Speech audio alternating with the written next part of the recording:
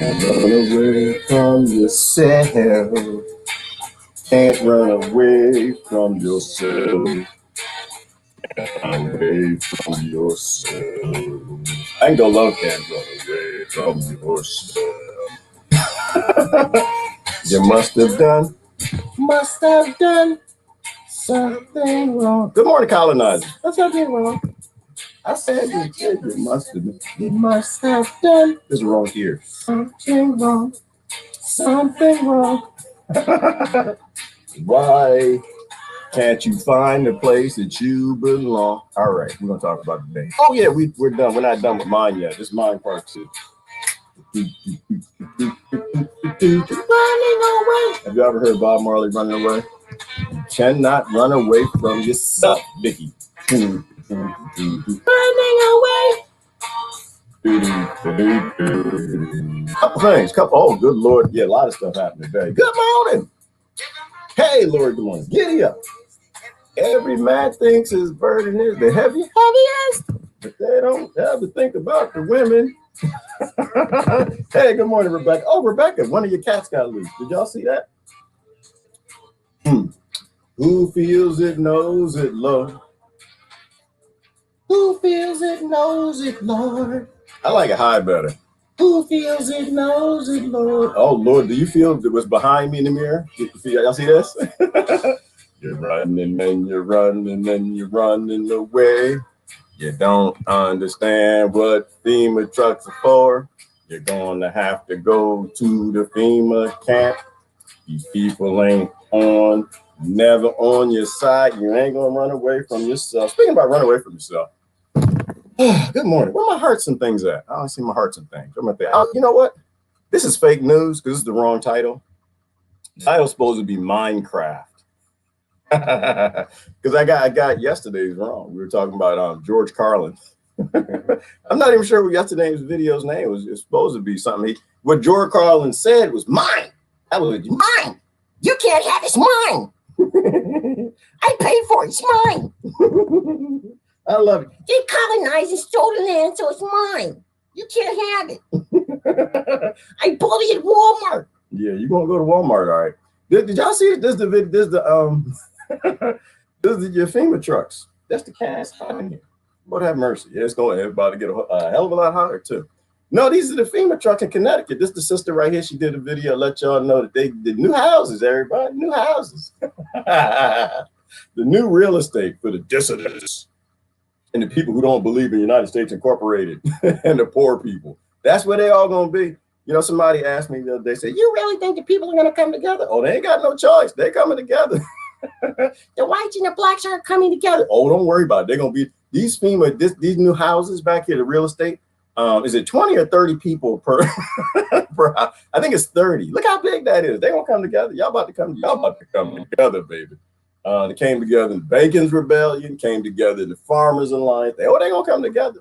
This is the TV is powerful. Go ahead and let people just keep fighting each other for a little bit. They're gonna come together. Look at that, Christine getting bad. Look at that. Because you're hanging out with the Americans. That's why. No, Christine, you need to stop hanging out with the Americans. You hanging out with the bad kids, girl. You're supposed to be in Belgium just watching the America show. You engage too much.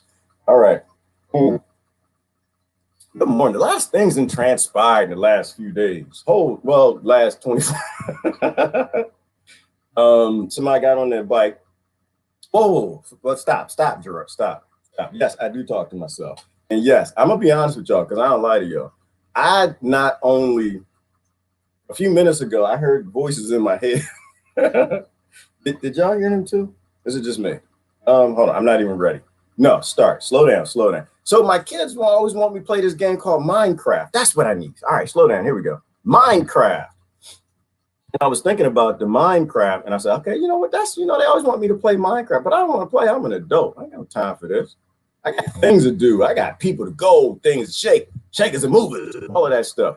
And then I was, hang on, wait, I'm not done. So I was looking for pictures of mines, right? Because I was thinking like the Africa, the gold mines, colonization. Somebody asked me, so what do you think? Well, one thing that's gonna happen with who is it, Jiving Bowden? When he gets in, he's gonna fix the Iran nuclear deal. And I'm like, okay, I ain't got nothing to do with that.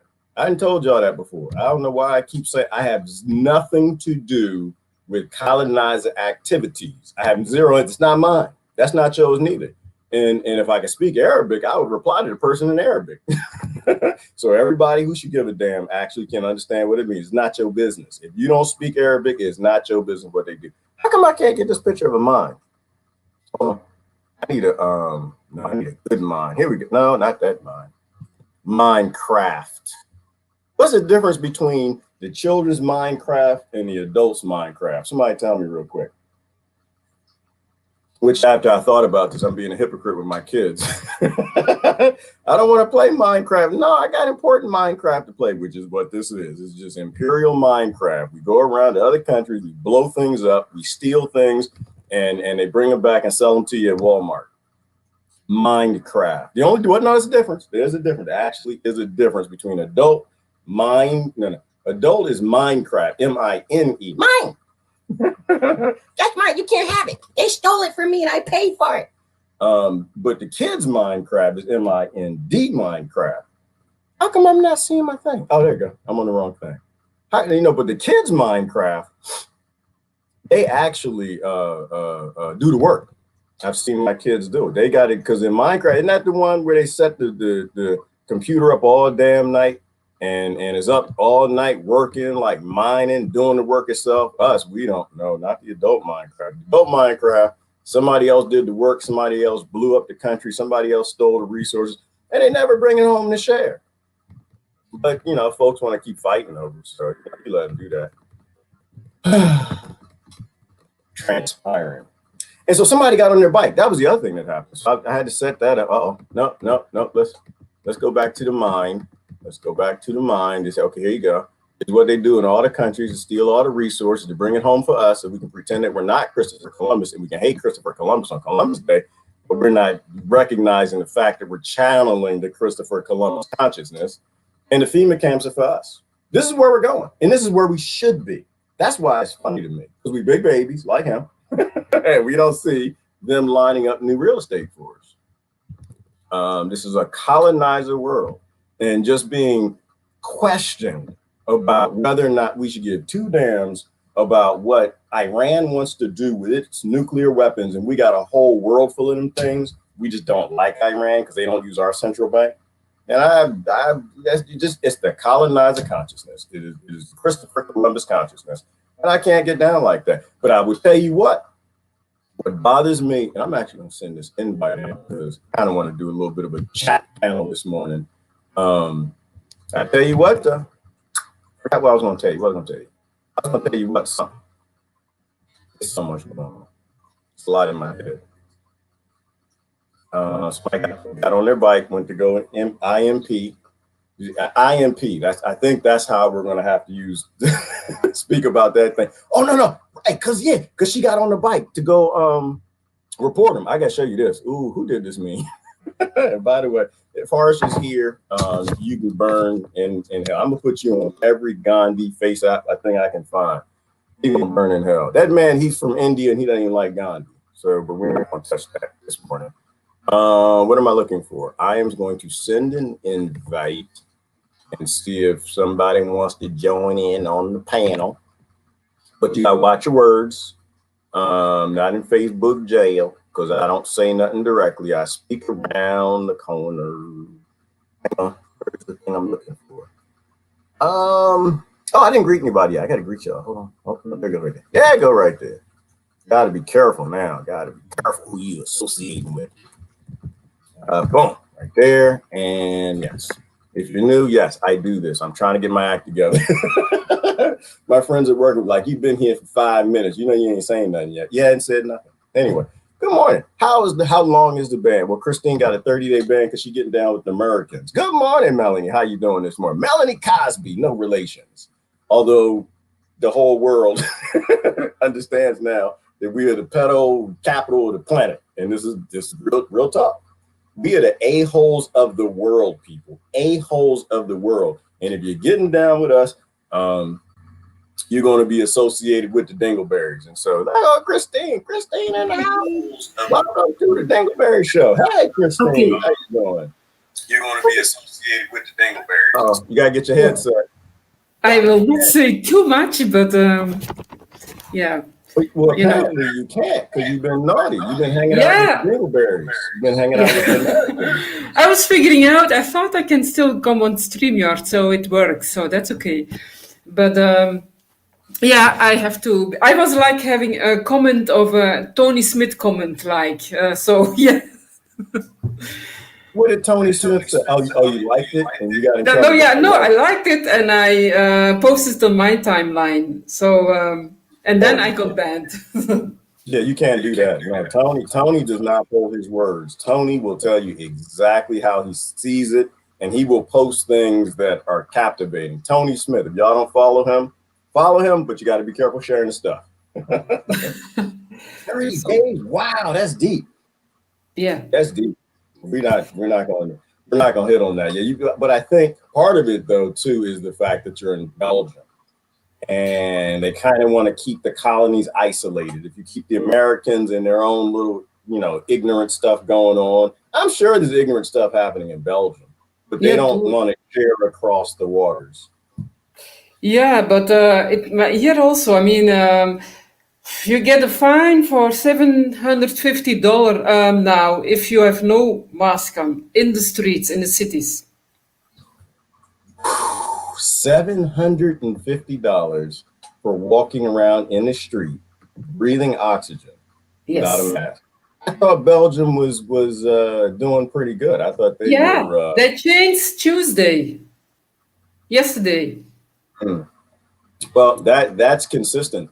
I mean, I have philosophies on the world. I think money and power run the world, and as long as we pretend that we do through politics, then money and power does anything at once. And so we think we're free, we think we're getting away with something, and all of a sudden money and power steps in and they dictate everything. They dictate every election and they dictate all the freedoms too. And right now it looks like there is a global colonization of big pharmaceutical companies and big tech companies pretty much taking over the world. Which is why it's good that you pay attention to what happens in America. What happens here dictates what happens everywhere else, because we are the muscle. We're the big dumb grunts for the people who actually have all the power and say in the world. How long does that last? 30 days. And I was looking for flights, and it was said the American borders are closed the next 3 weeks. Yep, because we got Jive and Bowden in. Jive and Bowden is already making decisions, which is very special, because now we literally took the world's biggest corporation that has the most nuclear weapons, and we gave it over to a man that needs to be on medication, probably for dementia. But so the thing is, here's the weird part. He has to be in for 2 years before they can put Kamuku in place as the leader of the nuclear colonizer empire, Columbus Roman Empire. And the crazy thing about that, so we have a person who struggles with what century they're in, what decade they're in, dictating things for the next 2 years. And I don't think this is going to go the way they want it to. I don't think that the world is interested. I just saw a news article. They're paying nurses $500 to take the experiment. Wow. In Belgium, it's not obliged. You can refuse, but they didn't say the consequences yet. They advise it, but if you don't, till now, it's still okay. Till now, but that might change too. Because I know people who refused it and it was okay. They could go to their job. They could do what they are doing. They're not yet excluded from society, but that might change too. I don't know. Yeah. So. Well, to me, which is why I just sit back and I just watch things. I like that word stoic. I'm gonna use that more. I'm more of a stoic and just watching the chaos unfold. And what I've seen since I've been on this planet, number one, my country is the a-hole of the world. We are not the good guys. We are the a-hole of the world because we don't actually have a government. It's a corporation, and profit dictates things. And the other thing is money always decides. So if it makes more money to make sure that if they give this experiment and that doesn't work, they'll give you another one. If that doesn't work, the corporations are paying to give you another one. And I think they're just walking people into this new normal of an idea that adults are supposed to have this thing injected into their veins. And what's crazy though, and this is why I think they chose Donald Trump, and this is why I think they chose Biden Biden, this is why I think they chose Barack Obama, is because they're charismatic people, right? They one obviously needs to be an institution, and the other obviously needs to be an institution, and the other obviously needs to be an institution. And so as long as you have charismatic people that scare the hell out of the other side, then it means that everybody here that kind of could revert the world back to being more republic-ish, where nations dictate what happened in their nations and regions and states, and all the way down to cities and towns, and perhaps human beings being sovereignty. The whole world could push back that way, but it'll never do that as long as the world's trillionaire families and billionaires own America, and Americans are fighting over things that just don't matter at all. And that's what everyone's fighting over now, is whether or not they're going to IMP Trump. Yeah, and I think the thing could be decentralizing all the power might be a good solution. In Holland, they're doing it, and it's working. But on the other hand, also the censorship is getting worse there. So they will fight, and I don't know who's going to win. I think the big power still will win, but they try to decentralize. So, Well, that's what needs to happen, decentralization. But TV works too well. Right? The TV, it tells people all too well who they need to be scared of, And so as long as people believe the television, as long as they believe in the division and dividing up, they're not fighting for human beings to have any say in anything. They're just fighting over which master, which leader gets to dictate to everyone. But yeah, it's just money and power, like we were saying. So I love the fact that you jump right into solutions, because I'd love to just sit here all day and just talk about solutions. But the biggest one in my mind initially is Mindcraft has to go away. I was trying to do an analogy. Yeah. I'm not sure if it worked. I'm not sure if anyone got it. Yeah, but, my kids, they're always trying to get me to play this game called Mindcraft, right? And it's this fantasy artificial game where I guess you make money by mining things like in mines, and you get resources, blah, blah, blah, blah. It's like a virtual reality. And to me, it's no different than life now, right? It is a fake fantasy world where a few people print currencies, and those people give those currencies to their friends who own the biggest corporations and the biggest industries. And if any of them fail, they bail them out to keep them all in power over everyone else. And it's no different. It's Minecraft. And so we fuel it, with MINE. We're happy to keep the things that were stolen all over the planet and fight to keep them from everybody else, because we slave away at jobs. We pay for these things from black markets that sell them, like Wall Street, from the mines in other countries. And so it's a Minecraft. And I don't know if anyone got that. I saw a few likes, so hopefully people understand that. But it's a fake world. We live in a virtual world. And the only difference is in the kids' Minecraft, nobody dies. In our Minecraft, hundreds of thousands of people every year have to die for what these corporations want. And this year just happened to be people who are addicted to junk food and sugar, and a flu that targets white blood cells. Yeah, and also about the currency in Holland, they have different kinds of way to pay, not money, but with other things. Like I used to mention it before. I think with skills. So there are a lot of poor people now everywhere, and they have nothing else than their skills to trade. And it works in some communities very well. So actually, I like it actually very much. So someone who can cook very well, who's going to cook for some person, and that's good idea, is does do the computer. Another one is sewing clothes, and So they change skills, and I like it actually. And also, it brings your creativity up. Yeah. And Well, trading with it solves vegetables. Mhm. well, it solves problems. And I think that's the biggest problem that they have is human beings are better at running their own lives than corporations and governments are. And that's why we got the FEMA trucks back here behind us for us American. Well, they're not FEMA trucks. They're it's new real estate. These are free houses. They're giving they got they have universal basic income and they have free real estate they're going to give people. And I'm like looking at this thing and I'm trying to figure out because the lady right here, she did a video on it. They're in Connecticut.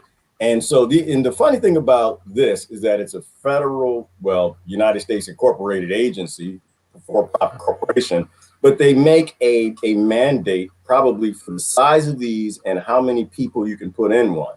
And on the side of it, it says, I think 30 people. Somebody correct me if I'm wrong. So I'm looking at this thing and I'm thinking, how do you get 30 people in there? And so there, you have to use vertical space. It's kind of like growing food. You can grow more food with vertical space. So I'm sure there are bunk beds in there, and they're just people are stacked in there Oh like my God. slaves on a boat, Like and cages. all right, like cages. And why? Because they don't want you to run your life. For what you just said, they don't want you to create your own things. When you create your own things and you make your own decisions, they don't benefit from that. They only benefit from you being enslaved to money and debt and holding it up on this Mindcraft, this BS idea that putting money between human beings and survival works out well. It doesn't work out well.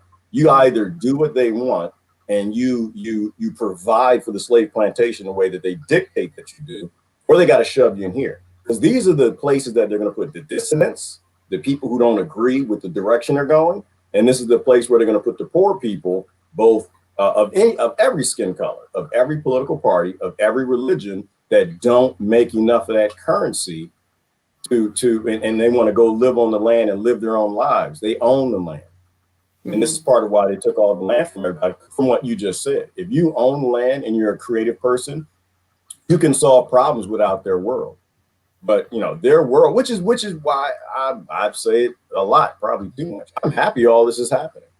I'm happy it's all happening because the curtain just fell back on Oz. And now anybody who actually wants to know how the world works can see how it works. And they also can see the people who are still playing politics they need to stay away from. Those people are very dangerous. Yeah, and the thing is, how do you unplug from it? I mean, yeah, maybe we can't. I don't know. I'm so like, how to escape actually this system? Well, eventually it has to be taken on, right? But where we are right now is not a time for anything other than talking with people and preparing. Talking with people and preparing. Like and this is where clueless people, they don't understand what we're doing, right? And I try to explain to people, right? Educate yourself, do the research, understand, when things don't make any sense, dig deeper and try to figure out what's going on. And when it's obvious, you start seeing that they're laying up, and this is just one little area where they got these trucks. I guarantee these trucks are in deployment centers all over the country. Oh wow. And this is what they're preparing for, right? This is not a state thing. This is across all states, and they have the laws to do anything they want in times of emergencies. And so when you see that, you have to act on it. So you have to speak to people, educate people best that you can what the root problems are. And when you see that you're fighting a side effect, then dig deeper to find that root problem and then what the solution is. And for me, everything has come back to land. Everything has come back to not engaging in their world, not selling out. Like I got a text message this morning. And this is what I do every day. Like, and I always get these little ignorant little text messages, and most of them come from my family. I love those people to death, but they not gonna make it. and it's talking about a programmer in Bitcoin. And this is actually the issue right here. And I hate to put my family on blast, but I don't know what else to do. One programmer in, I guess it's San Francisco. He has 2 password guesses left to get to his Bitcoin wallet. And it contains 7,002 Bitcoins that's worth $220 million. So he's got a second time to try the password or Oh two my more God. times. And if he misses the password, he's going to lose all that money. So, Oh, of course, my that's another response is power just simply, game. what's that? That's another power game. I mean, the Right. Bitcoin changing for money. What's the? I mean, it's the same. It's not money, but it calls Bitcoin, but does do the same. Right.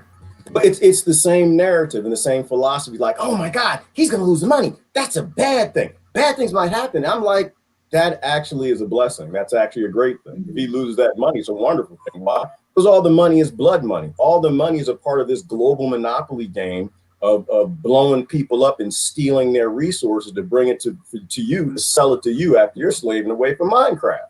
So, so and I try to reply in the right way. And I'm just like, yeah, but the love of money is the root of all evil. And you're creating this society where you continue these narratives going to get people to love this money or this type of money and be scared if you're not having what billionaires have, and until we get rid of the philosophies, the root cause Yes. problem, the debt and the money, we're all going to be slaves and we can't move forward if we keep playing this game. Yep. So but I think that's all you can do. That's all you have to educate people, but then you also have to be smart yourself.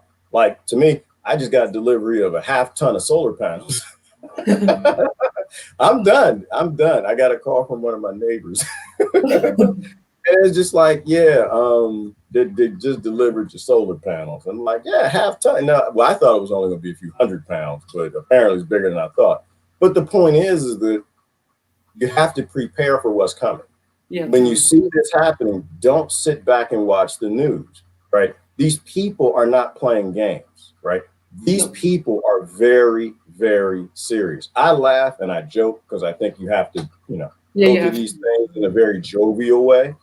But when you see the wolves coming, and especially if you got kids, if you got older people, you got people depending on you, or just gaslit family that just doesn't get it, you absolutely have to prepare for what's coming. And there are very dark times that are coming. Not a time to be scared, not a time to be worried about it. It's time to start preparing, Yeah. but The thing also is, stay.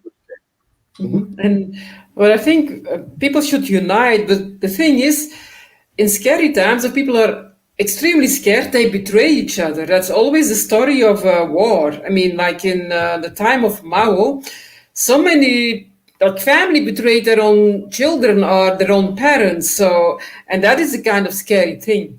If people, instead of uniting and believing in the power of coming together to find solutions, like a lot of people do that too. But the other side is the betraying part, which is for me the most scary part because a lot of people will just do what they tell in order to save themselves, which we can understand is survival technique, but they will be they're done also. I mean, if they start taking one, you will be the next. And that is actually always repeating itself. And Yeah. but anyhow. Well, they do it But intentionally. That's they artificial will. scarcity. They do it intent. They need people to turn against each other. They need people to be violent, or they need to pretend that insurrections are happening and people with taking selfie sticks, or they're trying to take over the country. Ah, run! And they have to do this if they can't get people to act violently. I mean, the most dangerous people to me in tough times are the people who don't know how to act. Right? The Yes. people who become violent are very dangerous, and the people who go to the danger are very dangerous too. Like, there are people who want to fight the wolves, and then there are Yeah. people who want to run to the wolves for help. These big corporations, these political parties, these billionaires and trillionaires. And to me, you just always have to stay centered. The wolves are coming. How do you fight a wolf? The wolf thinks you're food, right? The wolf, the political parties, the politicians, the corporations, all of that, they think that you're food, right? The only way you're going to get away from a wolf is if you convince the wolf that you're not food. If you convince the wolf that it's food, or you convince the wolf that you're not a delicious, easy meal, the wolf might go away. And I'm kind of speaking in around the bush because that's all Yes. we can do anymore. You can't specifically tell people what to do, but if you know what the wolf wants, then deny them that. If the wolf wants the land, then take the land. If the wolf wants you to be weak and dependent on its infrastructure, then take the land Don't be dependent on infrastructure, and don't be weak. And that's independence, and that's how you defy. Oh, another good solution. So this whole Bill Fence, a billionaire who thinks he owns the whole damn world, and I mean he invests in all the corporations that are doing all of this crap to people, and why you got that penalty on for the lockdown in Belgium is if you want to defy him, and he preys on sick people. He preys on people that have issues that come from eating too much junk food and eating too much sugar. He preys on people that have weakened immune systems, and he can create this narrative that brings all this fear to get them to turn against you. Well, how do you defy that? Is you eat healthy. How do you defy someone who preys on sickness? Then don't be sick yourself and help other people gain strength to not be sick. And then they have a harder time of manifesting all the fear that is going to bring about World War 4 or 5 or whatever we're up to by now. Exactly. I went to a shop and she said I was not having a mask on, so I try never to do. And most of the time it works, but not works always. And she said, "Please, can you put up your mask?" Say, "Actually, I prefer not to." And I explained to her, about a little bit about being healthy and seeing what happened, and all business closed, I think, and your business might be closed too. And she thought, "Oh, I never thought about that." Actually, she was not even. And then I'm telling about this is a flu, a little bit explaining. It did a very nice way, very sweet. And she said, "Well, I have to think about it." So it works sometimes. You just start talking. It might work still for some people, but most people, I don't know. There's some hard in. I mean, my family, like your family, I cannot get into them. Only one, I got blocked by all of them. I get blocked by everyone nowadays. But now only my sister-in-law is the only one who, I can talk with her because she's more open-minded. But it's actually, it's quite hard. And I think, okay, be stoic, let it happen, let it play out. So I think, sometimes you have to be just stoic. I don't know. And do what you do and tell what you're doing. But you can, I can't convince them. Maybe I should not convince them and just give information. And but anyhow, No. And I'll say and lean towards solutions. And Tony asked a question, which is a very valid question. I want to make sure that I pay attention to comments as well. This is, as history tells us, land which changes hand is always by force. It's always taken, stolen. How to get the land back without violence. And so, he's right in every respect, right? Like that's how land is traded. And so but now there's a different sort of violence, Tony, called money. And while money is blood money, all of it, every drop that I have is all blood money. I can buy a piece of land, and land is cheap all over America right now. I mean, if you look at certain states, they're basically giving it away, Wow. and it doesn't take much. You can feed a family of 4 people. You can feed 8 people on an acre, just 1 acre if you're smart, right? So you can buy the land back, but what you have to do, Tony, is you got to look for land. This is kind of becoming an off-grid discussion, and maybe that's what we need to do. Off-grid Mindcraft, where it's mine. Buy the land where it doesn't attach to their infrastructure, right? So you have to look for land where you're not going to be tied into their plumbing. You're not going to use their power. You don't need their food systems. You're growing your own food. You're living completely off grid. And to his point, though, still as well, it might still come for you, right? Like there is no guarantee. And this is where the consciousness part comes from, the spiritual part, where we are here to do what is right. Yes. We are spiritual creatures having a human experience. We got to do what is right. Yeah. And the right I thing believe to that do too. is And that, peacefully walk away. But they still might come for you. Yeah, but that is what we have to do. Just do what is right, whatever the outcome is. You have a good. Your conscience is good, and I think that is the idea and the mindset that helps me. Also, just do it. Just do it. This is the right thing. Just do it. Otherwise, nothing happens. And in America, you have so much land. It's not. Belgium is very, very small. There is very, very little land, but you have such a big, big, big continent. It's amazing. So. And you could also be the solutions for all the world, like they're the destruction. But on the other side, America can be the solution for all the world too. And I think we should go that way. And I think Yeah. that's the beauty. I mean, America, everybody listens to America. I mean, what happens in America will be happening all over the world because they have that kind of power. But if they choose the positive thing of they're very creative in many ways. So they could be the best example too. Well, so, and that to me is like the key. Like the world does still watch America. It is the dumbest thing anybody could ever They do, do. but they do. All right, so They do. we'll deal with where we are. The world, and for the sake of terms, and I don't like to use the colorful metaphors, but for the sake of putting the right meaning to to a post, I don't think I posted. I think, or maybe I did. I don't know. But America is the asshole of the world. Yeah, And you from posted a it. jackass perspective, right? Like that's not a curse word. That's just it is what it is. You got a donkey and its ass, and they call it a donkey. We are the assholes of the world. We blow people up and we steal things from them. We back the most powerful evil cartels and warlords. We literally have a CIA, which is the most racist organization on this planet. And racism doesn't even do it. Like, because they're not racist. They don't care about your race or your skin. No. If you were poor and they can topple your government, blow you up and steal from you, they will. But people are cheering them. People are buying their devices. They've got these billion-dollar contracts with big tech now because one political party mostly funded it and the other one's jumping in, but we won't go through all of that. We are the a-hole of the world. And we are a bunch of dingleberries. And I think we got to get together as a group of dingleberries and make some real shite. And I think we can do that. I think we can pull together as dingleberries. We just got to accept the fact that we're hanging on to anal hairs. And individually, we're useless. We don't have a function. We cause disease individually. But if you can get all these dingleberry groups to come together and make some real shite, the world will follow. I think they will. Yeah, I think so We too. know we can make strong communities of strong people that are independent from the system. And the system will come for some of us. And I'm fine with that. They can start with me. And I'm good with that. I can do an off-grid community. Let them come for me first. And then they'll come for the next one. And they'll come for the next one. But then people will see that around the world.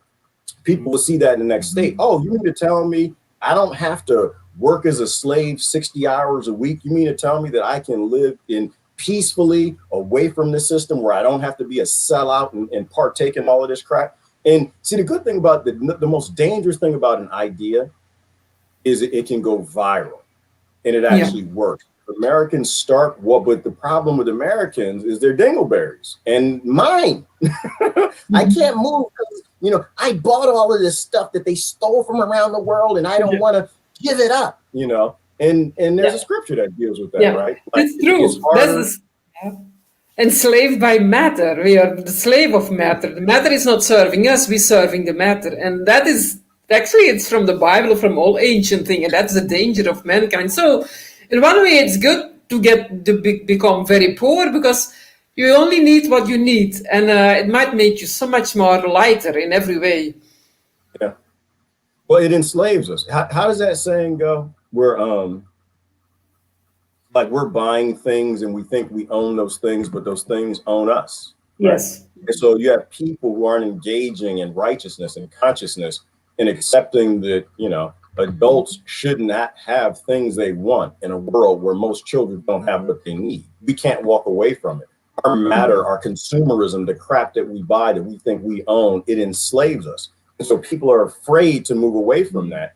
And me, I'm just going through this, what I call for myself, a spiritual revolution, where I'm just learning that, things that make me happy, they don't come from Walmart. Things that make me smile, they don't come from Target. All the cars that I've owned, the places that I live, like all of that stuff was just bull crap. Like it was things to convince me that somehow I can get in the big club, that living like as a billionaire, because there's no difference between the trillionaires, the billionaires, the millionaires, the thousandaires, and the hundredaires. Yes. They're all the and same. even the poor people, everybody strives for matter. And that mindset has to be go. And I think that's the new age, or whatever you can call it. It's we have to conquer, we have to be above matter. And I think literally and spiritually, that will literally free us and gives us so much inspiration that we will make it anyhow. because then that energy can work through us. Now we are more looking at our things, or okay, I need this, I need that, and that enslaves us. Actually, what all the scripture says, whatever enslaves us is makes the humankind like, yeah, we are like the blockchains, whatever you told yesterday or so. We are chained to it, and We're chained to it, and it's our chain. We put the chain yeah, on. We literally shackle the chain on, and we try to keep it. And it yeah, scares people. And it's like Patricia's saying right here, they use this to control us. They give us the idea that this illusion of the American dream, that you can have the things you want. You just got to be okay with the people they kill to get it, right? And so people partake in it. And it's not that, because somebody did a hashtag, Verna did a hashtag off-grid homestead, which is yeah, that's beautiful. very good. And what people don't realize is that it's not permanent. But sometimes what you have to do to kill an infection is you have to cleanse first, right? And to me, it's a cleansing, right? And moving off grid is getting away from their infrastructure, taking the power from them, taking our power back, our ability to take care of our children without them, our ability to school our children without them, power, water, all those things. And is it rough initially? Yeah, it might be a little rough at first. People who know what they're doing, and you want to team up with someone who knows what they're doing. But then eventually we can go back to the world, because they didn't make this world. We did. We own all the technology. We own all the electronics, and there is no they necessarily. It's collectively a construct in fantasy that we believe that a few people should dictate what happens in the world, for fighting over things we want to. I'm sorry, did I cut you? And I think it's freeing. It's very freeing. I mean, I think it's a kind of process you have to go through. Like you have to cleanse yourself from that mindset. Physical, you have to be prepared. On all levels, emotional, you have to be prepared. But once you are there, it must be super freeing. And it must be a little, And then, of course, in the beginning, you have your struggle, but that's also kind of enjoying how you do things. It's a learning process, and learning is always, I like to learn. I like to learn new things. It's just joy, because it's creativity, and you're not just consuming. Yeah. And that's all they want, a consumer. They need people to keep buying and buying and buying. That's why I love George Carlin to death. I mean, he was such a prophet. He was so ahead of his time when he said the things that he did. And I don't think he knew the laws behind it. I think he was just in Hollywood, and he could see how all this was bull, and how they're throwing out all these malls everywhere to sell, buy. They're buy, use credit, use debt. You can have more, and it built up this whole world of consumerism, and especially in America. And now people don't know what to do. And so they go to the wolves for help. And what does the wolf say? Well, you don't make enough money, so we need a minimum wage. We need a minimum wage to keep the bull crap world afloat. And people believe that. And that's what I'm saying. The most dangerous people are the people who go to a violent solution, and the people who go to the wolves for help. You don't want to go to either. You want to regain your strength for yourself so you can make your own decision in your life again. Growing food is easy. Growing food is very easy. I'm gonna be honest. Setting up your own power is easy too. Setting up your own water is easy too. Setting up your own Wi-Fi. You now have YouTube. We have things now that we've never had in human history to help empower each other. The information is free. Our ancestors never had that. So they had to pick up spears and bows and arrows and cannons and guns to gain freedom. We don't. All we have to do is be strong enough to walk away from their systems. Yeah, I think so too. And I think you cannot even grow on spiritually. My guru said you cannot grow spiritually if you're enslaved on matter or on rulers or leaders. She said there's no way humans can grow spirituality, because your mindset is entangled in that by the leaders unconsciously, and that has to be free. And then you can really rise like with big steps in spirituality. And I believe that. I mean, that's what I see now. Because even if people call them, or we call ourselves spirituality, but I see how much they still, first, looking for matter. Always that's the first thing. And so still the priorities are not yet there. But I think, yeah, once we get unplugged, the creativity will just rise. It will just happen. It's kind of you have to It start will. the process and help will come. I mean, you never know the results in advance. Never know. That's I mean that's every I mean every adventure. If you just wait till you know everything, then you don't start doing it because you never know the result in time. You have to just start with basic steps, and the rest will Right. follow. I mean that's Right. yeah, And not worrying about where the chips fall, right? Speak the things that yeah. are true, and don't worry about where the chips fall. Like I'm trying to follow the thread and listen at the same time. But so I imagine what happened was about censorship, and that is key. That's key to everything. Like, and I have to be perfectly honest with everybody when it comes to censorship. Uh, there is no other time. I honestly didn't care at all what Mr. T had to say for the last 4 years.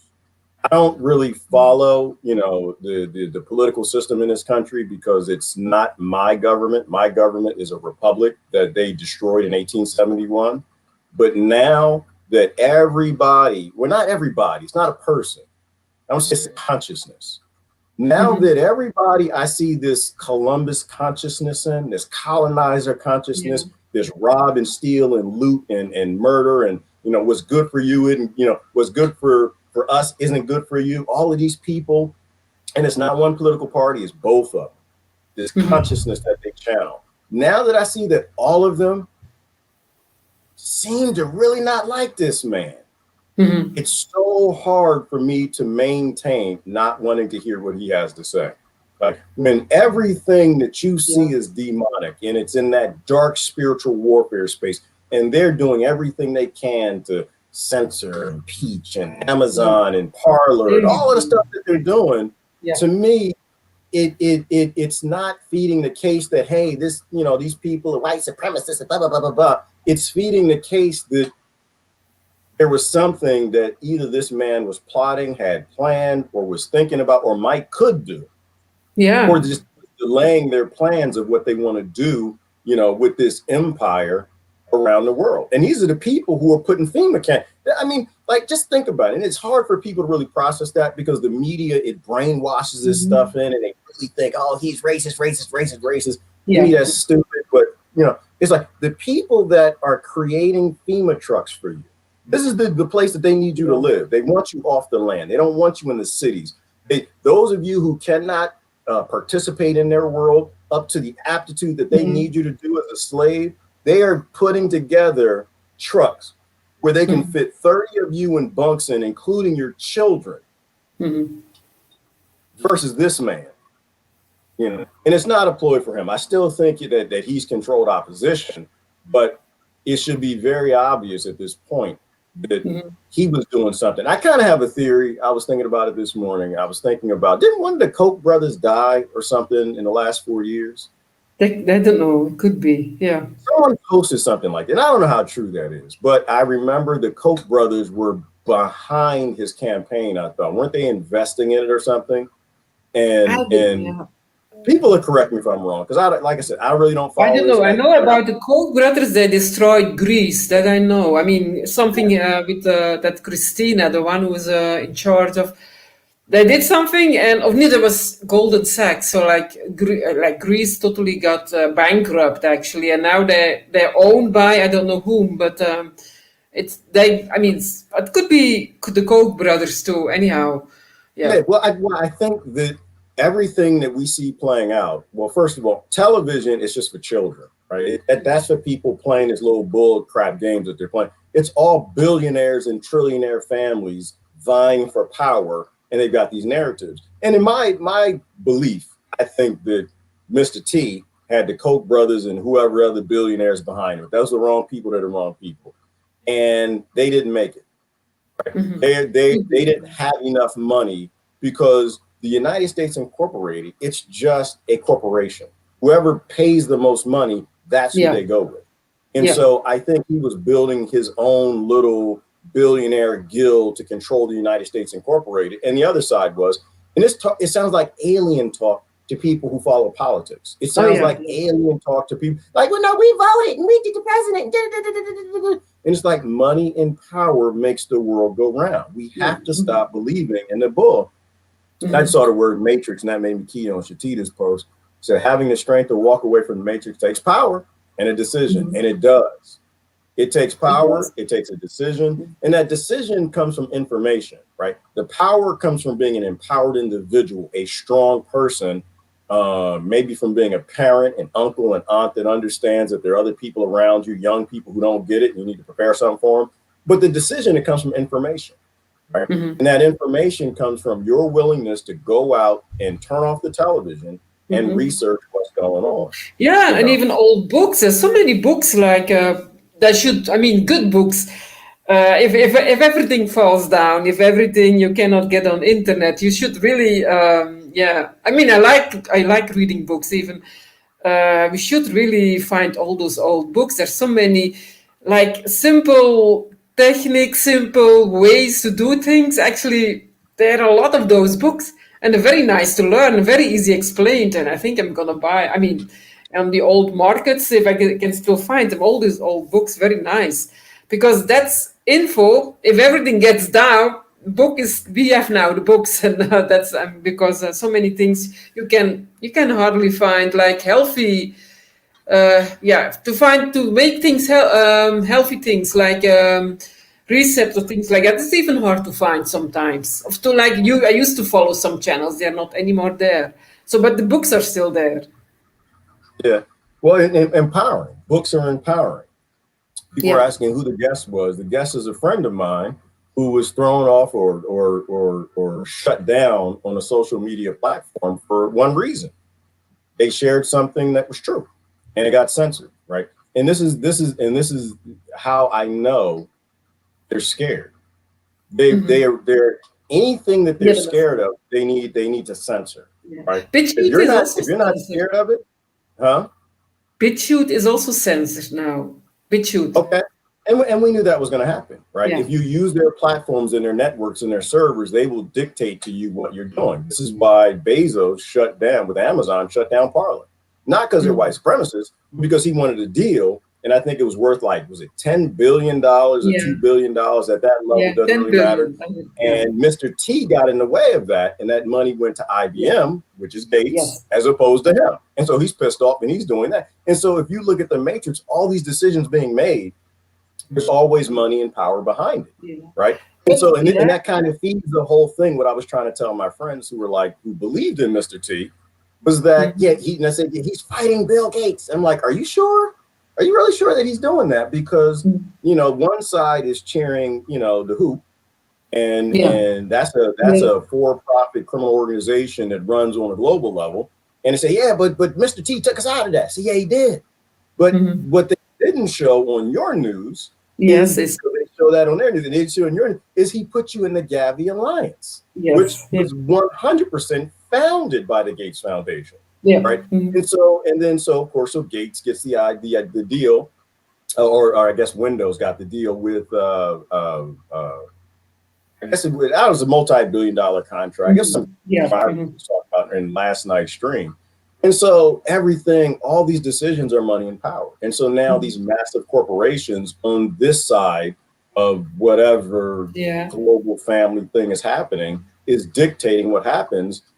And we're clueless because we're sitting here and people are still talking about whether or not Jive Bowden is going to be a good president. It's just people in the face. And it's crazy to me. There must be a laughing stock. Those people who are on the top, they must laugh really like we're okay. Really? It's the craziest thing. Like, people actually think that the presidents decide things in a world where billionaires have already killed presidents. The billionaires and corporations literally just smacked this president in the face and deleted, his accounts on these platforms, and have showed you that the corporations got all the power, that the voters have no power. No matter who you want to be in power, they don't even have the power of the corporation. So it's just. I kind of think that those powers, they will fight each other, and on the end they will destroy each other, I think, because they are in the game of more and more power. And if you are in, I think if they want the endless power, I think they will start fighting each other. I mean, that's what I hope. So, I mean, evil always destroys itself on the end, they say. And I believe that Yeah. kind of. Which goes back to the point. What do? You stop playing Minecraft. You stop playing in the bullcrap world, Yeah. and you regain your strength and your power. You gain your independence. I get it. Not everybody can move off grid, but you do what you can to help. You don't actually have to move off grid. You just got to talk about it. You have to threaten them. That is the greatest threat that you can levy against corporations and their global infrastructure, is that you want to live without them. You know, that's how you scare them. You don't actually have to move off grid. You can be a minimalist. You don't talk about Amazon just by not buying from them anymore. Yeah. You know, instead of being proud and posting the things that the crap that you buy from these corporations and billionaires, you can just start to live a minimalist life, and their world will start to collapse while other people move off grid. But if people start working together and just stop hanging out, dingling like a dingleberry, not realizing that we are the a-hole of the world, then good things will happen. But it's all theater. And I'm going to hit your point. They're fighting. There's something that's happening. Is it the Koch brothers and the Gates or the Clintons, the Obamas, or whatever? I have no idea. The Rothschilds and Rockefellers. To me, it's interesting sometimes, Christine. And, you know, I like to jump in, but then I pull back out and just say it doesn't really matter. What do they want? They all want to enslave me. They all want my children to be chattel to their world and their children. So what I got to do at the end of the day is still the same thing. Is anytime I see them fighting, kind of, you know, throw a little kerosene on the fire, try to make sure that they fight harder, not join one side or the other side, and regain my power and move towards empowerment, grow more food. Yeah. And I do believe that. I do believe on the end, the good powers, they will make. I mean, they have their tricky sides to let evil. I mean, they trigger the evil against each other, and I think it's like that. I think they will destroy each other. That's how I believe divine always works, because they use the power of the evil to let them destroy themselves. I mean, you have very good examples from the ancient. Also ancient India, where explained how divine tricks always work. So I believe on the end, the good always wins. I mean, they always do, and the strong will survive.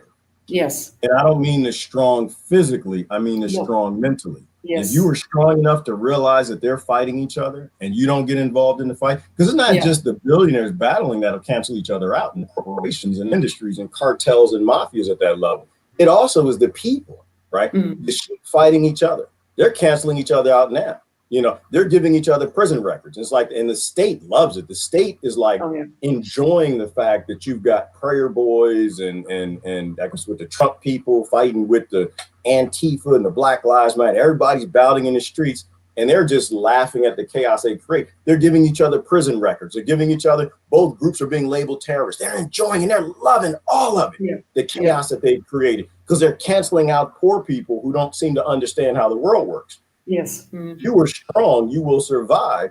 You walk away from it. Why in the world would you fight for people who think you're a slave? Why would you fight for people who are creating new FEMA camp trucks to put you and your children in? Like, what kind of ignorance is that? So yeah, the billionaires will cancel each other out, but you have to survive through that. Yes. And how you do that is being smart and putting yourself in a place where you're not affected by the battling sheep or the battling wolves. You know, you want to be the shrew. I don't know how that works out in that analogy, but I think the shrew makes it. Doesn't the shrew, isn't that a ground animal? Doesn't the shrew go in the bunker and just let them all fight and be stupid? And when they're off, they've killed each other, then the shrew comes back out. Something like, yes, you have to play, it's like the art of war. I mean, everybody should read that book, and then you know how to act.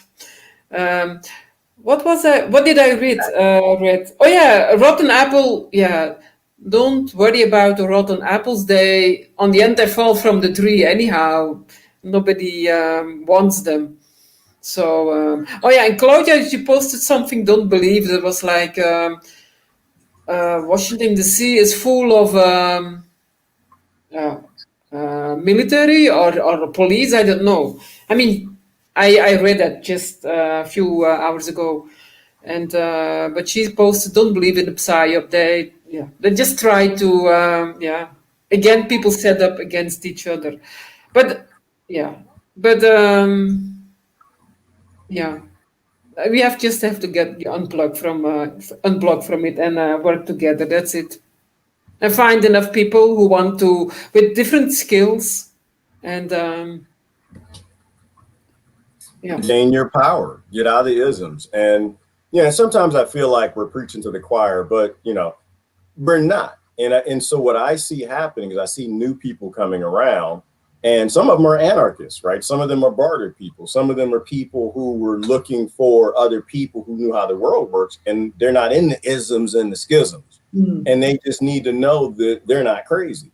And so half the time, I think what we're doing here is we're talking about principles. We're talking about the real world, not the TV world. And others are being empowered by that and say, okay, wow, all right, yeah, I get it. So I'm not crazy, like the world is coming to an end, their world. And there's a new world that's going to get created. And I want to be a part of that world. Okay, well, if you want to be a part of that world, you can't, get a prison record and be in prison because you're out here fighting in the streets for which billionaire, wants to have your children as a slave. You need to survive. And the only way you're going to survive is to be strong. Yeah. And ask me to choose a side, I'll just light myself on back. And Ty is right.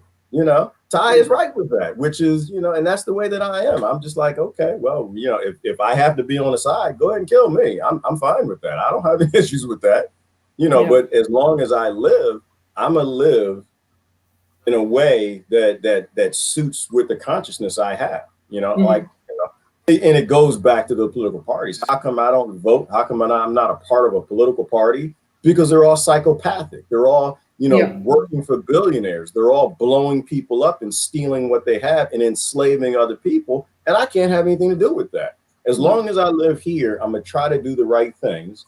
And when I end up on a path where my path intersects with their path, then they can make a choice. And they can kill me, but I'm not going to stop doing what I'm doing. And yeah, I think also as long as we truly do care about other people, then the thing is, if you really are, like you care about each other, you share with each other, then your fear for survival, it disappears. I mean, that's a trick. I mean, my guru said, if you too much worried about yourself, you'll never do anything. Start worrying about your children, about other people, and you start doing things. And I think that is true. It works like that. Forget about yourself. I mean, about yourself in a way. Don't deny yourself as something else, but don't put too much in your head. Don't worry too much about yourself, but worry about your all fellow people. And you start doing and creating. And I experienced that it's true. You start doing much more than you think, oh, I'm worried for this, I'm worried for that. You should, it's kind of creating your own, if you're too much with yourself, worried, then nothing happens either. But if you think, oh, I can do this and this person, and you start doing it. I mean, it works for me anyhow. Yeah. Well, it works for the whole world, right? You are self-destructive, you're a destroyer, or you're a creator. And in fact, Ty did a great video with that. I'll send Ty an invite, see if Ty wants to jump in. But create. Ty did a great video on create. You need to be a creator. Yeah. Stop working with the destroyers, right? Because they're there to destroy things. You make things and you help other people make things, and don't get involved in the little ignorance and the power struggles. Create things. And the only thing I would add to that is create and give it away.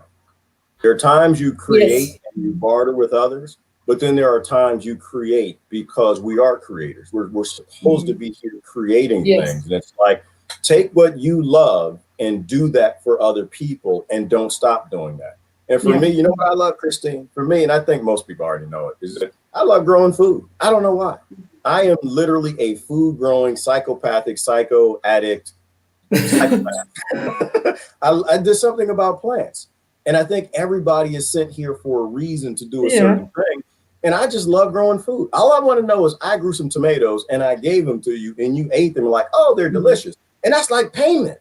I feel good, but Yeah. like when people smile and give them like a Yeah. little basket of cucumbers or something, it and so I think everybody has that. I think Yeah. everybody was sent here with a gift as a spirit to do something, and you don't want to your payment for it is just because you make people happy. Yeah, And it's whatever true. that is, you gotta live with this. And this is I my have that number with one cooking. issue. If people It, like my cooking, I'm so happy, and if they don't like my cooking, I'm so sad. It's like yes. that's yeah. Exactly. And so that's what you're supposed to do. And that's my number one issue with the education system. It's not an education system, it's an indoctrination system. Mm. It literally creates 800 different jobs that you can do to make money instead of the probably 7 billion different things that people should be doing because they would do it for free. It's so stepping out of the Minecraft. And I love this example is and it's a mind game. They convince people that they have no value. So the only thing they can do is go learn how to do a job and work for 20,000 different slave plantations called corporations and totally waste their life buying crap. Mm. you know, mine, consumerism, Yes. you Yeah. know. But everybody, I think if you really thought about it, if we had a world where kids were like sent out to find out, what they love to do, color, paint, ride horses, Mhm. play football, like whatever it is that they do and do it for free. Like whatever you do, there you go. Becca just said it. Whatever it is, just do it with love. Whatever you love doing, you should be doing.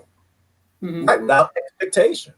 We Yeah. don't It's control the true. creation, we just control it for our own sake. Right? Mhm. People want to control it because they want to be billionaires, right? These are the people who have that billionaire, that psychopathic consciousness, that love that was it the love of money is the root of all evil. Yeah. And if Yeah. you love the thing that you need to get back for the thing that you create, that is that consciousness of that love of money. It's evil. Mhm. You should create because you are a creator with no Yeah. expectations, and it gets back to love.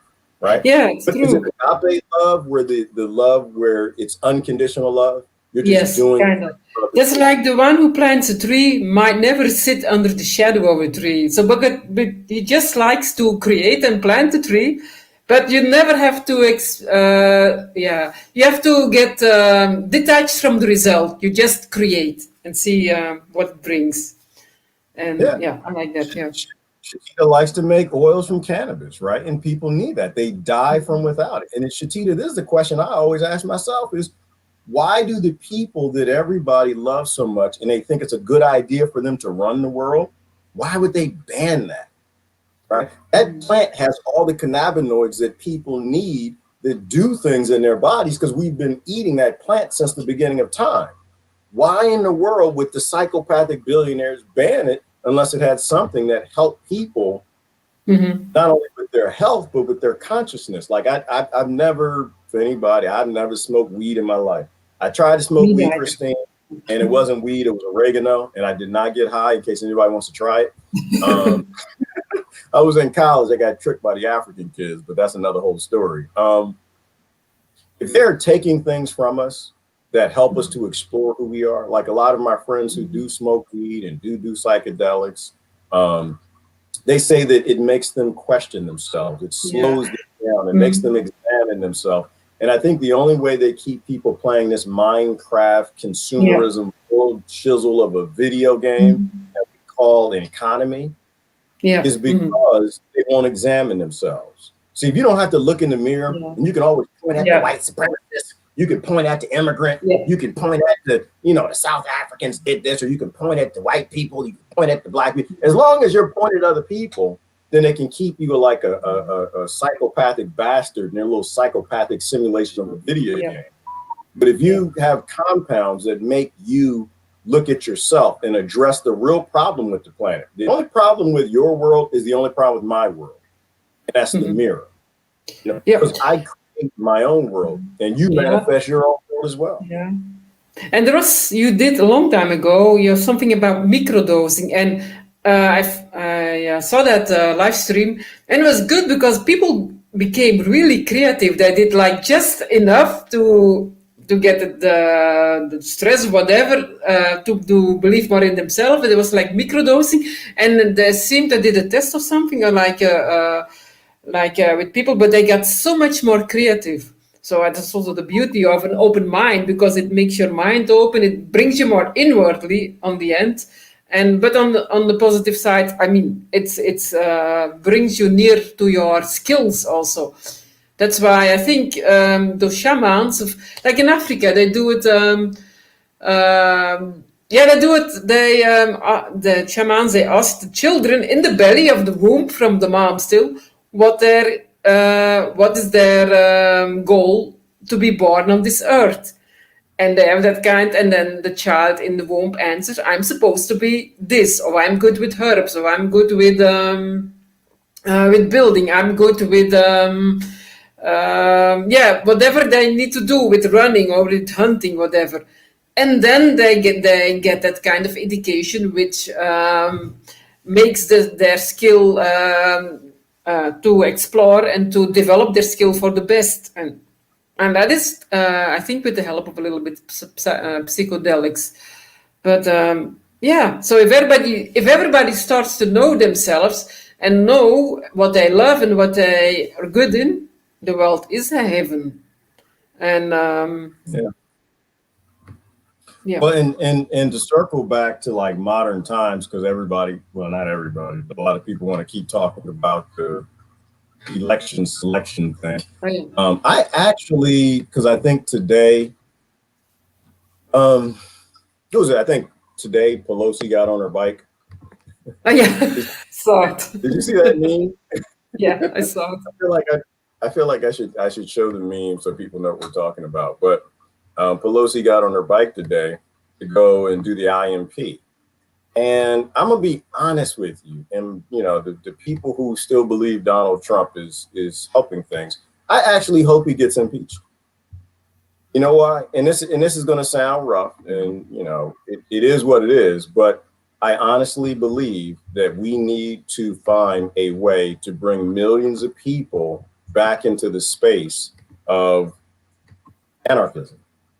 I think that, so what is the whole plot here, right? The plot is they're going to get rid of him because they don't want him to run in 2024 because they know Yeah. they know he'll win, right? Because this was a trick, and they got away with the trick, no matter how you look at it.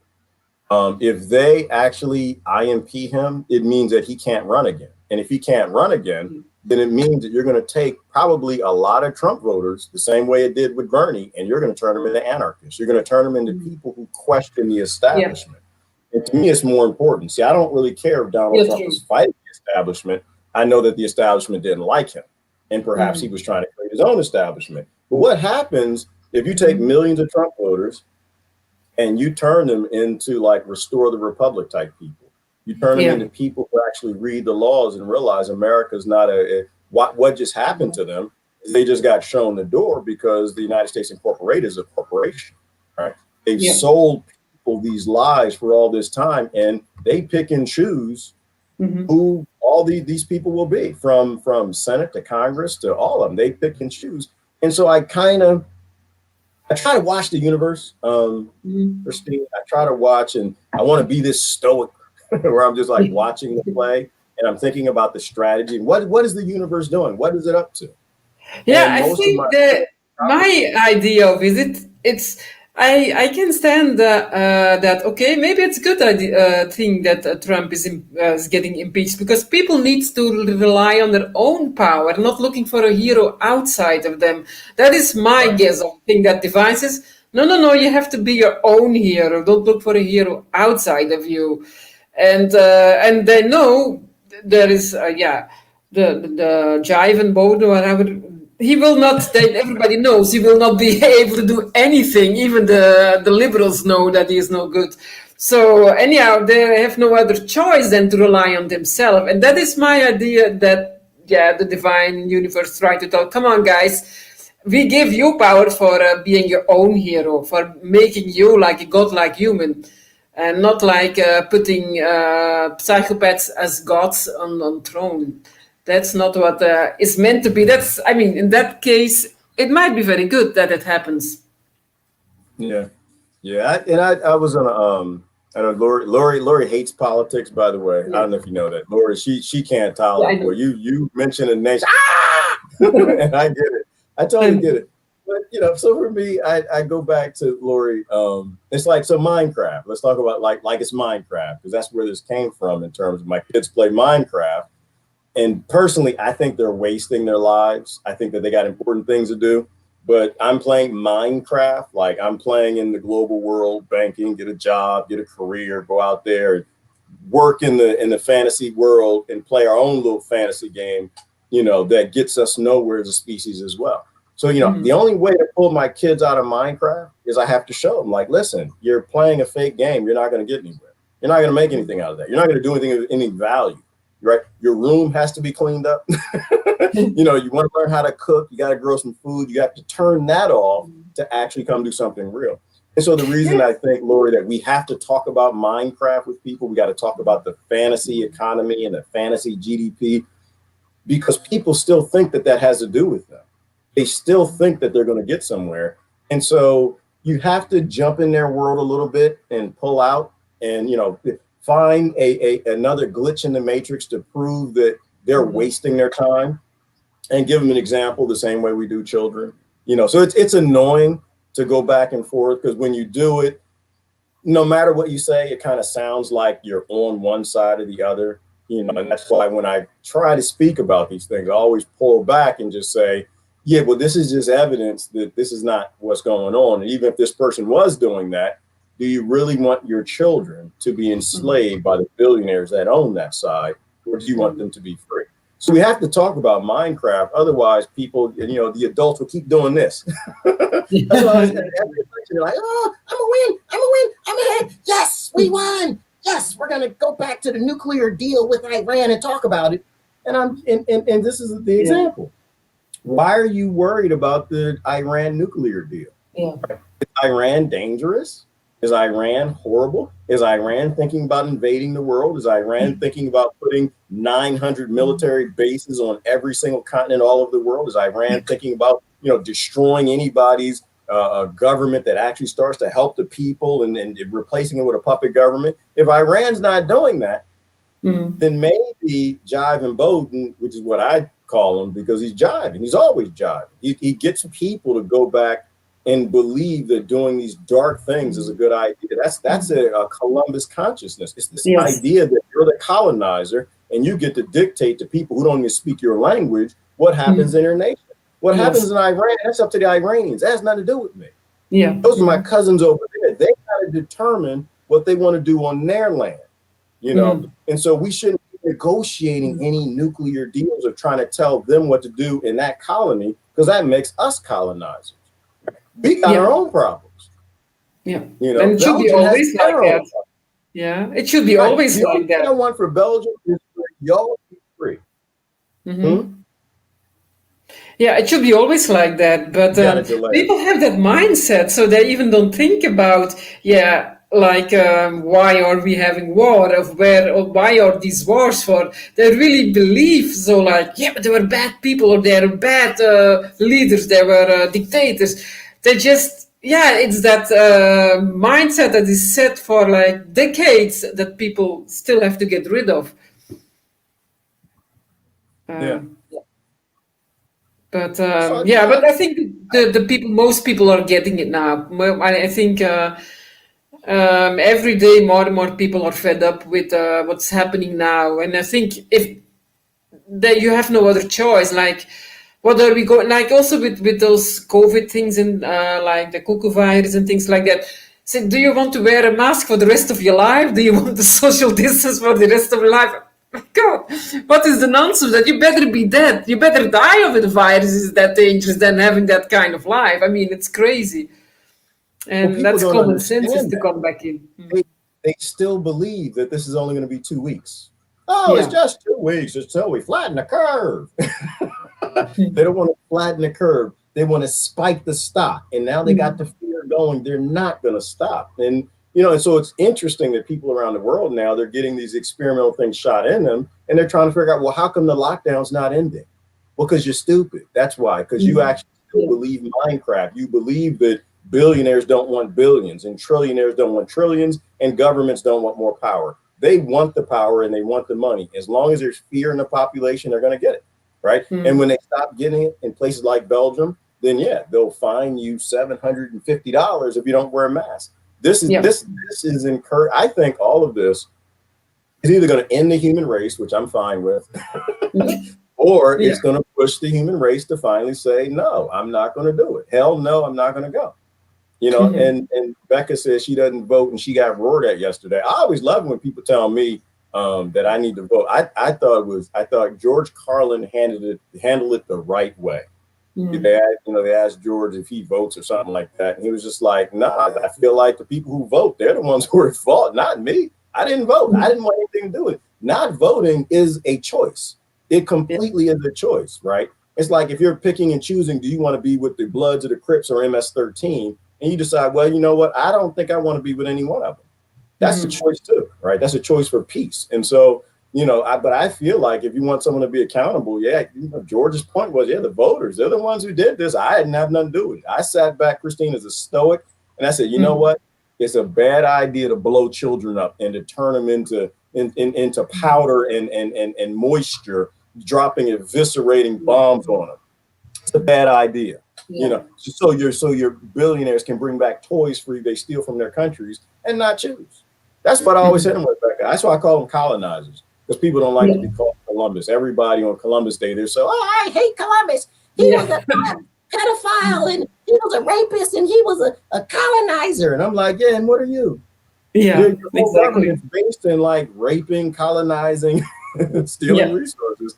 It's like, no, I just decided I don't. But so anyway, that was the point. And I Mhm. appreciate people who like watch MSNBC and CBS and Fox News and BBC and all this crap because I can't watch it.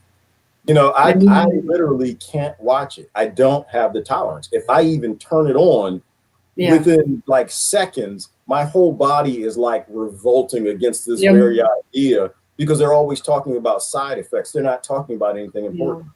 And that's the only thing that's going to change from Donald T to Jive and B is we're going to keep marching in a dark direction. They're going to make more Mhm. FEMA trucks. They're going to put more people in prisons. They're going to start more wars. They're going to blow up more people. They're going to Yeah. steal more resources because they do that for the most part every single election. And the only Mhm. for the most part is something happened under the last president, and nobody can take that from him. Mhm. Nobody can, unless they in the future show us some information we have not seen yet, and that is very possible. You Mhm. cannot take from the fact that Mr. T not only didn't start any new wars, Mhm. he Yeah. released more brown people from prison than any other president in world history, in Yeah. US Exactly. history. And he obviously didn't seem like he fit in the club. They didn't want him, Mhm. It seemed that way. And the future might take that away. And I think us being honest, that's how you get people who love Donald Trump to sit down and listen, is you're being honest. If you want to keep lying and say, oh Mhm. no, Obama was a great president, he was horrible. You know what? Ask the brown people around the world who was the best president. You might get Mhm. a very interesting answer that you don't Yeah. expect if you think Yeah. the Watch church that. That. Yeah. Watch that clip from when he drinks the water of in Flint, Obama, when he drinks the water in Flint, and he's really laughing, and then the people, yeah, that's yeah, a kind of clip. He drinks the water of Flint. I mean, he thinks, he assumes he drinks, but he just nips, and he's laughing. Oh, water tastes very fine. It's fine water. Oh, yeah, really. That Stop is, it. and yeah, I should put that. Yeah, I cannot put it now. Maybe I can put it in a message. And then people are reacting in the public, and they're saying, "I thought he was my president." Oh, most people are black. I thought he was my president, but now he is not anymore because he was laughing with it. He was literally laughing with it, and then he went on his plane and he got home back to the White House. What? Oh, So I'm gonna see that's that. a very good example. I want to see it before they delete it. Let me see if I can find it real quick. Yeah, yeah.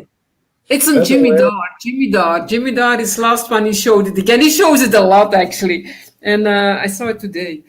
Um, What? Hey, okay, the clip came up with Michael Moore. Hang on. Oh, Lord have mercy. He actually did, didn't he? But how do we know that's Flint water? That could be Chicago water. That's probably Chicago water.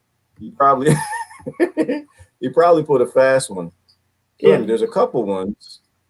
Obama drinks Flint water. Hold on. I'll share my screen. That was, yeah, I saw that. And that's like, I think Jimmy Dorset's my favorite clip. Like, and he talks a lot about when people say, "Ah, you're so angry at the demo." I mean, he's angry at Trump too. But anyhow, but he says, yeah, all is What, corrupt. Actually, those two. what was the Yeah, like purpose that. of this? Was this to show that the Flint water is okay or something? Yeah, something. It's fine. Yeah. It's CNN. No, should I don't know. They probably they don't show everything, but yeah, yeah.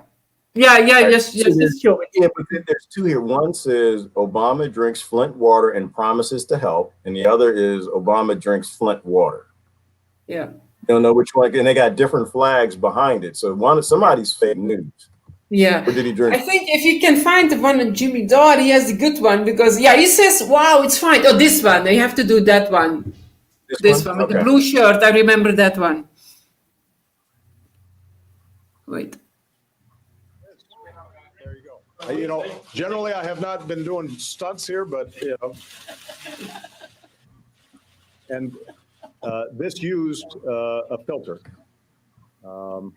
You know, the water around this table, you know, was Flint water that was filtered, and it just confirms what we know scientifically, which is that if you're using a filter, if you're installing it, then Flint water at this point is drinkable. That does not, I want to repeat, negate the need for us to go ahead and replace some of these pipes, because ultimately you want a system in which you don't have to put a filter on it in order to be assured that it's safe. All right. So my take on that is that's bull. I think all of that is bull, and it's good. It's fantastic when people who you think are kings and lords do bull like that. First of all, that was not a drink. That was a sip. That's number one. He did not drink the water. He sipped the water. He put a little on his tongue and he put the cup down. That's number one. Two, he said science. That's when he got me. When he said science, then I know it's bull. At that point, when he said science, I know it's Bill Nye stuff. That makes no sense to me. And that's how you know somebody's lying today, is they say science. The fact of the matter is, what's the fact of the matter? We should not have infrastructure water. That's the fact of the matter. Nobody should be allowed to have access to the water. Everywhere you go in this world, there's water. Everywhere you dig down, there's a well. There's no logical reason to have water and do what the Romans have been doing for a couple thousand years, and piping water through pipes that eventually will erode and break down and release metals and things into the water. Everywhere you dig down is water. Yeah. Right. So, and even I think if you go very deep, the Mother Earth always cleanses the water.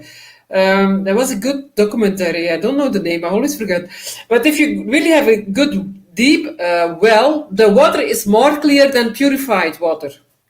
Yeah, there's no reason to filter it. See, the beauty of filtering the water is it means you can stay on infrastructure. And this is what Obama's trying to tell you.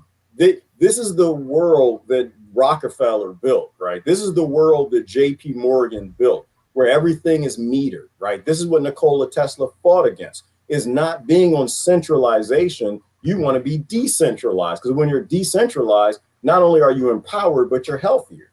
When you have millions, if not billions of people who are dependent on the infrastructure, then they can make money selling you the water. They can make money selling you the filter. They can make money if you get sick from the water pipes or the filter. Then they can sell you some drugs, and they make money because then now you're in the hospital, you got to do a procedure. And this is this whole crony world from that book, Rockefeller Medicine Men.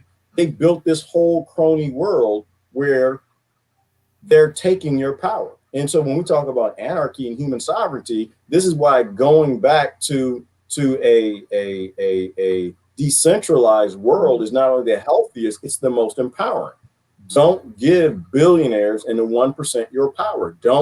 You have to off-grid everything.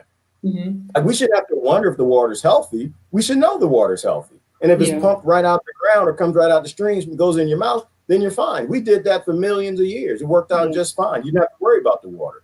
But see, all of these things, especially with the United States Incorporated, they're all designed to get everybody onto the grid. They're trying to make controllable cyborgs out of every single man, woman, and child on the planet. That was a good example. I didn't see that. I try to give everybody a chance, but anytime I hear that man's voice, it's just all right. It's gonna be some lies. That's all it is. They chose him because of what he looks like, and half the people love what he looks like because of his Yeah, skin. true. Is Half it? the people feel better about themselves because they clap for him because he has his skin because they're trying to convince themselves of something. And to me, all I see is it's just Yeah. I see an employee for the United States Incorporated doing Yeah. what all the employees for the United States Incorporated do. Is they're lying for massive corporations because that's what makes money. Yeah, it's true, and charm does sell very well because even because if you compare them with Trump, he's just like have absolutely no diplomacy in his words. So and I say, but what do you think if this man did this and this man didn't do? But don't you think the deeds are more important than the words? Even the words are sounding so beautiful and nice out one's mouth. But even that, they say, yeah, even that doesn't go in people's mind because he has that really strong charisma, and he's still, yeah. And I think those people know. I mean, Obama knows he has a very strong charisma, so he can do whatever he wants still. And Trump has another kind of charisma, but his words are like much more not polished, and that's why people really. I think that's the why they hate him so much because he's not polished in his talking. But I think, That's but what I like. Hmm? That's what I love. That is one thing that I will say I love about Mr. T. He Yeah, talks like a typical American. And I think he shows Americans their mirror, and they don't yeah, like that. Americans, they want to feel like they're the good guy. They want to have the intelligent, great speaker, the PhD. They want to put the person in front of the microphone so the world thinks that America is the good guy. And they want to feel like they're a good person because of the virtue signal. And they voted for this great orator. In reality, no, I don't think that. I think they need to find a homeless person. The only person that would be better president than Mr. T is a homeless person, right? I think that you need to look in the mirror. No, I appreciate the fact that he didn't make bullshizzle sound good. He spoke it like the Americans do. He spoke how most of my friends speak on Twitter. And that's exactly what they need to see. They need to see a mirror image of their own ignorance, you know. So yeah, okay. I don't philosophically want a president. To me, that's stupid. I'm not a slave. I don't need a master. I'm an adult. I can make my own damn decisions. But I like the fact that he wasn't a great speaker. All these other people are lawyers and liars. They're actors, lawyers, and liars. They've made entire careers on convincing people to do something that they shouldn't do. And that's Yeah, the reason why, they become politicians is because they get good at lying to people and convincing them to do things that they shouldn't be doing. So I like the fact that I don't think Trump lied that well. I like that. I like the fact that he just gave stuff real. Hey, we're going to give the capital of Israel to, whatever, and take it yeah, from the like Palestinians. Damn it, you're going to just take it and just have it. And like, it's raw. I don't like it, but just put it in my face and tell me so I can make a good decision, right? yeah, true. Haiti is the S-hole country. Yes, it is. Absolutely 100% agree. And I'm glad he said that now because I can process now. So what do we do about this? Yeah, If Obama said in Haiti, we got some problems and we probably need to work to try to figure out some synergy savings and work to bring some money over and figure out how to, and people are like, yeah, Obama's gonna fix it. He sounded good. It was intelligent. He said some great things. We're gonna put together some spreadsheets and some PowerPoints. And we're gonna figure this thing out, guys. We're gonna work together. We're gonna help the people because we are the people and we love, and love is love, love, love, love, love. And everyone's like, and I won the Nobel Peace Prize. And everyone's like, yay! And I'm like, no, I don't want to hear that, Christine. no, I need you to tell me that the kids are over there eating mud pies and cakes, that the parents are taking dirt and shaping them to look like cookies and shoving it in their babies' faces at nighttime so they'll sleep through the night with a full belly. That's what I want to hear. And I think that's what Americans need to hear. I really hope that the people who vote for Donald Trump will go back and find a homeless person or Billy Bob Thornton or just somebody who talks like a typical American. But so to a degree, personally, I think that he wasn't what they wanted for whatever reason. But when you look at what Dory just posted, Operation Warp Speed, when you look at that, and this makes sense, like with the whole Gavi Alliance thing, this is what makes it obvious that he was doing the same thing they were doing. he was in bed with Bill Gates the whole time, or at least from that perspective, right? You know, I'm like, who woke up in the morning? Yay! Trying to do a panel. Yeah, I slept until 5 a.m. today. I was lucky. wow. For you, is that Yes, sleeping crazy. in? That's what most people. I know. You, Okay. that's sick. You know Yeah. that's sick. Yeah, I know. That's sick to be happy that you slept in till 5 a.m. in the morning. Hey, it is. What time do you normally get up for slavery? 3:30. See, that's not okay. That's why you don't hear from me after like 8, 9 o'clock. That No, it's actually not makes normal. sense now. Yeah. See, That's not I have an issue with a world that makes mothers get up at 3 a.m. in the morning. To me, that is the craziest psychopathic thing. That's why I'm happy that their world is burning. That's crazy. That somebody would say they slept, they feel good because they slept until 5. If you got me up at 5 a.m., I'd be the grouchiest. I'd be this baby right here. I'd be flipping out like, what the hell? Wake up at 5 o'clock? No, the sun ain't even up yet, you know? And I get up before the sun comes up, but 5 is just too early for me. Yeah. No. That's 4:50 exactly. That's when I woke up. Yeah. So we were just going through this. Your kids, your kids are too old. Do they play Minecraft? They used to.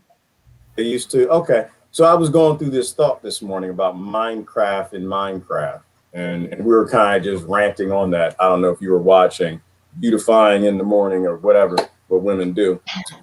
Men, we just get out to bed, lotion, soap, a little bit of water. Unless we got to meet with women, then we got to put on deodorant, maybe use some soap, something like that. No, if I'm not a slave on a plantation, I'm a slave at my house. Never ends. We're slaves everywhere. Yeah. You can't escape because of Minecraft. This is what I was thinking. I was thinking of Minecraft. Like you have Minecraft, the game they play, it's a fantasy game where they mine resources and they create things. And I tell my kids all the time, like, you're wasting your life. You're wasting your life. Stop playing Minecraft. And their mom actually had another baby, and I got a little sister, and they got her Minecrafting. I'm like, you're just wasting all of your time. And I started thinking about that. We are Minecraft too, because we're doing the same damn thing. We're mining the world's resources for them. We're creating things where, you know, we got our little indicators and it's all fake money because they print the money. It's all fiat. You know, we want mine, M-I-N-E. You know, everything is mine. I got to work harder for mine things, and my things, and they're mine. You can't have them. And it took me into this like thought process of we're just big children playing a damn video game for the 0.01%.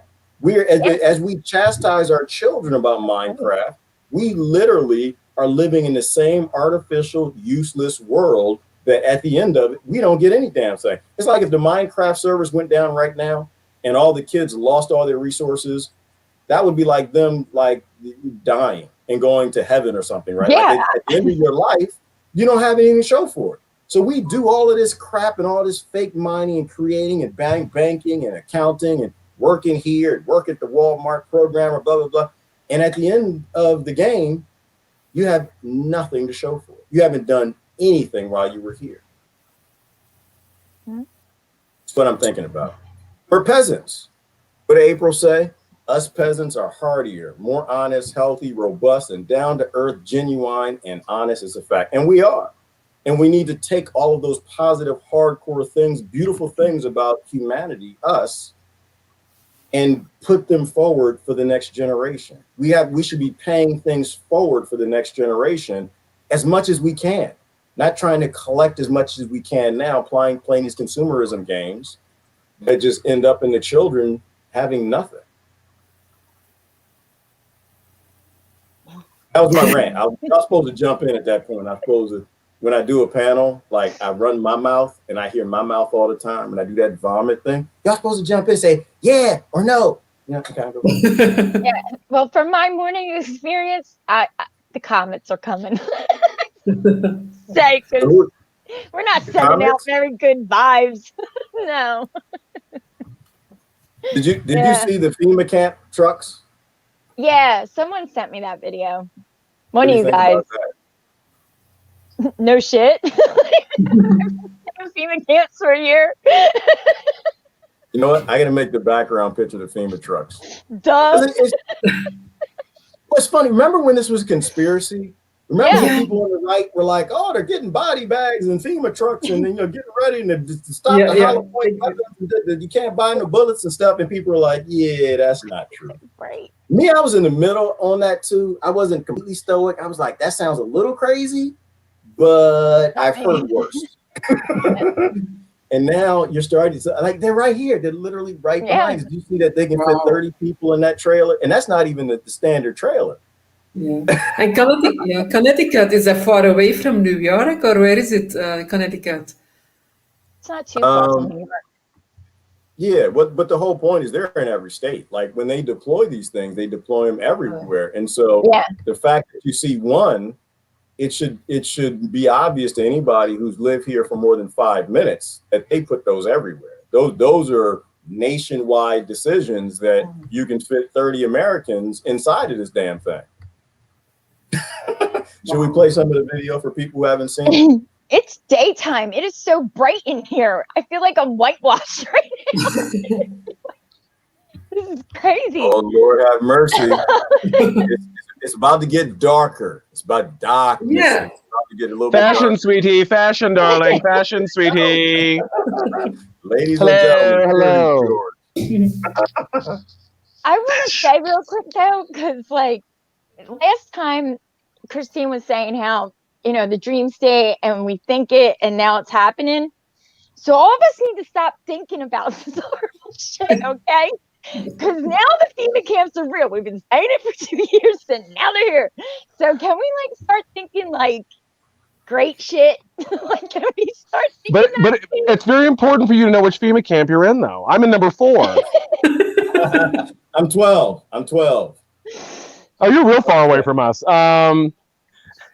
I don't know if you're in my FEMA camp. But you see, it's not that we believe that there are FEMA or any one thing. It's that we are prepared for that reality. We're prepared for it. So if something happens, we're not going to be like, "Oh my God, is there a camp?" Like we knew there was a camp. Like we knew there was, and that's it. That's all there is to it. So we're just not caught off guard like we were back when we didn't have technology. We're just not caught off guard anymore. So no. 3 years ago I was like FEMA camps, and 2 years ago I was like, "Can you get your shit together?" Because they're get your shit together. Get your shit together. FEMA camp. Yep, told you. Right. But that's what it is. Oh, Jonathan Close, what are you doing? I love you. Hey, Hi. how are you? Hey, Ty. Yes. This is the first time this man and I have ever been on a live together. I know. Weird, huh? That's Way weird. overdue. Way overdue. Yeah. How you doing? I'm hanging out. I'm in the middle of the great dickening right now, so I'm doing great. So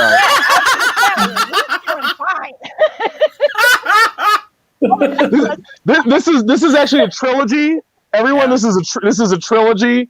We already have everyone knows about the first 2 great dickenings. This is the Great Dickening 3. The third Great Dickening, the Dick Lateral Commission is what I'm calling it. So that's what I'm going to be doing all week. How are you guys doing? And after the 3rd day, he rose again. I'm telling you, it comes in 3s. Everything comes in 3s. Comes in 3s. Anybody comes in 3s? Anyone? Okay. I'm done. Yeah, that's true. I'm done. News comes in 3, Right. and bad news also comes in 3. It's literally like that. It's not a joke. It's really like that. Mm-hmm. Indeed. Indeed. Mhm. That's why we're just living our lives now. It's nice that everybody has to live their lives regardless of what happens. They have to. They're stuck doing it now. They really are stuck doing it now. So What are you gonna do now? That's what I said. Do whatever you want, because they're gonna kill us anyway. So they don't care. Yeah, they don't care. do it. So why should we? Why should we care what they want if they don't care about us? There's no reason to. So There's no reason to play by the rules. There's none.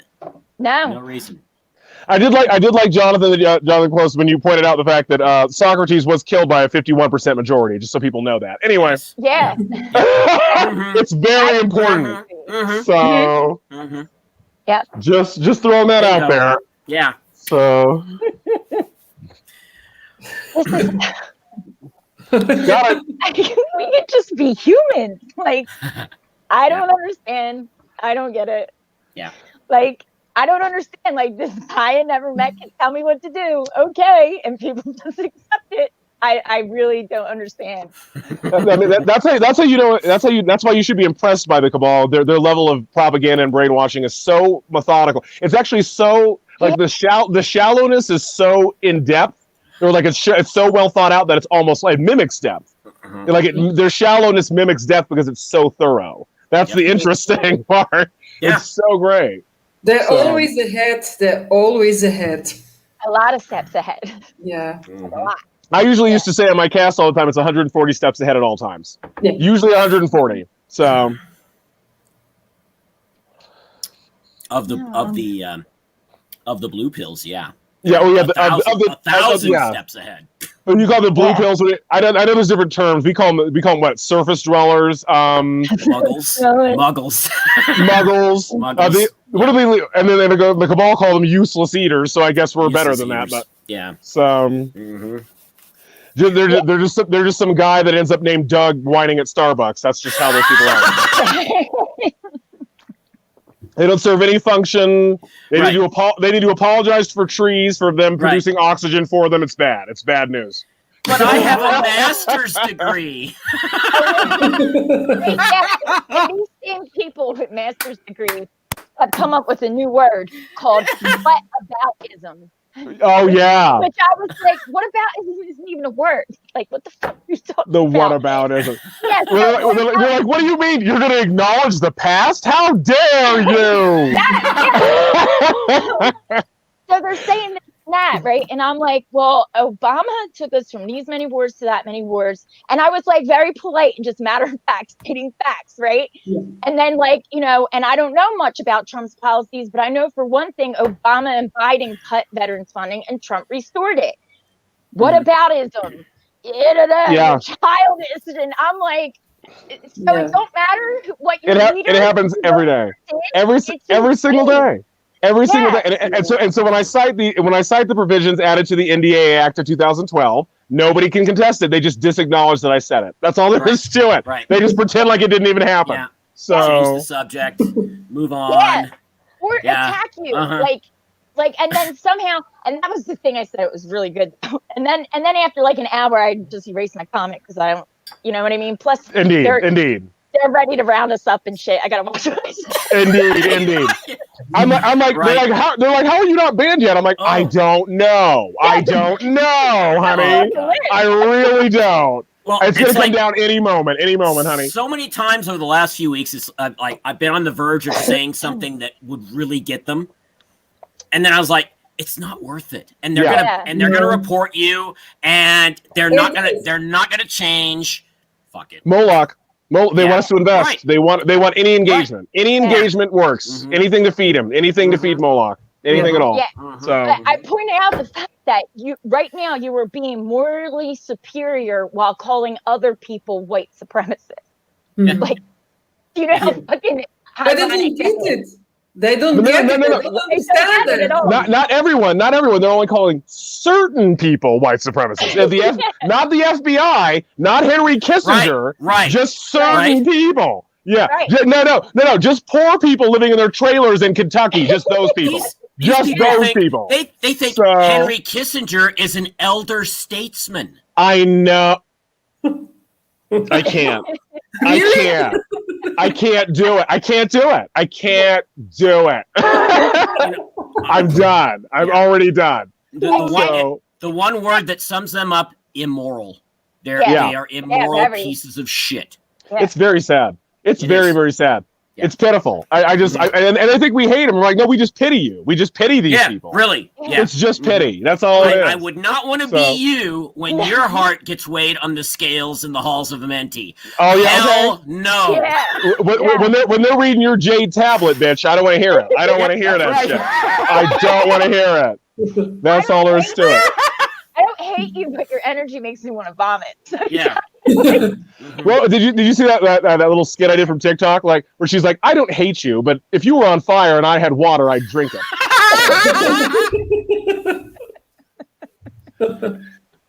Because are you getting a lot of messages? Because I'm getting a lot of messages. Like, how do we deal with it? You can't. You're talking to bags of squash. You're wasting your time. Stop. Yeah. Like it's over. Leave them alone. Some people are just not meant to be here. It's getting real now. Oh no, it's harsh. What? Harsh. This is crazy. This is like the old together, isn't it? Yeah. They just This is like the old. This is like the party bus back together, is it not? Kevin and Coleman on a fantastic real. day. Right? Ah. The Brady song. Let's make one. This is crazy. This is back in the day. Right, and I'm just listening to some of the conversation. I'm just like, you know what? It's really funny to me how brainwashed people really are. Like some of the people, and I've noticed this from like every like part of the aspect, every part of like whichever politics are. Like there are people who will lecture us about psyops and false flags that don't even know what the fuck they actually are. Yeah. And I'm just at the point where it's like, you know what, maybe some people don't deserve to live. You can't help them. Like Furious said, it's like, fuck it, we tried. No, they don't want help. They don't want help. They don't want You can't help people that don't want help. Yeah. You can't help people that don't want it. You can't do anything for them. Over and over again. FEMA trucks. There are FEMA trucks all behind our background right now, and they want us all, like to a degree. We are in a FEMA camp right now. Oh yeah. They didn't need to build camps. They just left us in our homes, and those were the camps. Right. Yeah. Right. Well, this whole fucking country's a FEMA camp right now because you can't even leave it except to play. And there's nothing to do. No one wants There's to go nothing to do. Brad keeps asking me, he's like, "Are you gonna get a job?" I was like, "Where? Where would you like me to get a job, Brad?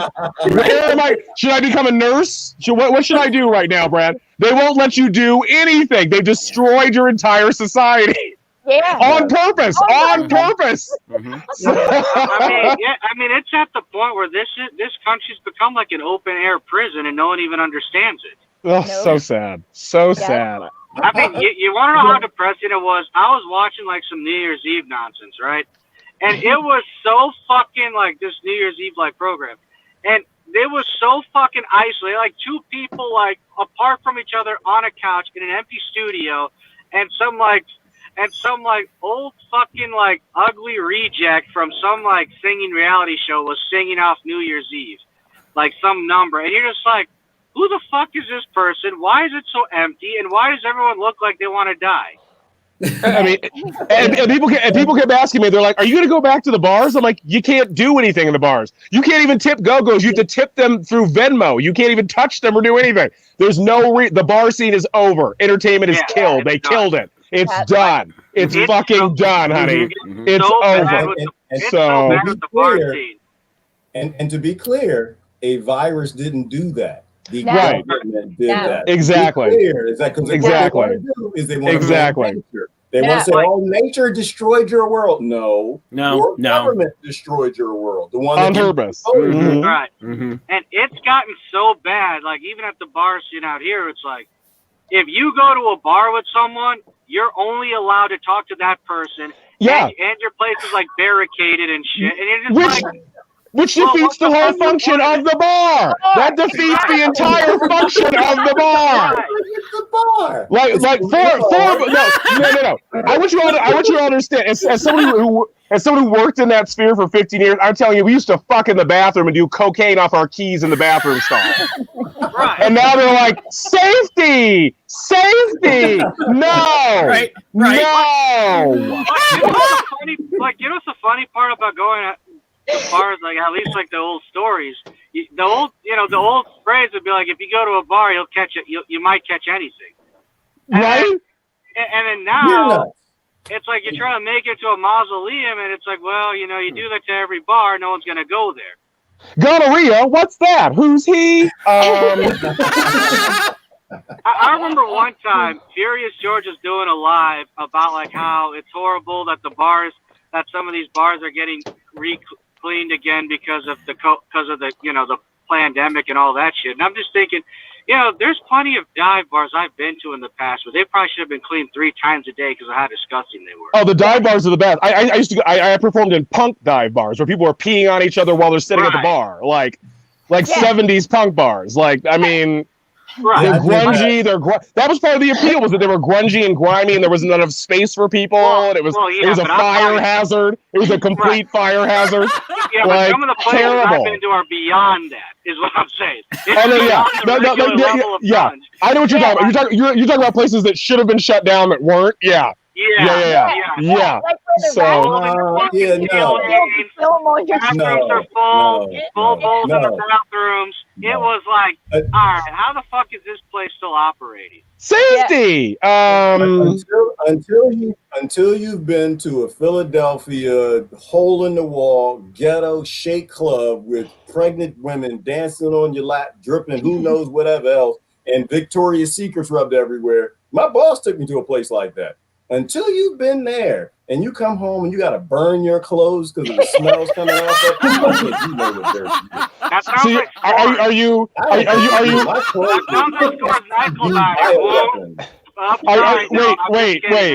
Wait, Gerard, are you talking about like going to the people that go to strip clubs at Tuesday afternoon? Is that what you're talking about? Those people? So yes.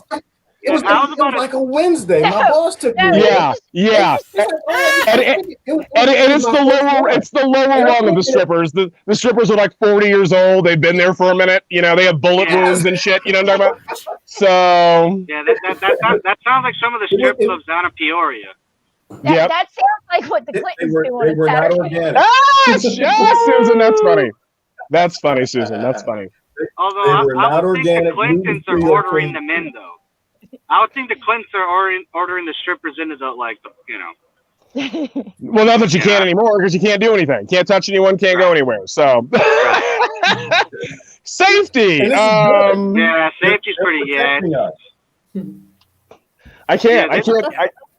If I hear safety one more time, I'm going to scream. I'm going to fucking scream. Safety.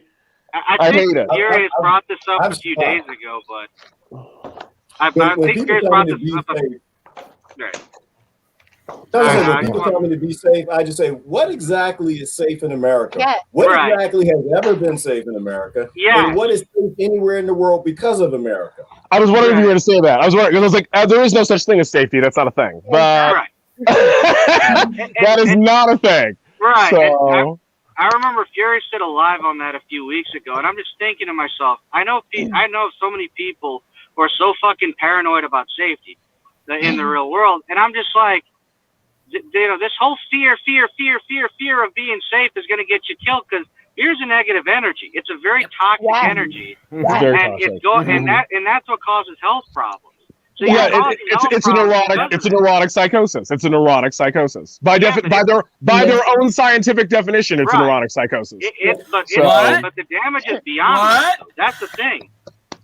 Yeah, it's supposed to. It's supposed to ruin our connections with each other, so that we're hostile and sensationalized and reactionary. That's exactly the point. I mean, there's a reason. There's a reason why isolation is a crime in prison. There's a reason why they do that. Isolation. There's exactly a reason for it.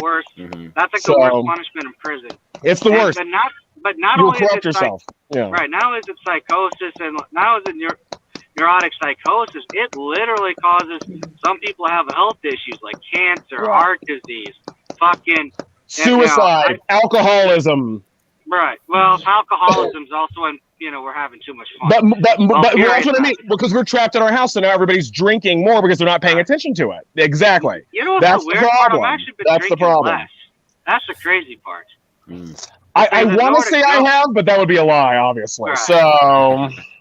Well, Furious, if you and I are doing live streams every Saturday night or Sunday night, then I'll get wasted every weekend. And you notice I don't make excuses for my alcoholism. I'm just like, no, I'm an alcoholic. Right. That's what's happening. I wish my liberal friends would do that and be like, we care about our health. I watched you do cocaine off your keys in the bathroom stall 3 weeks ago. You don't care about health. You don't. You don't. You don't, honey. You do. Who are you lying to? Who are you lying to? I don't understand.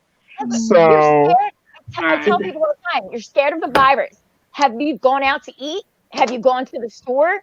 Have you gone? Then you're not fucking scared of the virus. Shut up. Well, yeah, ironically, I have followed all of the protocols since March, and I still don't believe in it anyway, and I still follow them. So what? So how am I the worst person? Like, come on, man. How did I kill someone? I didn't leave my house for 8 months. Like, what are you talking about? So you didn't leave your house for 8 months? I lost my career. There's no career. There's nothing to do. We can't perform anywhere.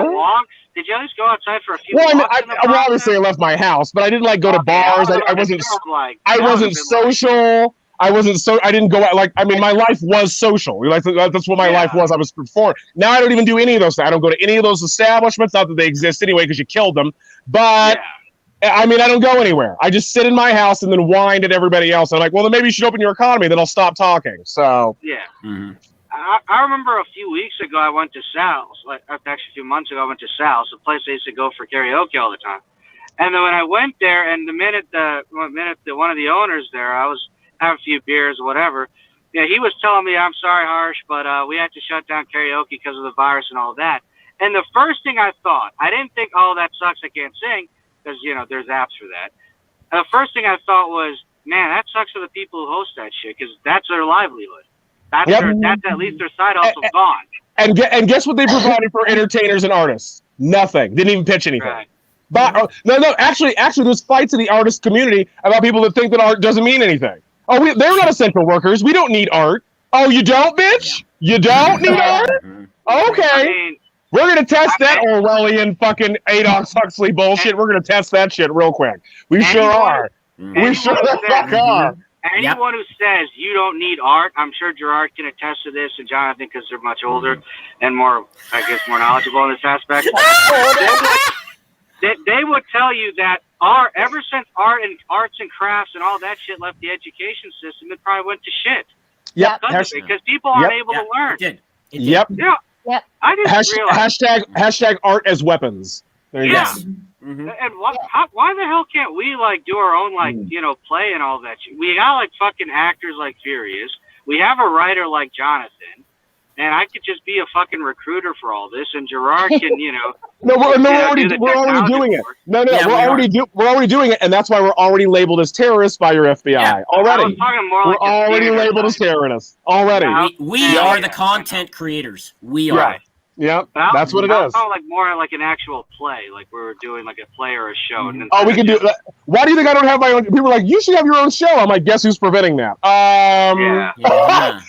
Because it's not me, obviously, or my following. It's clearly something else that's going on that's preventing me from having that idea.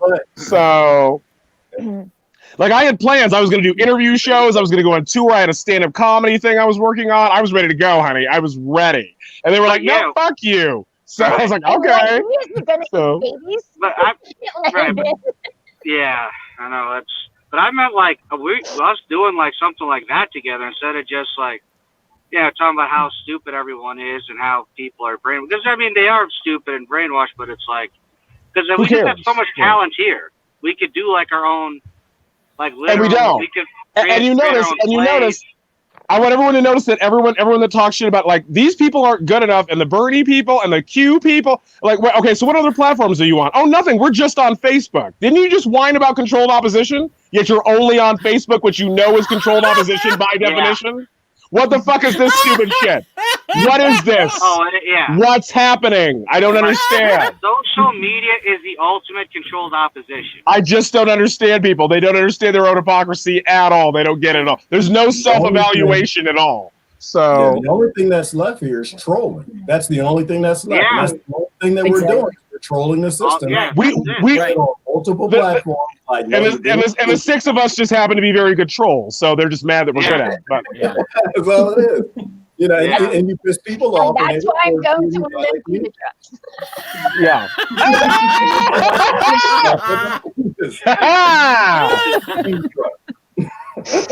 Yep. There's my home. There's a little picture behind Gerard. That's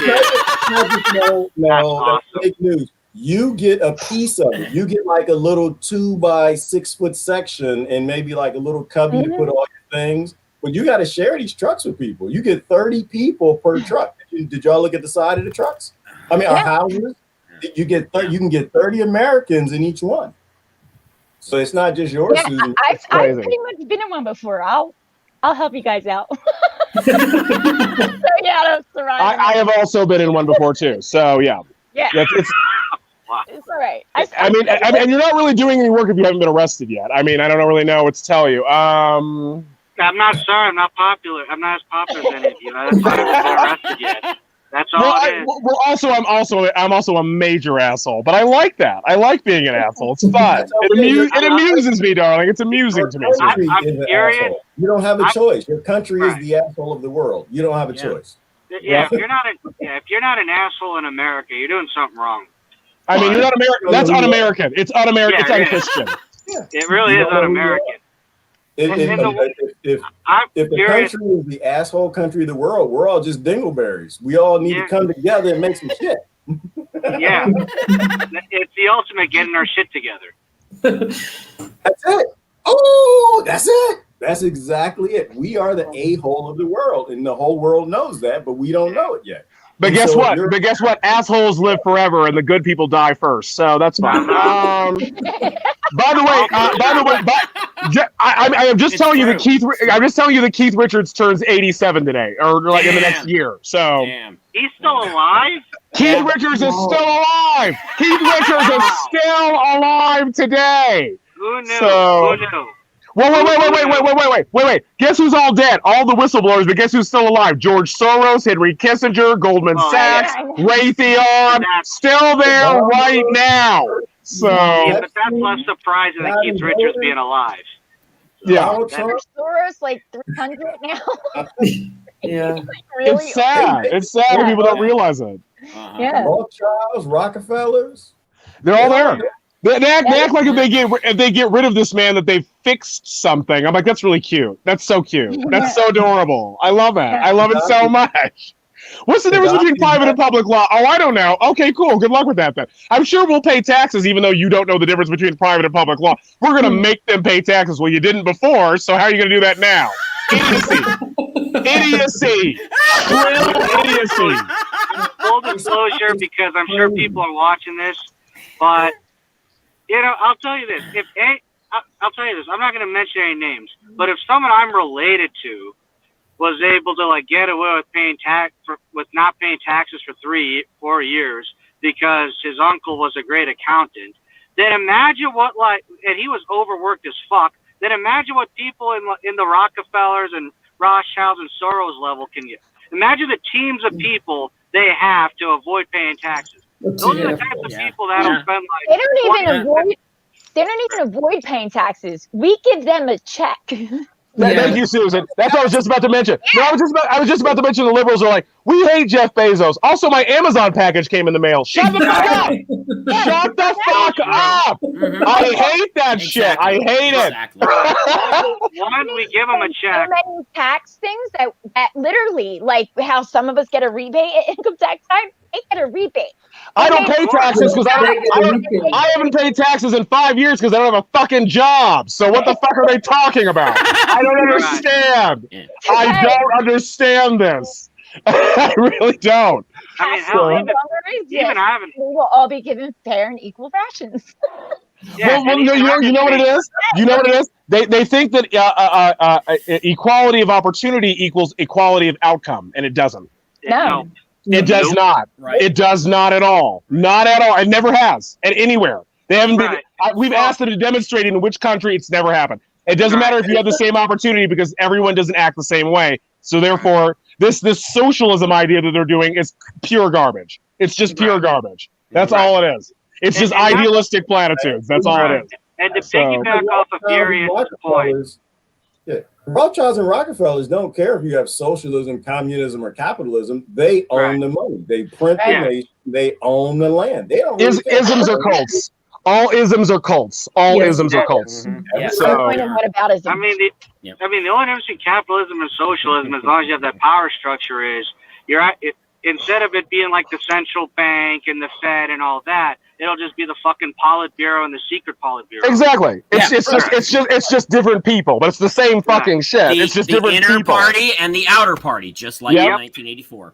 Yep. It's Yep. the same consistent world. And this is why they allow it as a debatable point. And they want you to pick your ism and fight for your ism that keeps the slave masters in control over everything. Ironically warned to us about even by the gatekeepers like Noam Chomsky that even told us this. They're like, they only allow you to argue the narrative and not what's outside of that narrative. Right. So that's exactly the point. That's exactly manufactured consent. Manufactured consent. Yeah. Well, I mean, that goes back to they put you in the like, box and they tell you, but live a life outside the box. Mm-hmm. And to go back to liberals and for a second, liberals are great at pointing out what's wrong in regards to the narrative, like Furious Summit, but they're not. But yet they don't ever do anything to fix any of their problems. Well, they can't because they're teenagers who peaked in high school. So I love them to death, but. Yeah. That's what happens. Well, that's what happens. Well, no, and as you've seen me, I dress in dresses and do all that. Like I came from that dynamic where I was those people. I'm telling you that they have not developed a personality since high school, so that's why they're now activists because they will not take personal responsibility for their own fuck ups, so they have to blame it on other people. That's exactly what liberalism has become now. That's exactly what it is, and everybody sees it. Everybody sees it. Yeah. So, I hate the defense of liberals, I have to say that they have not done anything. They've done some stuff. They've given away more rights. They've given the billionaires all over the planet more wealth and power. They've done that very, very well. And this is what we're going to see for the next 4 to 12 years. Yeah, something like that. They're going to be just the greatest transference of human wealth or wealth that's ever happened in our time is happening right now. They're just transferring over. The liberals and they showed us exactly how they did it. Like now people in the rabbit hole have seen how they did it. They have to go up to the right wing first, the right wing, quote unquote, because they're the armed people. So if they're taken down first, then they can use the left to take them down. And then when the right wing is taken down, the only people that are armed, then they can take down the left, and the left has no defense. Yeah, for sure. Brilliant. It's 3-card Monty. Play both ends against the middle, and then walk off with their fucking spoils. Brilliant. Brilliant plan. Brilliant. But even when you say transfer of wealth, like I said, I just have a hard time getting it. But like money's not fucking real. It doesn't. It's not real. Indeed. It's not, you know what I mean? And when we say wealth, like our time making those products, that's the wealth. So real wealth. It was like, okay, none of us are going to work tomorrow. None of us are making any. Well, that's what Thomas Sowell says all the time. He always talks about how liberals don't care about what wealth is; they just care about its distribution, not how it's created. Yeah. Right. Yeah. Right. Exactly. It just makes no sense to me. Like we value the one thing that is valueless, that has no value. Exactly. And then we give them all the control of the things that have value, like land, water, money, fashion, resources, everything else. Yes. Yes. And people forget that, the only reason money has value is because we as people give it fucking value. If 330 million people tomorrow woke up and were like, fuck money, this is toilet paper. No one would care. Yeah. Should be like that. Right. Yeah. Or they just read the law. The law says that those greenbacks or you have are promissory notes. They're not real money at all. Because as Gerard and everybody, as we keep pointing out to people, because an actual government would be able to handle money. This is not a government. It's a corporation pretending to be a government. That's why they can't have actual wealth or gold. They have to give you promissory notes in place of that actual wealth. Right. That's exactly the problem. That is exactly the issue. So it just takes forever for people to study it. It takes forever. Recycled and it's like you do something of value and they give you used toilet paper. It's like, this is good. I'm making it. We're surviving. I'm successful. And repeated ad nauseum. This all happened. Yeah. I'm happy. I'm happy for.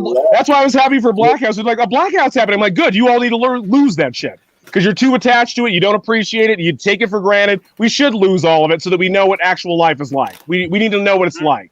We really do. Where we can't contact people immediately and act staunch online. No, we need to lose that for a while. Do these people even have candles in their homes? Would they be able to handle it? Yeah.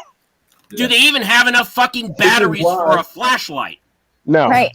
No, they're not prepared for anything at all. They don't have crisis bags. They don't have good pairs of shoes. Nothing. Nothing at all. They don't even have battery packs like these. So instead, what they're going to do is whine to psychopaths to be their parents. So right. Yeah. That's it. Yeah, no, if they do a blackout, it'll be at a time that serves the elite. It won't be Exactly. at a time that serves us. Exactly. If they do it now, Right. it's going to force them to disconnect and grow the hell up and figure things out for themselves.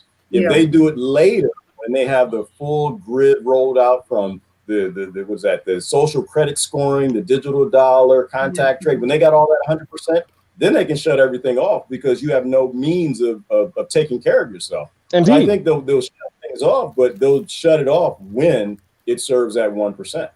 Well, especially when these central banks can control a digital currency. If they actually own the digital currency, it's done. It's absolutely done. If the central banks get it, it's done. That's the end. So people better hope they don't. People better hope they fucking don't, because if the central banks can control the digital currency, it's over. It's absolutely over. So they'll dictate every action you take, every button you push will have a consequence or an incentive. It's over the moment they get it, the very second it happens. So they can turn your microwave off. You can't make hot pockets. They can turn off your Minecraft game. They can do it from one button. That's why they want it to be digital, because they can't control cash, but they can control digital. They can control that. So because they don't want to be here, right? They want to be able to sit wherever they are on Epstein Island or wherever they're hanging out and be able to press a button and shut everything off in Belgium, or be able to shut off all the microwaves, or you didn't pay your taxes, or you didn't do this, and so we just hit a button and your car doesn't work anymore.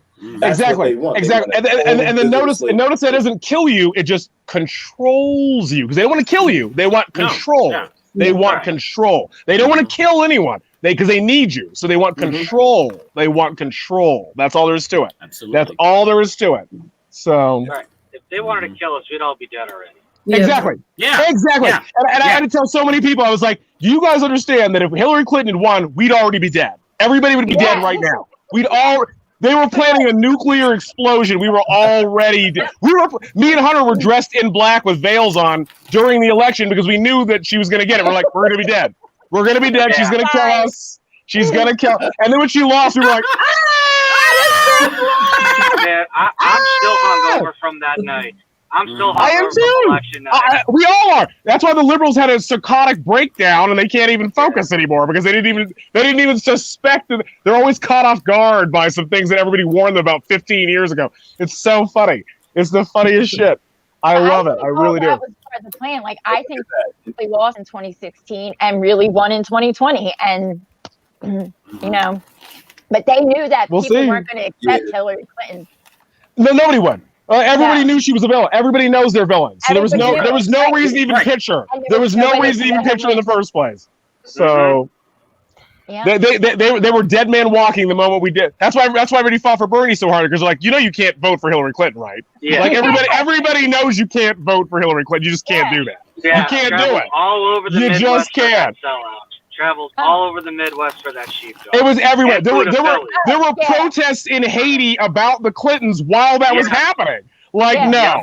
Oh yeah, that was not going to happen, honey. Yeah, I was like, we were openly threatening her. I was like, I will drop a grand piano on that bitch if she comes near 10 feet of me. I swear to God. I swear to you all. She's terrible. She's just terrible. So I couldn't do it. I mean, I think did win this time, but for one, I can't believe I allowed myself to get caught up in another election, because I'm smarter than that. Well, we didn't really. We didn't. Well, we had to respond because we couldn't just not say anything, but we didn't really get caught up. Right. Because we don't really care what the outcome is. We don't really care. So I kind of had to participate, but what was I going to say? Oh, but all this, because now Trump's starting to look like the hero, and now I'm like, yeah, I'm not that stupid.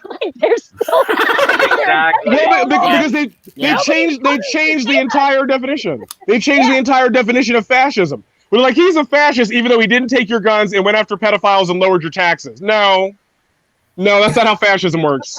That's not how that works, dear.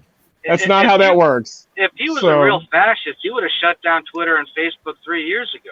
He would have signed NAFTA. Yep. He would have signed the Paris Peace Accords. He would have went to war with North Korea. He would have went to war with Iran. He wouldn't have gone after Jeffrey Epstein and Ramirez and R. Kelly. No. That's not how fascists work. That's not how that works. So let me ask a question. Why Here, what? Why did he lose? He didn't lose. He didn't lose. He won. No, he didn't. He didn't. He won. Cheat. He didn't cheat well enough. No.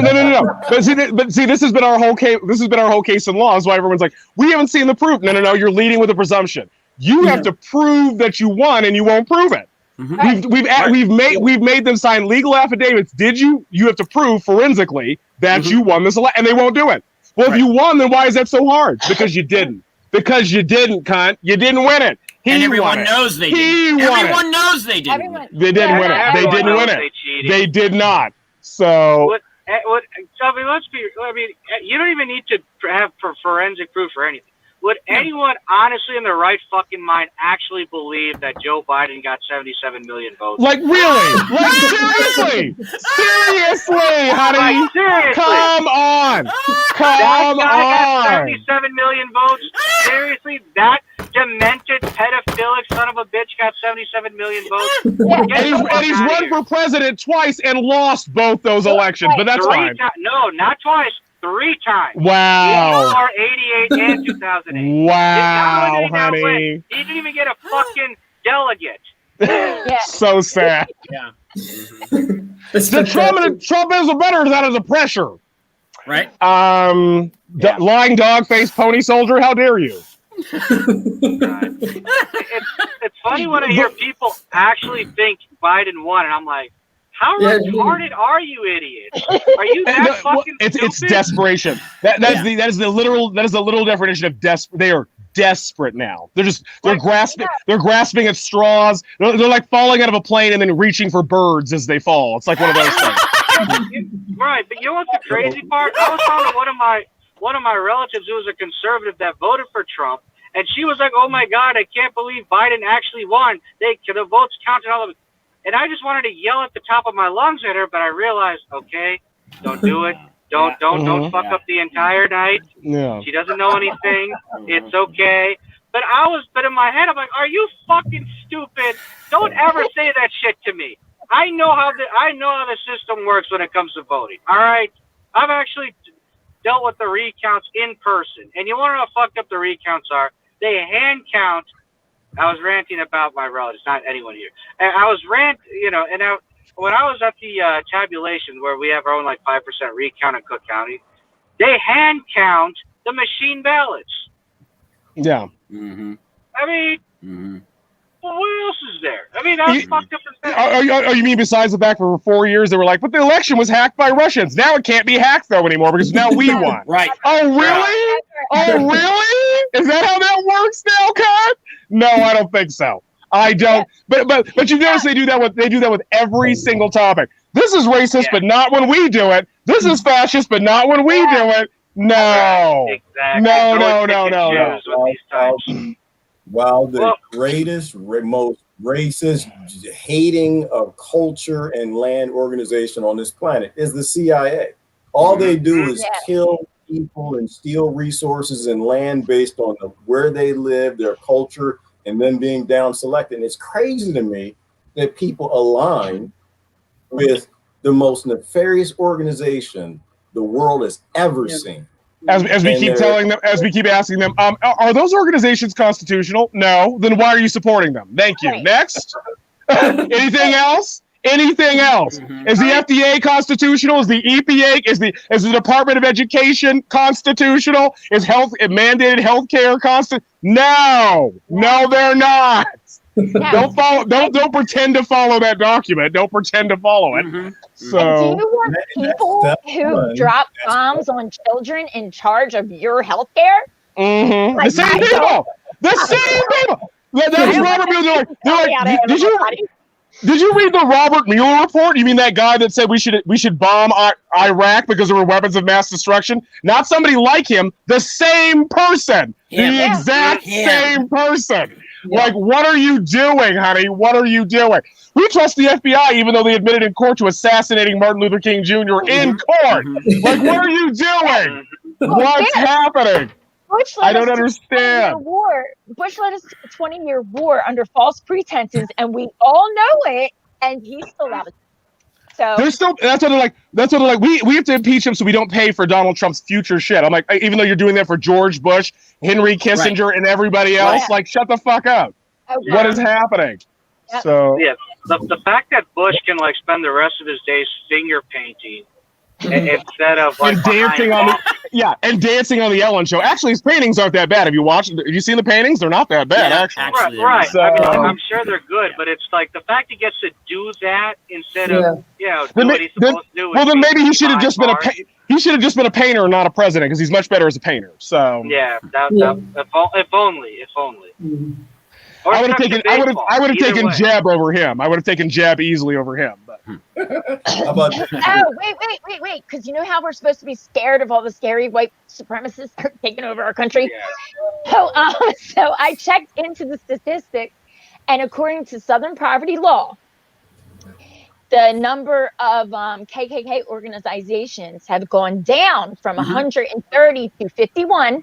So there's only 51 known KKK groups in America, which means that it brings the known numbers down to under 10,000 against 330 million. But, you know. I'm surprised they even did that, because people go, well, as they quote certain people, were like, where did the Southern Poverty Law Firm come from? And they don't know. So I'm surprised they even admitted to that. I'm even surprised, because they usually fuck up that pretty badly too. Oh, yeah. No, so I was like, is this really coming from them? But yeah, that was right. Yeah. Well, that's how you know, because they couldn't lie about it. There's no way to lie, because nobody sees any Nazis, but everyone keeps saying they're there, but nobody sees them anywhere. They're not anywhere that exists. I had to scroll way down the list to get to that information. yeah, I bet, because otherwise it's just Nazis. You know. Yes. Right. Oh, there are some Nazis though. They got face diapers. Those are the ones who are going to turn you in. They're no. The Nazis are the neoliberal establishment, which they won't accept. Yeah. It's Harvard. It's MIT. Yeah. That's the Nazis. That's the Nazis. So, Operation Paperclip, they're literally the Nazis. That's literally them. Literally. Science, that's all the Nazis. That's all them. So when you hear the word science, you know it's the Fourth Reich. You're absolutely right. Absolutely. I'm just glad y'all are saying it. I don't have to say anything. My audience is just, I try to tell them this stuff all the time. Most of them know it, but we're in the end of the world. And the question is, you know, where do we go from here? And I don't think it's the end. I think it's a beginning. Well, there is no end. We're just refining the process. We're just refining the process. There is no end to anything. There will never be an end to anything. That's right. So we're just the newest incarnations of whatever the fuck is going on right now. That's all there is to it. There's no ending consciousness. So, you can't end consciousness. The universe will pop up somewhere else. And that's why this utopia thing that people are pitching is false. Yeah. It's a negative liberty aspect. They're trying to force people to be free. That's not how this works. That's not how this works. Bitch, we made an agreement at the beginning for free will. Do you remember that? Yeah, we did. Not only for theirs though, not for everybody else. Only for theirs. Do as I say, not as I do. But nobody can take theirs, right? Sure. Yeah. Do as I say, not as I do. Do as I say, not as I do. Yes, indeed. Yes, indeed. This is why people are forced to lie. Because people ask me all the time, why do people lie? I'm like, well, if there wasn't consequences for telling the truth, we wouldn't lie. Exactly. That's exactly why psychopaths tell the truth too. If it works, they'll use whatever works. They just use whatever works. They don't care what it is. It's a means to an end. They don't care. They really don't care at all. They think they're going to defeat psychopaths with ideologies. Tacky. That's all there is to it. Yeah. So. Yeah. So we're all going to think about the insurrection. Anybody scared? No, they triggered on purpose. You trigger the insurrection when you demand lockdowns. It triggers it by legal definition. Yeah. You can't shut off the economy because you trigger the Insurrection Act by legal definition. You can't do it. Sorry, Joe Biden. You can't do it. But we're mad at no, you can't do it. Thank you. Yeah. You killed half of Africa because you shut off their fucking supply chains. You can't do it. You have a global economy, you dumb cunt. You can't just shut it off. You can't do that. You'll kill millions of people. I don't understand why people don't get it. But it doesn't apply to me. It doesn't apply to me and my RuPaul's Drag Race, whatever the fuck they're excited about. I'm tired of it. I'm so tired of it. Well, Furious, you got to remember, these idiots still think that the 2030 agenda is just some fucking theory. Yeah. Like they're still dumb. Yeah, I mean that's stupid. Yeah. They think, oh no, we are overpopulated. We do need to depopulate. It's like, good luck with that. Mm-hmm. You're gonna be the one that goes first. The people that trust the state will be the first ones dead. The people that trust the state are the first ones dead. They're the first ones. They're the first ones marching into the camps. The very first ones. So. The people and they'll go willingly. They'll champion it. They'll champion it until the point where they can't, and then they'll pretend like they were supporting the opposition the whole time. They'll post selfies of themselves at the FEMA camps. Hey, we're here. Yeah. and then later when they're in that FEMA camp, they'll be like, "We never supported that FEMA camp. Bitch, you're on camera. We saw you do it. Yeah. We saw you do it." Not only are they doing that, they're already like taking selfies with their getting vaccinated. You're just like. Exactly.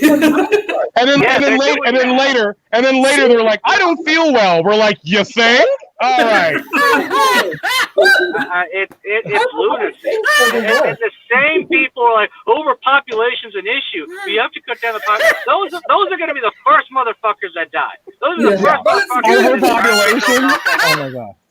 I love that. I love the overpopulation argument. I'm like, you mean because you're all forced in cities and the EPA won't let you have your own land? Yeah, that sounds like overpopulation. No, just because 18 million of you decided to live in New York does not mean everything's overpopulated. That's not how that works.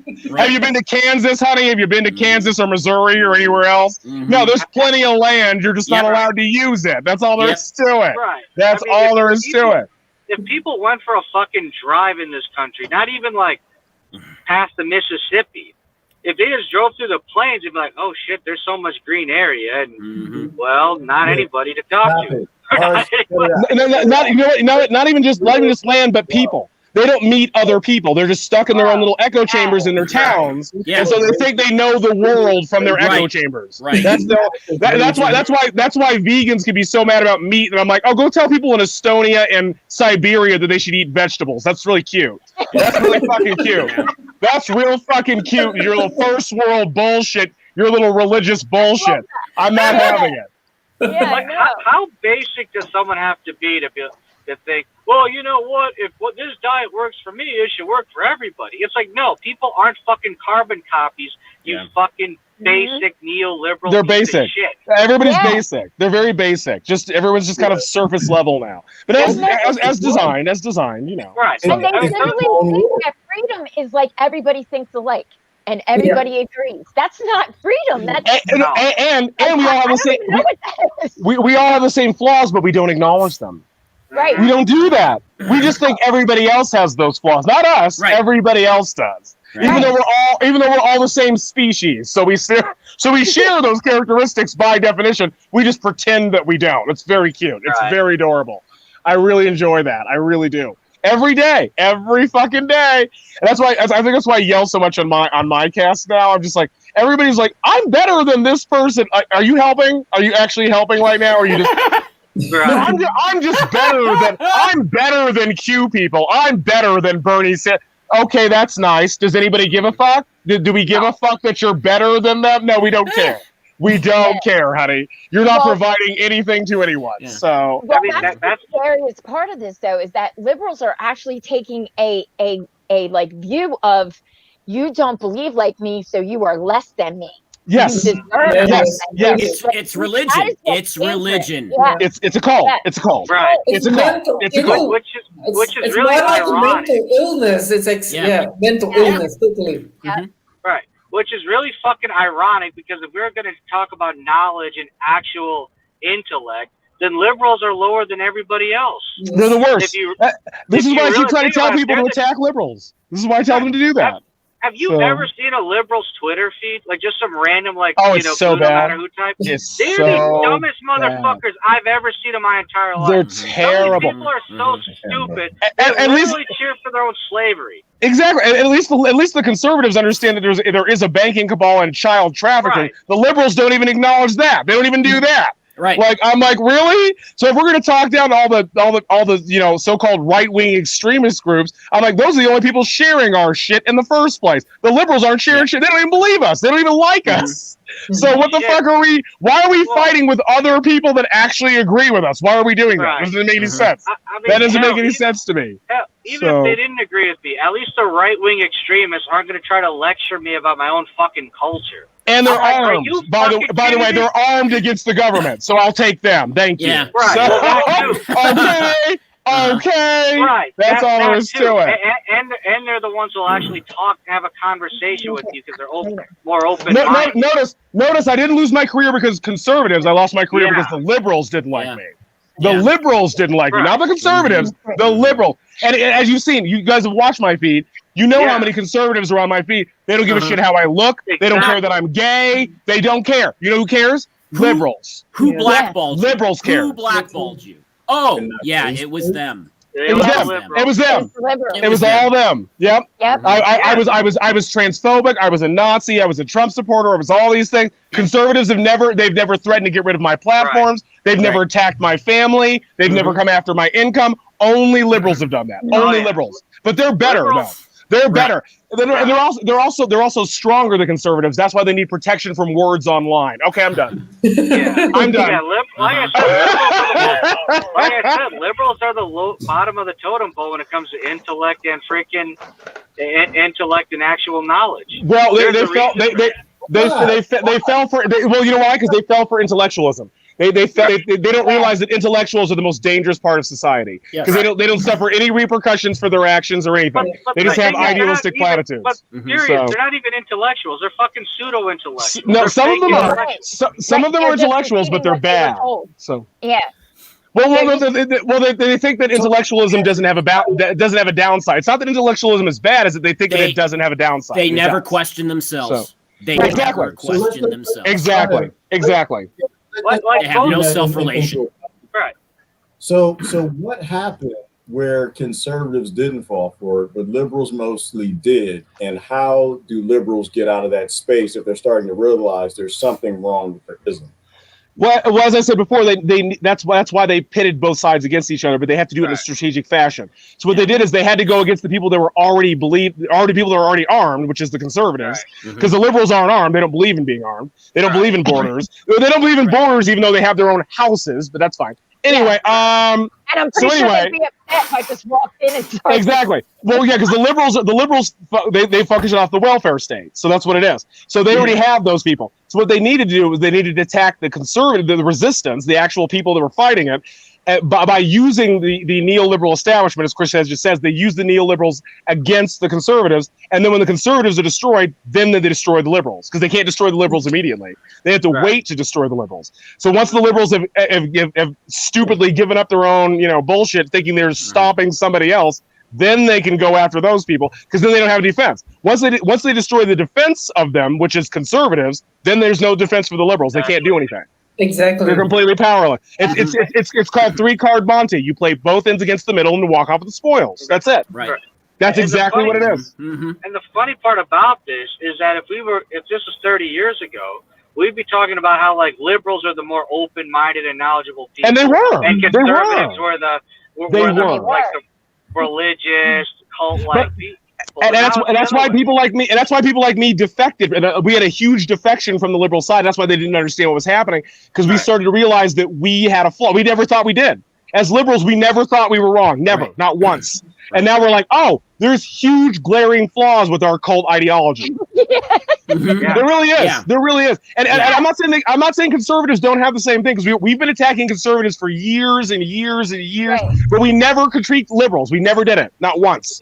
And now that it's happening, now they're playing what? Victim. Because now now I'm oppressed because you challenged me. But you hate black people. The black people, though. Hashtag but my black people. Yeah. See, that's what happens. That's exactly what happened. They peaked in high school. That's what it is. And that's why they become activists now, because they won't take personal responsibility. That's all the real measure of intelligence. The real measure of intelligence is the ability to self-critique and self-reflect. Yeah. Well, if you don't have that, you are not an intelligent person. I thought you were going to say. I thought you were quoting Voltaire. I thought you were going to say to accept an idea without, or to hear an idea without accepting it. Yes. Well, that too. Yeah. I mean, because that's what it is. That's intelligence. Yes, Right. observation Yes. without objectivity yeah. in yourself. Yeah. Because I they think as we hear the sides of Trump and the sides of rural workers and ranchers and people that live that have been destroyed by the NAFTA, that somehow we're Nazis and crazy ideologists. We're like, no, you destroyed your own economy on purpose and didn't do anything for these people at all, and then you're wondering why there's mass outrage against you. Yeah, well, because you didn't care. Christopher Hitchens said this on camera in 1996. Is a leftist. He was like, if you don't take care of the populist outrage, somebody's going to come along and do it. When they do, they'll be unstoppable. Hashtag Donald Trump. Period. This was said in 1996, and the liberals didn't take it seriously. You reap what you sow, bitch. Play stupid games, win stupid prizes. Next. Oh, yeah. That's it. That's it for me. I'm done with them. I'm done with the liberals, honey. I'm done with them. Yeah, they gotta suffer their own fate. They gotta be the first to perish when overpopulation happens. That's all it is. So to answer your question, Gerard, you really can't help these people until you really can't help the liberals until they have some fucking self-reflection. No, you can't help anyone. You can't help people that don't want help. They don't want it. They think they're right. I was gonna get to that point here. Okay, I hope so. Right. But a lot of people forget that. Help. But if they're not going to admit that, then like you said, there's nothing to do. There's nothing to do. There's nothing to do. They got to go. On the end, they will beg for help. I'm sure that is what they will beg for help. Oh, they will pretend to be not liberals, and they will sell you out. Yes, and that's why we both got rid of them, and also we won't attack them because they will come to us when they fail. When we succeed in the background, being stoic. Because we're strong, so the stronger you get, the more gentle you become. We become gentler, and we have the information, the documents. So we just wait, and then they'll come to us. They'll come to us seeking the past. They'll come. They will come when they have to. They will. They will come to us. So. And Christine, by the time they ask for help, it's going to be too late. Pierce is going to be doing his thing on stage, and Gerard and I are going to be singing Prince on stage. Well, I mean, we'll be too busy to help them. Because they can't. Well, because somebody asked me, how do we catch them up? They're not going to learn 5 decades of information in 2 weeks. They're not going to do that. And if they're not here, honey, if they're not here, they're not coming. Right. No. They're not coming. Not everybody's going to come. You're not going to save everybody. That's not going to happen. It's just we were remember guys when this happened in February, we were surprised we got a gigantic deluge of truthers. We were so surprised. Hundreds and hundreds and hundreds of people. Because they were all gone for years and years of time. We didn't think those people were ever going to wake up, and they finally did. I mean, that's what it is. Like, some people just get there quicker. But it doesn't matter because, as Socrates says, it doesn't matter how slow you go so long as you don't stop. Exactly. Like some people don't wake up until they don't have a choice. Until they have to. And they have to do it themselves. We can't do it for them. We can't make them do it. They have to choose to do it. They have to choose to be sovereigns. They have to choose to. That's it. It's like spoiled children who get their way all the time, and then when they're 19 in college and the world comes crashing down with them, and they have to stand on their own feet. You have to suffer before you change. So my favorite comedian is Taylor Tomlinson, who said that same thing about being in the 20s. She's like, growing up in the 20s, she's like, being in my 20s is like having a virus. You can't really do anything. You just have to wait till you're better. So, because people in their 20s think they got it, you don't. You still think you matter at that point. You don't. Once you start realizing how the system works, you're like, oh, I see. I have to do that myself. That's not anybody's obligation or responsibility to do for me. I got you now. But we grow up with that idea that people have to do things for us. No, we're obligated to do that for me because of me.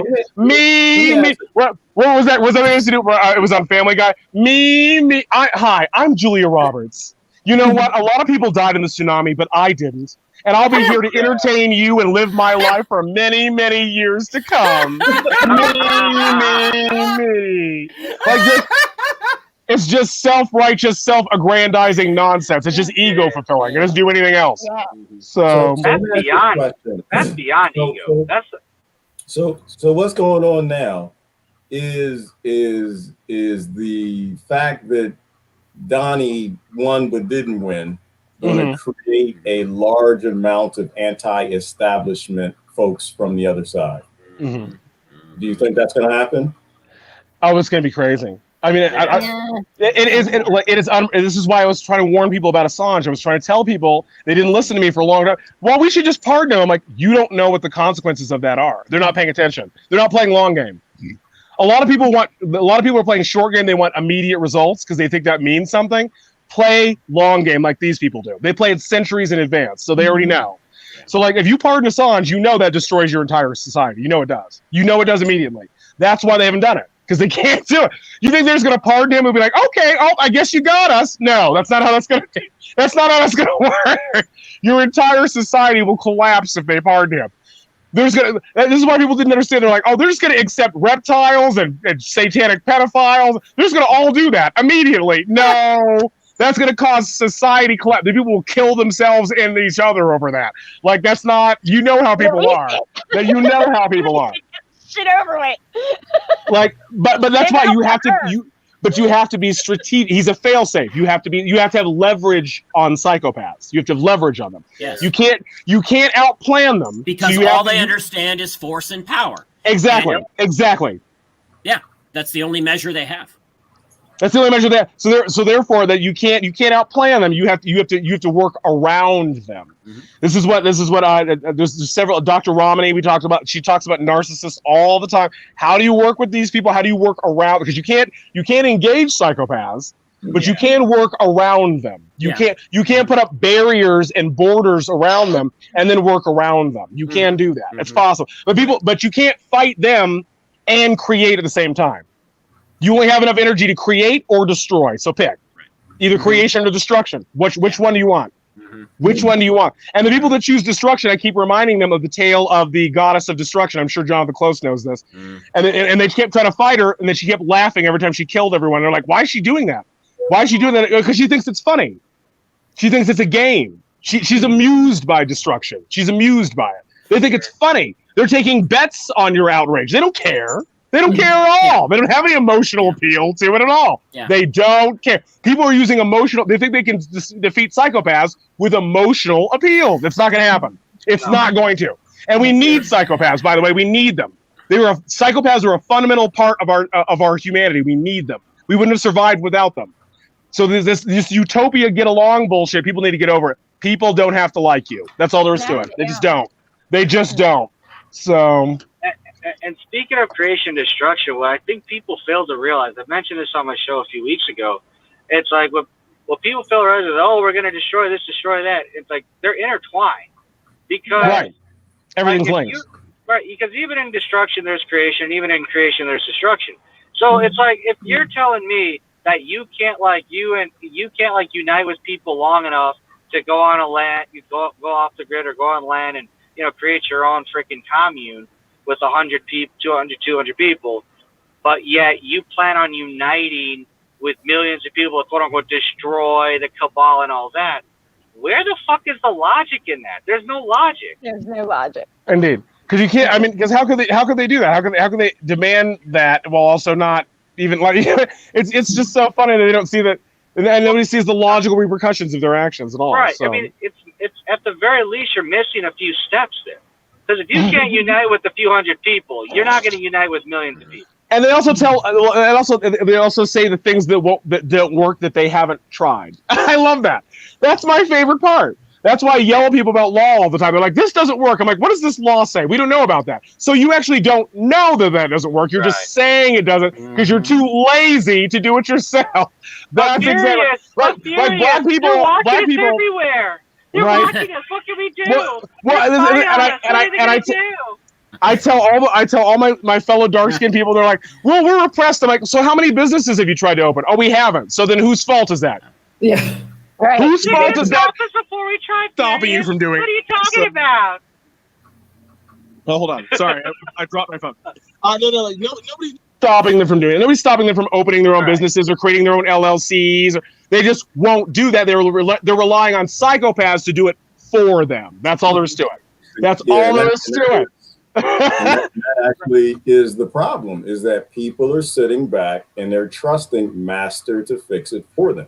Yeah. Trusting Master's telling them, stay at home, keep working, get more degrees, we'll come save you, be safe, and anytime that take this The most poison. dangerous person, Mommy and daddy issues on the slave plantation is Yes. a slave that doesn't know they're a slave.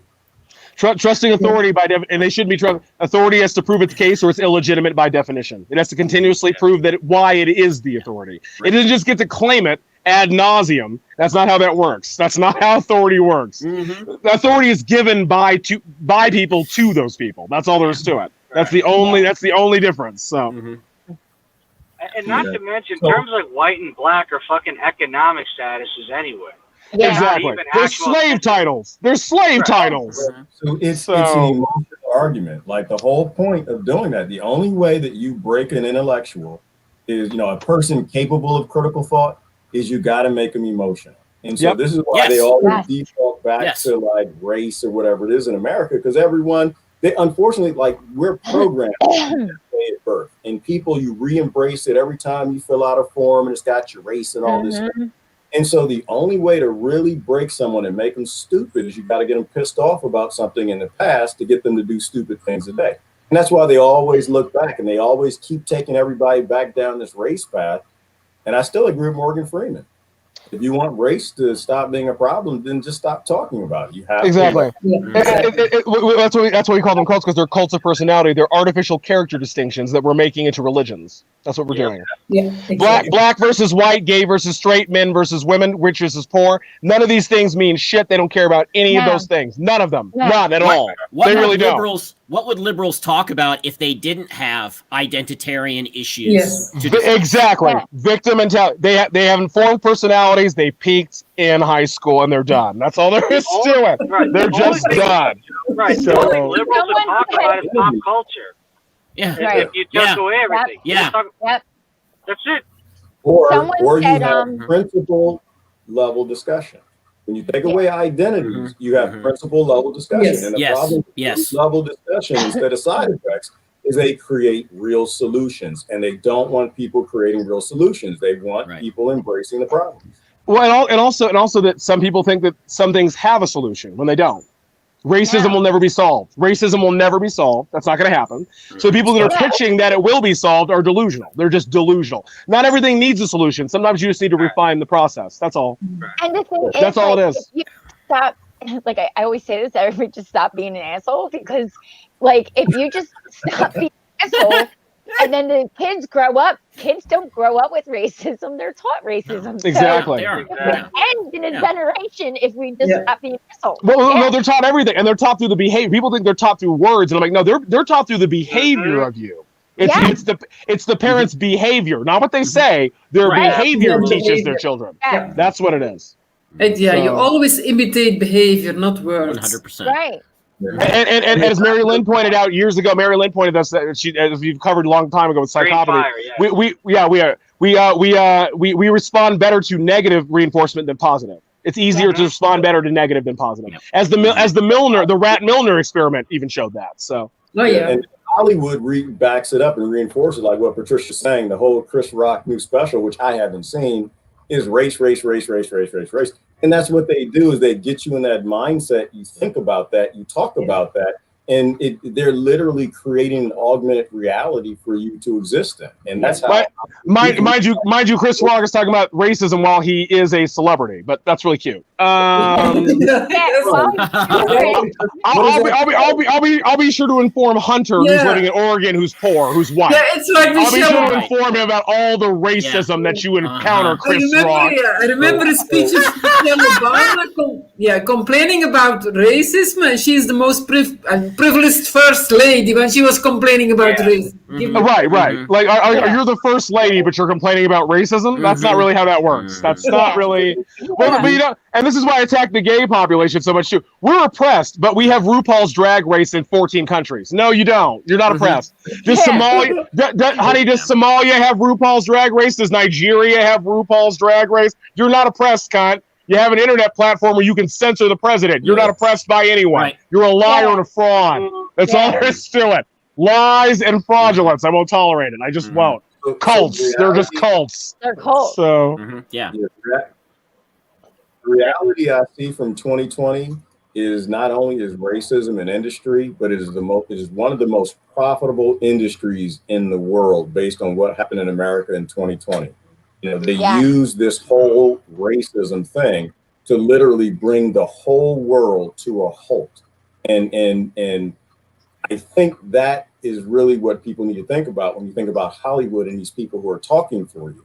They're literally helping to make vast amounts of money, keeping racism a popular topic at a time where it's being used to not only destroy cities, but divide the people who all need to come together in order to fix anything in this country. But it's the biggest industry in the world. But more importantly, all industries are criminal enterprises by definition. Next. Yep. It's fun to talk side effects. And it's funny how your brain does that, because that's what mine does. Like, it's fun to talk about the side effects and the politics, Donald Trump, whatever. It's fun. And then you default right back down to the root, which is, but it's still based in blood money. It's still based in corporate. This is how you know people haven't read Adam Smith's Wealth of Nations. This is how you know they haven't read it. Every industry is a criminal enterprise, period. Fashion, everything is a criminal enterprise by definition. That's how there's to it. If people don't accept that corporations are criminal enterprises, we can't help them. There's nothing to do. There's nothing to help them with. They have to understand that. They have to understand it. Right. Well, not only are every industry is a criminal organization. Is a criminal organization. What they fail to realize is that, every industry in this country is built off of child abuse or child trafficking, and rape and all that. They're all linked. When you really think about it, it's like, every industry is linked, and that's why they give us so much shit for being paranoid, which is actually a good thing. Paranoid means being able to see things that are seeing links between things that are seemingly unconnected. That's what paranoid means. So they're actually mad about the fact that we can see the links between what they did. Well, sorry, they're linked. They are. But they are compartmentalized away from each other, which is why everyone thinks they're correct. That's exactly why. They have to be compartmentalized. 2020 did wonders for my paranoia.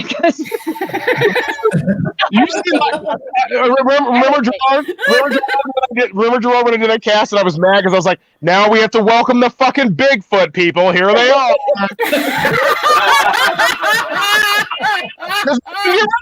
There's nothing to do. I tried to get rid of them. They were like, you believe the Bigfoot people? I'm like, I have 16 like tribal nations that say that these people here. Am I supposed to disacknowledge the natives? I can't do that. The Bigfoot people are here. I'm sorry. They're joining us. The Q people. They're all here, honey. It's all here. I'm so sorry. I'm so sorry, honey. I really am. If you share some of your Bigfoot people with me, I'll share my mermaid people with you. Because I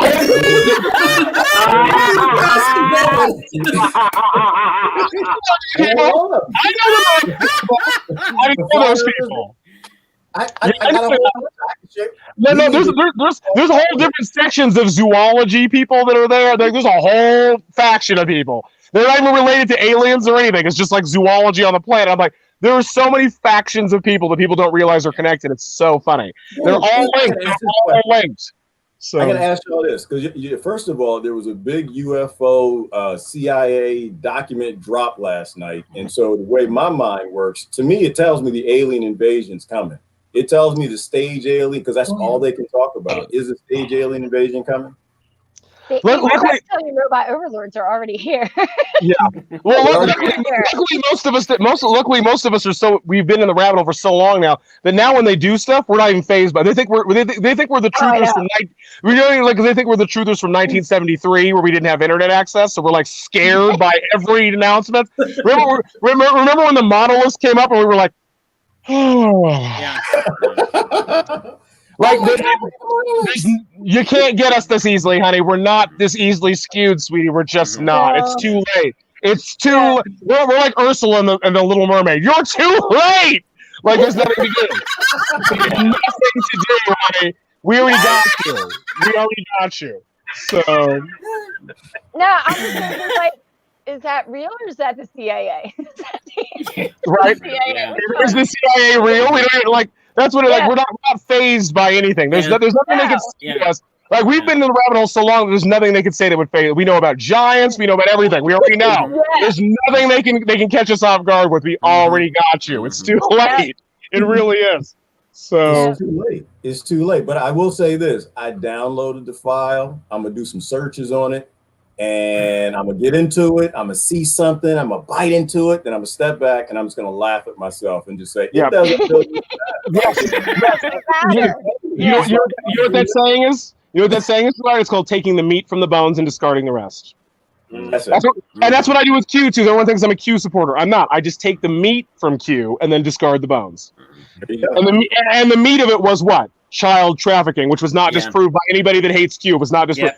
All of our updates were coming from Q about child trafficking. That's how we got Jeffrey Epstein, Keith Raniere from the Nexium cult. That's how we got R. Kelly. That's why, because he signed those 2 executive orders, which went after pedophiles, which set the motions and process for Corey Feldman to even go after all those people in the first place. This is what I mean. People have to understand how the process works. They have to entrap pedophiles. They can't just get them. They have to entrap them because they're already in control. So you have to manipulate the system back on itself. That's how that works. That's how that works. That's the only reason we got them. That's the only reason we did. That really is it. Thing about Q, which is fun, because I love conspiracy with anybody else, and we talked about it. But the thing is, you take what they put out there, realize there's always a degree of truth in everything. And how do you use that against them? What do you do with it? And I remember back when I started this, you guys know it was all children's rights, right? I was involved in the children's rights movement, and everything was like foster care, family court. What do we do? What's the best interest of children? And you couldn't give anybody to give 2 damns about children back then. There are pictures of me still having protests on the street corners, signs, and only about 4 or 5 people hit their horns. They can give 2 damns about what happens to children as long as their children are fine, right? So the fact that Q was able to do through the people who give a damn about children and raise this whole hashtag Save the Children movement, that's not going away. That's how we discovered that 3M was doing adrenochrome, is because of Hunter finding that out because of Q. I was like, what's 3M? And then he looked it up. He's like, oh, here's an actual industry that produces child blood. Like, it's called 3M, and it was there, and it was cut off. And we were like, we didn't even know that industry existed until Q. We didn't even know. We had no idea at all. It's because people think the black market's gone away because of their little Biden bullshit. The black market is legal. You can still get guns, drugs, children, prostitutes, anything you want. The black market's not going away just because people have idealistic platitudes. It's still there. So that's what the CIA uses in the first place. So CIA has been the biggest drug trafficker in the world for 70, 80 years. Yes. And children and everybody else. Yes. Yeah. So another question, because I believe this weird idea that everything's a contract. Like, everything they do to us, they have to put in front of us, and we have to accept it. You do things in front of us in packages that we will refuse, so we know that they're there and we'll accept it. So they, child trafficking with Q. Yes. NASA's lying with the flat earthers. Like, do they put things in ridiculous pack, free energy with the UFOs, and they put it to you in a ridiculous way, so it's there, but then you accept not being able to do anything about it. Yeah, exactly, because you're not paying attention to how it works, because your rights can only be enforced through contract. That's the only way your rights can be enforced. That's the only way. That's literally it. That's literally what it is. They have to tell you. They can't do it. They have to tell you that they're doing it, and if you acquiesce to them, your fault. Entirely your fault. Yeah. That's it. That's all there is to it. That you've waived your rights. This is why people are like, how are they going to make them take the vaccine? Because you've waived your rights away with a welfare state through the 14th Amendment. You've waived by giving your rights away to a corporate state in the 14th Amendment. You've waived your sovereignty away. Yeah. That's all there is to it. That's all there is to it. So when you think about the vax, and coming out of the pharmaceutical industry, I try to tell people this has nothing to do with curing you from a cold. This has to do on the adult vaccination schedule, what you just said, which is once you normalize it and you consent to taking one and you agree it being forced on everyone, they've got another 30 that you're not going to be able to opt out of because you normalized it, you give them the power, you consented to it. And so you'll be trying to figure out why you're getting a vaccination for syphilis or gonorrhea or something, and you're like 94 years old and you can't even get it up. It's because And symbolism will be their downfall. This is why I try to tell people that they don't need it. They're like, well, how do you know this legal? Like, I don't know how to read legalese. You don't need to know legalese. You don't need to know legal thing. You need to know the principles, as you were talking about earlier, Gerard. They need to know the principles of law. They don't need to know law itself. They need to know the principles of law, so they'll know when a law is pitched, whether it's illegitimate or not by definition. That's the point of knowing natural and constitutional principles. That's exactly the point of it. Because sovereigns already know that you can't pitch certain things. We already know by definition you can't do it. So that's what it is. Certain people they're trusting on other people rather than like, how does this affect me? Is can they make me do it? Can they make me do it? Because if they can't, then that means they need consent from you. That's all there is to it. That's all there is to it. So it's very simple. This is why like the free speech thing was already solved. Like, what do we do about Donald? You don't have to do anything. He gets a platform, and you can shut the fuck up. Next, right?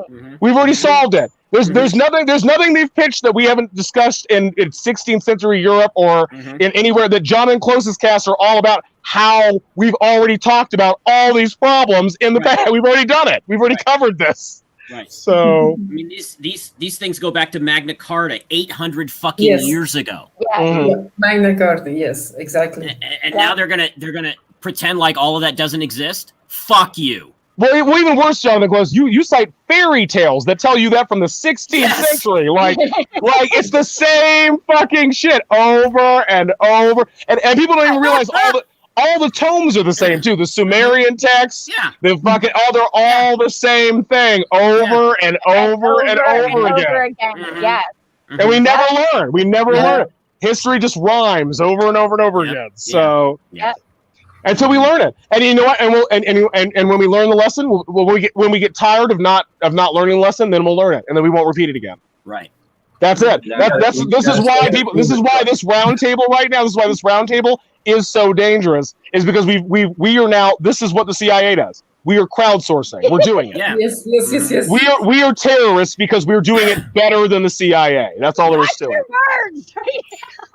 That's what it is, darling. And they have to stop us. So you know why it's dangerous? I'm not dangerous at all. You tried verse 1, but no. So the reason why we're dangerous is that we all come from different backgrounds. We didn't know each other. We didn't grow up together. We're all different genders, ethnicities, cultures, from all different countries. And we've all come to that same root understanding. And the reason why this is so dangerous is because not even this panel was scripted. It just kind of happened. Y'all just jumped in. And so it's organic. It's conscious in nature. Exactly. There's a consciousness. There's a thing that's happening to people all over the world. And that is they're sick of this bullcrap. And that's how I know this is going to end. I mean, me personally, I'm positive because I think this actually is the last straw. Their world is dead. Their world is dead. All you're witnessing, it's on the ground and it's palpitating and its heart's just trying to restart back again with a new normal and a digital. It's dead. It's gone. and we've all been here.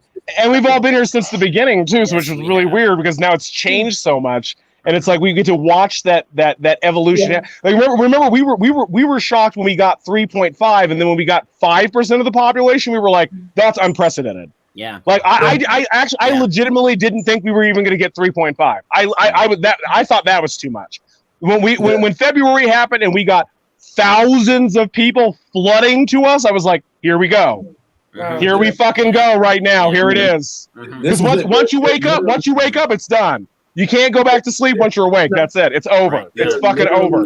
You can't put that fucking genie back in the bottle. You can't.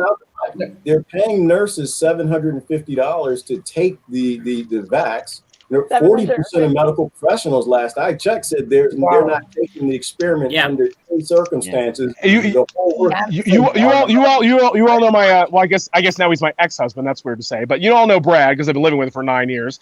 He asked me, he's like, so I take it you're not taking the vaccine. I was like, fuck no. He's like, I'm not taking it either. I'm like, bitch, you've been working as a nurse for 20 years and he's not even going to take the fucking vaccine because he doesn't trust it. What the fuck are you all doing? Are you kidding me? He's worked as a professional nurse for 20 years and he doesn't trust the vaccine. What are you doing? Like, seriously, guys. He knows something is wrong. He knows something is terribly wrong.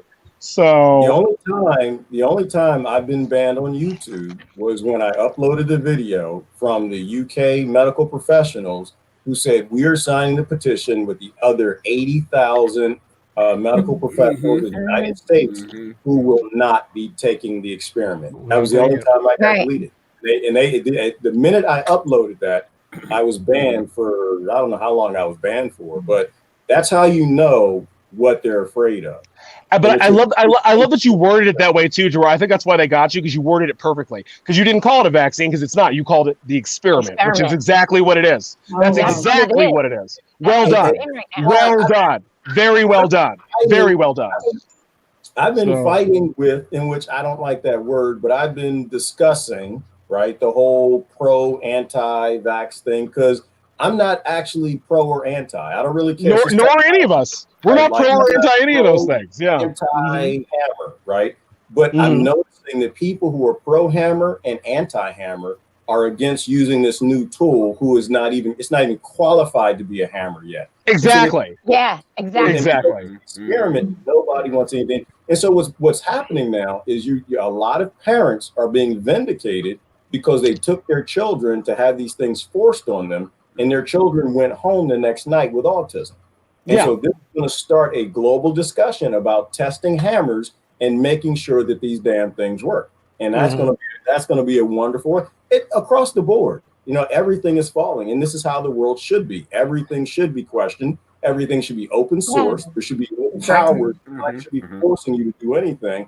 And when you start to see the anti-hammers and the pro-hammer people coming together, something's going to get you. We won't build a damn house. Something's going to happen. Yeah, and the most surprising thing that I've seen from the liberals, especially the dark-skinned liberals, was that all of my dark-skinned liberal counterparts do not trust the vaccine because of Tuscany experiment.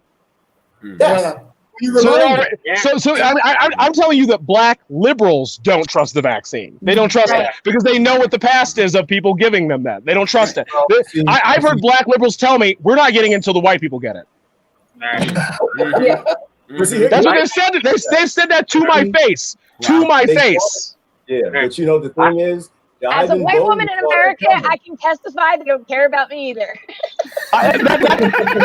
That is why I thought it was funny. I was like, we're gonna wait for the white people to get it. I'm like, oh, the white people are specifically not gonna get it. So I don't know what you're talking about, but that's real cute. That's real fucking cute. So y'all about my racism. I'm gonna be honest with you. I'm gonna make an admission of guilt right here. We used to drink Southern Comfort, Thunderbird, and Mad Dog 2020, and Oldies, all that stuff. And once I went and I partied at this university, because I went to a traditional black college, right? And you wake up in the morning and you feel like crap. And I went to Salisbury State, the party once. I was like, wow, the white folks, why are they drinking Budweiser? Like, what the hell? And so one day I decided to try Budweiser. And I got up the next morning and went to class like I wasn't feeling like crap. And I realized at that point that we literally have a culture that feeds us this malt liquor that makes you feel like death in the morning. But the white folk know that you're supposed to drink Budweiser. I immediately converted to Budweiser. That was some racism. And so that was by the way, it's also homophobia, by the way. It's also homophobia in gay circles. In gay circles, Republicans are evil, but we're still going to drink Coors beer at beer busts. Now you better drink Belgian beer. That's the best beer. Of course it is. Of course, because Coors isn't beer. Coors isn't beer. It's beer flavored water. It's not even fucking beer. But the point is that the gay community is like, but we're mad about oppression and all these things, but we're going to trust corporations like Coors and Smirnoff to give us little pride flags when they're selling us alcohol, even though their legislation goes completely against all of our rights. So you saw the Pride Parade last year in 2018, and who was on the Pride Parade? Chase, Goldman Sachs, J.P. Morgan, wow. tacky shit, and they were called out on it, and they were mad at me because I called them out on it. You're trusting corporate frauds to protect you from other frauds. This is tacky. It really is. It's real tacky. I don't like it. I really don't like that shit. So. But awesome things are happening in the world, and that's the good things. Things are changing, I think we all have to individually think about, well, what do you want it to change into? Do you still want a world where you're in a cult and you're in an ism and you're fighting somebody else to force them to be like you, or do you just want this thing to collapse and we just build a new world where people are actually free to do the things that they want to? But that's the thing, is that they have to build it now, because it's not just going to manifest out of nothing. They think that if the world collapses, then we'll do it. No, you have to have it already in place before the collapse. So then when people fall, they won't fall into the systematic abyss. You'll have something to catch them with. You'll have a social security net, which people haven't built up because they're too busy fighting each other over purity bullshit. That's the problem. Yeah. That's exactly the issue. Virtue signaling. Well, see, it's like you said, though. They're always multiple steps ahead of us. And this is why they got Jive Bowden in there. Jive Bowden is he is the most systemically racist writing law man that ever exists on this planet. That's alive right now. Who is that? Is that a rapper? I don't know her. Well, I used to go to Facebook jail for saying his name, so I don't say it. Jiving Bowden, because he's always jiving about something. Indeed. So, didn't I tell you off? You can't speak. If you can't speak publicly, speak in code. Do like that. Speak in code. You have to. Speak in code. So what did he do? He put He's a mumble rapper. A guy. He put on a task force a guy that said that you're not going to get your stimulus check unless you have the experiment. Unless you got your shot record. And the other thing they said is they're working on food. And he worded it in a nice way. He said, we're working on food scarcity to make sure everybody has enough food. We're going to make sure that you have all your adult shots before you get the and also the other 18 things that the other 18 things that were in that 5,000 page stimulus bill that nobody read. And in 24 hours. Yeah. You're like, now you guys understand why I'm so angry every day, because like the laws that people are like, but he could have done this. I'm like, did you read that law, you stupid cunt? You didn't read it. It's terrible. Just provisions added to the NDAA and giving all your money to China. Just like, it was just terrible bill. But they said the word stimulus, so now everybody's like, okay, yeah, we're ready. So stupid. Superficial. It's so superficial. They know that no policy is signed with them in mind. They know that, but they're still acquiescing because they're desperate and sad. It's really pathetic. They hear stimulus and buzzwords like that, and they respond like Pavlov's dogs. Yeah, exactly. Yes, they do. Psychology, yeah. It's all psychological. It's neurolinguistic programming all the way. Yep. Just a lovely Edward Bernays nightmare right for your face, Sterling. Mm-hmm. Just right for your face. It's fabulous. The white supremacist is going to come get them, and they go to the most. What will we do now that the Green Party's here, darling? What will we do now? Oh no! No, you see why you have to mock everybody? You have to mock everybody. Just mock everyone. Everyone. Ridicule is a weapon, darling. Ridicule is a weapon, sweetie. So I watched your video 100 times. You did it wrong. You did, what will we do now? The Greens are here. What do we do? Because that's how I feel about every group. Oh my God, the Nazis! Oh no! How will we go on? Right? You see, like you have to ridicule bad ideas, Sonny. Mm-hmm. Thomas Jefferson said this, sweetie. You have to ridicule it. You just have to ridicule it. That was my cure. I don't know if I ever told you that. That was my cure. That actually is what cured me, which is why I'm excited about you having this thing on the 19th, apologizing, because some of the people that I love the National Day of Apology, yes, indeed. Yeah, everybody comes back together because, like, people like Robert Walker and some of our friends and I owe him an apology. I owe Melody one. I owe Bill Bunting one. I owe a lot of people apologies. So that video, I don't, because I'm nice. But see, that video cured me of voting. That was the video that finally did it. When I finally thought about the ridiculousness of the global billionaires being scared of some damn Green Party, new political party within the United States Incorporated, which is wholly owned by billionaires, and they own the purse. I needed that level of condescending ridiculous. Otherwise, I'd been out there voting. And I needed it. That was a I'm glad. information. I'm glad. Also, just an update on that. The reason why there's no Green Party this year is because the DNC sued to keep all those people off the ballot. Just so you're aware. Moving on. Oh. I didn't know But that. they're for democracy Wow. and freedom, Ty. It's called democracy. Do you see why everybody hates me now? Do you kind of get it? Because it's just like it's just like everything they believe. I'm like, but here's also the background of that. They're like, you're just ruining everything. I'm sorry. Yeah. But you got to research stuff, guys. You got to research it. I don't know how to help you. I don't know how to help you otherwise. And this is why Patricia just posted that link. And so more on the stimulus. So if you go out and read the stimulus, almost all of it was about war. It literally was about foreign affairs. Which is what the president does, by the way. That's the president is foreign affairs. It's not for domestic. It's for foreign affairs. That's specifically what the president does. Yes. And the whole point of having everybody sit at home and running up all this debt to these trillionaire families that own the central banking system, because now you're going to spend it. If we don't change the world, you and your kids are going to spend the next 10 years invading countries, destroying them for economic hit, to bring resources home to pay back for sitting at home for a whole damn year. And that's crazy. The stimulus is you being in the military. That's the stimulus. Yeah. Can you imagine if Trump had actually signed the TPP and the Paris Peace Accords and all that?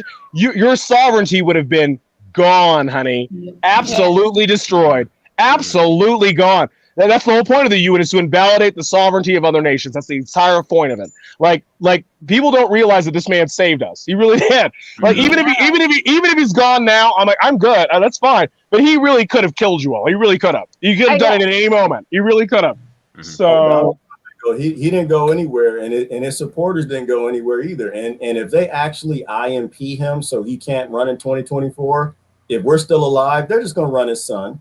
And I'm a clap. I'm not going to vote for him. He's not even the thing. He's just a representation of everybody's outrage. That's all there is to it. Right. So he would be replaced by the next person that came along anyway. Yeah. Right. So so much of the African American vote, there's no question that angst is going nowhere. So now he literally, under him, whether we want to accept it or not, that's fine. That's up to you and your own intellect. He literally pulled a populist play because that many black people voted for him. That was a Bacon's rebellion. That was a farmer's with a poor white. Also Mexicans. Highest Mexican turnout for him too. So he got so many Hispanic voters. And so I'm not saying that this is a good thing. For me personally, I think he delayed things. But the reality simply is this: is that once you get rid of him, if you do, it doesn't matter. It doesn't matter. The anger of the populace is remains. It remains. Becomes an anti-establishment anger, but it's not going anywhere. So when you look at this whole sedition and all this crap that they're pulling today, what this is really about is they don't want you to pull another Bacon's Rebellion. And if you remember the history, it's going to be really hilarious over the next 4 years watching Biden try and get away with shit. Well, this is why they created. Well, he will on TV, right? Yeah. This is why Bacon's Rebellion is why they created races in America. Maryland and Virginia got together and they worked with England. They wrote a law to create races to keep whites and poor whites and poor blacks, the laborers, from coming together and taking the land back. And so there's no question why all of this is happening right now. It's because conditions in this country and world are so horrible that poor people are starting to lay down the bull crap about race and all the division, and they're starting to unite. And to me, I'll go along with most of my Trump friends, which I got to tell you this: none of them have ever said anything racist, anything suspiciously racist. Same for me. I will say this: is that a lot of them have always said from the very beginning that he is sabotage. We are voting for him because there's nowhere else to go, and we want him to sabotage the deep state. You know, ask you all this question, and they did. They did sabotage the deep state. Yeah. So directly or indirectly. Do you think he was?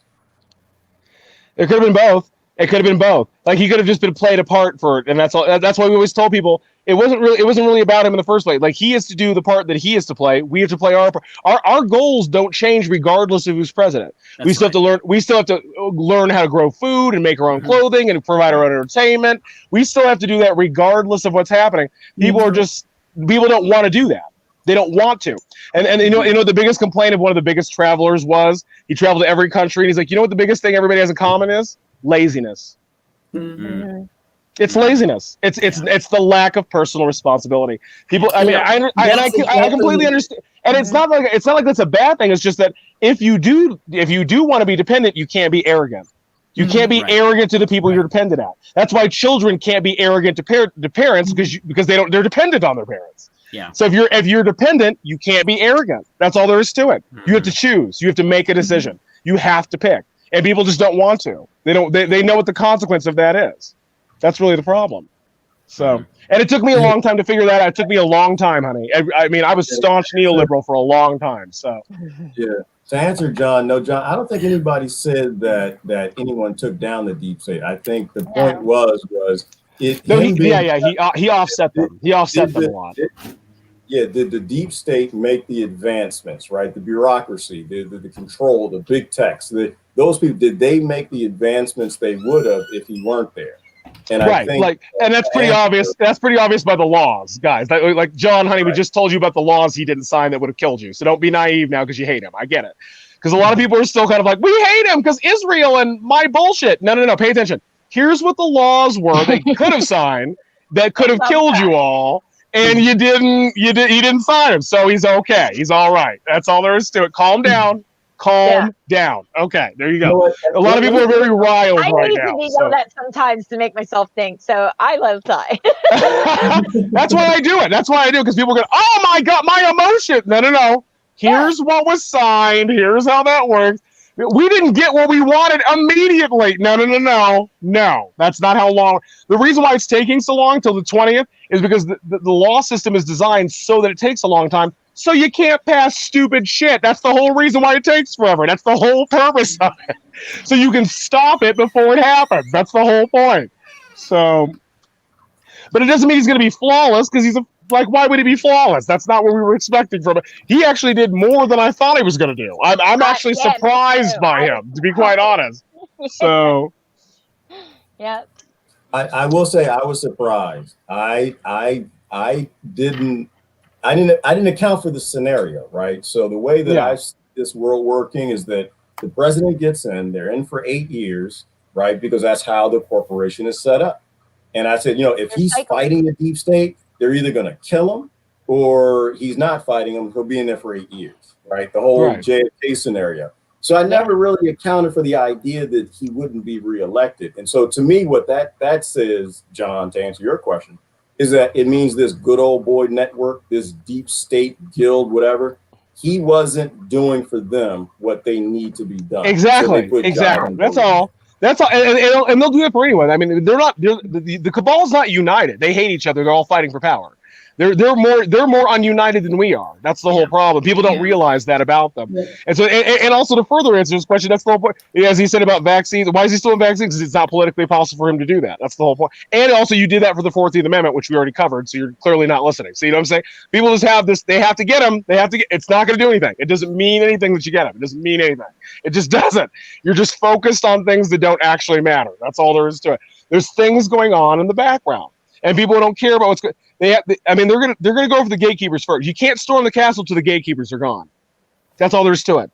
They're rings within rings within rings. They're insulated from you on purpose. They've designed that. So you're not just gonna get them. You have to entrap everybody in a row and get them. That's how that works. People they want an easy solution right now. That's not how this works. If it was that easy, you would have already gotten them. That's not how anything works in life. Most easy things are traps. Yeah, most easy things are traps. Right. That's really what it is. Mm-hmm. So, anything free, it's a trap. It's a trap. Yeah. It's a trap. Mm-hmm. We're Star Wars all day, darling. It's a trap. Mm-hmm. Just all day, darling. So, and we can't complain about that. We can't complain about that so long as we're on Facebook. We can't be like, here's why we're better. You're on Facebook. You're on it. Yeah. It's controlled opposition site. You know it is. You're here every day. So I don't want to hear it. I don't want to hear it, honey. Yeah. You're a part of it too. You just are. So you click into Facebook knowing that they're recording everything you're saying and doing. Yeah. Data every day. Every fucking day. Yeah. And then they're building some program of you that's going to replace you soon in the Matrix. And notice that we're still happy and cheerful because we know what it is. We know what they're doing. But you can, but it's just a tool. As everybody says, it's just a tool. So you can utilize anything however you want to use it. People just choose to utilize things unproductively. Yeah. So everybody. So as you said, we have the same level of opportunity that liberals have. They just don't utilize it productively. So outcome is not the same thing as opportunity. It's not the same thing. It's just not. Right. That's all there is to it. It won't matter what that situation is. If people don't utilize it, somebody will, and they'll reap the rewards for it. They'll turn liabilities into assets. Law.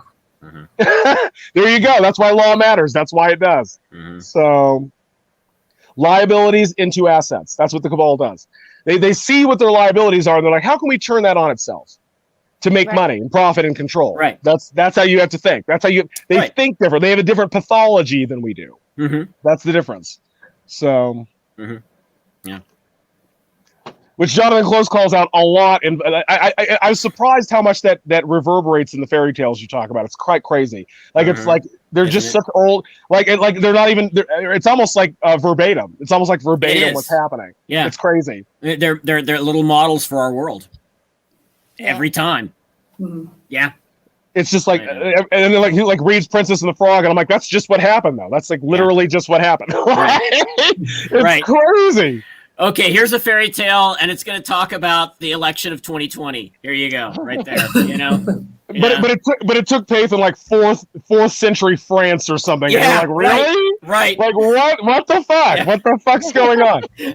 We don't learn for shit, do we? We just don't learn for shit. No. This is why this is all happening at once. It's a time loop. We're on a time loop. Yeah, it's a time. Exactly. And this is why like it's being so abruptly distorted that people are like, where do we we don't even know how to process this right now. We don't even know how to process it. It's too much. Yeah, no, it is too much. It is. It's too much. Here somehow. Right. No, seriously, because every day I'm like I always say, is this real? And then like every time I go food shopping, I'm like, everything here's poisoned. It's not poison. And I'm hearing announcements. I'm hearing announcements in the parking lot, like wear a mask and do these things. And I'm like, what are you doing? I'm like, you just cut off a song I like to give me a COVID commercial. This is crazy. That's why we have the hardest work there, especially people in the rabbit holes, because we have to pretend to not know while knowing. Right. And that's the hardest part. Right. That's the hardest part. I just sit around with my friends all day and they just our mouths shut while we're dealing with all of this. Well, and they're just learning about it, and you have to be like, oh, is that a thing? I didn't. Oh my god! I know. Shocker, darling. Shocker. Like, conversation with his sheep is like. Then you know time distortion's real because it's been 5 minutes, but you're like, this has been like 10 days. It's terrible. Right. And that's why I drink a lot. I have to drink. True. Especially when I was at the bar with all Hollywood people, I was like, you owe me. Like when I did performances, they had to have in my roster that they gave me 3 free drinks on the house because I just couldn't. I can't deal with them. I just can't, darling. I just can't. They had to pay me in drinks. That was on my fucking roster, honey. I was like, I'm not doing your show. I get $100 and then you give me 3 free drinks because I can't deal with neoliberals. I'm not going to do it. I'm just not going to.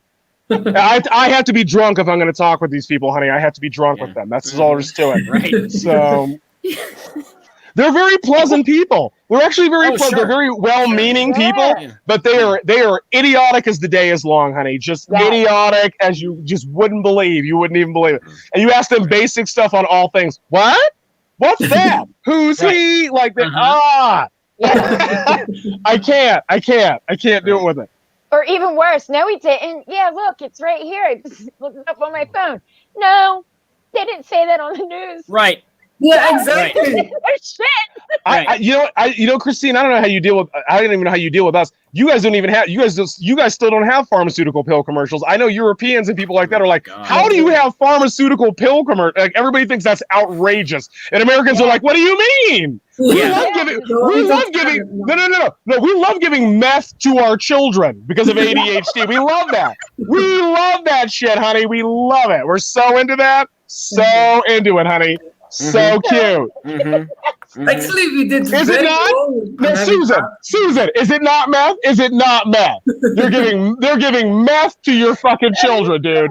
That's what they're doing. I'm trying to tell you. Yes, So and then funny. 5 million, you get a cure and 5 million side effects. So Yeah. the medicine against depression, side effect, maybe suicidal. Maybe suicide.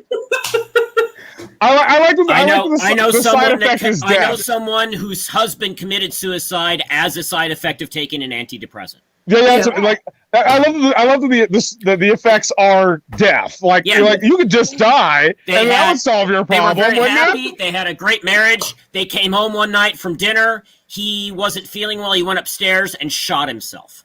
Wow. And that is actually the most common way for men specifically to kill themselves is through guns. So Yeah. suicide is actually worse than homicide. So yeah, by far. Yeah, by far, it's actually dramatically worse, especially in the gay community too. Mm-hmm. So it's all over the place, and it's actually worse now because they lock down everything and nobody has any connections. So they're just they're causing psychological psychoses and destroying people's lives. That's exactly on purpose, and it's amazing. Yeah, it's absolutely amazing. Yeah. So I'm surprised we haven't gone insane, guys. I really am. I'm really surprised we haven't yet. So define insane. Okay. I should say I'm surprised we haven't self-harmed. I'm surprised we haven't physically self-harmed. Yeah, that's what I should say. Actually, I should redefine that. You were correct because we were already insane to begin with. We were already there. Right. So we're all mad here, darling. We're all mad here. Yeah. So Right. Welcome to my world, people. It's like, oh my god, it's just nuts. That's why I'm glad we get to do this because I feel like we're not going to be able to much longer. Probably So not. I think so too. let's do it. Yeah, it's coming to an end. It's great, but remember when we started and remember we could all just do live streams randomly and it was destroying the narrative so quickly. They were like, we have to stop the live stream shit. Right, I remember that. It. Yeah. Mm-hmm. I sensed it. The moment we were all starting to connect, I was like, oh, we're about to take these bitches down real quick. Yeah. And they were like, nope. Yeah. Bam. Yeah. Terms of service. Yeah. So that's why we have to move to alt tech because it's still there, but it won't be there forever. They will come after it. As you've seen, they'll go after Parlay, they'll go after Gap, they will go after it if it becomes too BitChute is strong. also gone. BitChute is also censored. BitChute. Yes. Yeah. And it brought more, and the more you censor, the more it brings people to them. Yep. It just brings them closer and closer to it. The more Funny you how do that works. Yeah. Wow. If you censor people will go to them. Yeah, wow. If only somebody had warned them about it. If only somebody had. I wonder who could have. If only somebody had. But you know what? I even think 1984 is still tacky, surface level bullshit. People need to read Sumerian Days from Orwell. Sumerian Days, where he had it like. I never read it. Yeah. From Orwell, Sumerian Days. I don't know that book. Are you talking about Bernie's Days? Yeah. Burmese Days. I'm sorry. Yes. Yeah, Burmese Days. Yeah, I'm. You have to. Burmese Days. Where he owns a physical slave and has to talk about how he essentially bought this woman from their family and how it turned his personality and how he couldn't own this woman anymore because it was changing him. And he was like, "Oh, now I understand what slavery is. Now I get it. Yeah. Now I get it." Mm-hmm. Yeah, and he was actually shot in that war in the larynx, and it made his voice raspy for the rest of his life. By the way, so or he's a fascinating character if you actually read the other books that are not as popularized as the mainstream. There's some shit going on in the backgrounds for sure. But I think Burmese Days is actually much more influential than 1984. So yeah. Mhm. But of course, Jonathan Close would know that because he knows everything. I teach occasionally in class. I teach shooting an elephant from Burmese Days. Oh yes, darling. Yeah, that's one of the best. Mm-hmm. That's one of the best. I'll tell that right now. Do that. I should do a cast on shooting. Yeah, do. You should. Definitely. Yeah. Okay, that's a good idea. I'm still doing Edwardian culture, by the way. I just got caught up because boyfriends and shit. Good. But yeah, I'm doing that. It's happening. It's gonna happen. Great. So yeah, I feel bad because that's what happens. Mm-hmm. So I'm off 2 weeks. Yeah. She's got the Rona. Look out. Yeah, no. Enforced quarantine. Yeah. Well, I just can't go back to my job. Right. Because someone there whatever. But they're like, it's up to you, Mm-hmm. So then all the other little sheepy friends, they're like, wait. Do you have COVID? No. Oh, For a minute, I was like, "Do you really?" No. Yeah, really interesting. Tell me Because about it. you know why? There's no way to know because there's asymptomatic, so there's no way to know if you fucking have it or not. Exactly. But this is my thing, right? The person who got tested, whatever, right? She has like she takes like 5 pills every like 6 hours, 3 hours or something for all these Oh my God. she has, and she wasn't feeling well, so her immediate thought was, I gotta get tested. So, and so, but they're like, oh, you don't have to get tested if you don't want to. It's totally up to you. But now my other little sheepy friends are texting me like, oh, did you get tested? No, why the fuck would I? And you know what we're gonna do? We're gonna say no until they're forced to be like, did you get it? Yeah, sure, honey. Yeah. Sure, honey. Yep. Why not? You have to lie. You're gonna have to lie to people to survive. You're gonna have to. So. Oh, there will be a black market with COVID passports and all the things like that. Yeah, we were talking about that. We were talking about like when they first posed it, like, so so where are we getting the certificates from where we can make those? Like, we already knew. We already knew before they even pitched it. We knew they were going to steal the election. We knew all of that. We already knew. We knew what their plan was from the very beginning. 80 million Americans will have false COVID papers. Yes, indeed. Okay, I want to be a part of the business. Gonna make good money. And the black market will make money producing all those fake. It's gonna be great. It's gonna be fabulous. Just lies all day, darling. Lies all day. Give me the lies. Remember, I used to say all that. Give me the lies. Give me all the lies, darling. I want all of them. It's just like the father who never left, the ice cream you never got. Just fabulous. Just lies all day. Lies all day. So comforting, darling. Tell me. That's why remember Hunter used to sing all the time. Tell me lies, tell me sweet little lies. Tell me lies, tell me lies. I believe that was in the Bible. I believe that was Corinthians, wasn't that? I'm pretty sure it was the Bible. I'm pretty sure. Might have gotten that quote wrong. I'm not sure yet, though. Oh my God, I love talking with you guys. I'm glad I got to do with all of you. I've never done with Jonathan before. I'm so excited to do with Jonathan. Awesome. Yeah. This is like all-stars right now. This is fabulous. Okay. We are the the pirates. I will definitely tag you all when I do shoot. I may do it today. You should. Yeah. And I've been trying to send more people to you, so I hope you're getting an influx because you need a lot more people that are there. So yeah, I have. I've gotten a lot of people. What? I don't know this person. I don't know that person. I don't know that person. So yeah, it's cool. I think it's funny that because to me Christine's just like sweet and innocent and nice and positive, right? Yeah. They banned her. Yeah. Really? 30 days, 1 month. 30 days. No, I put some the censoring from Tony Smith. He had it in the Indian old sign. I'm not going to call it because maybe this will be banned. The Indian ancient sign from Ganesha.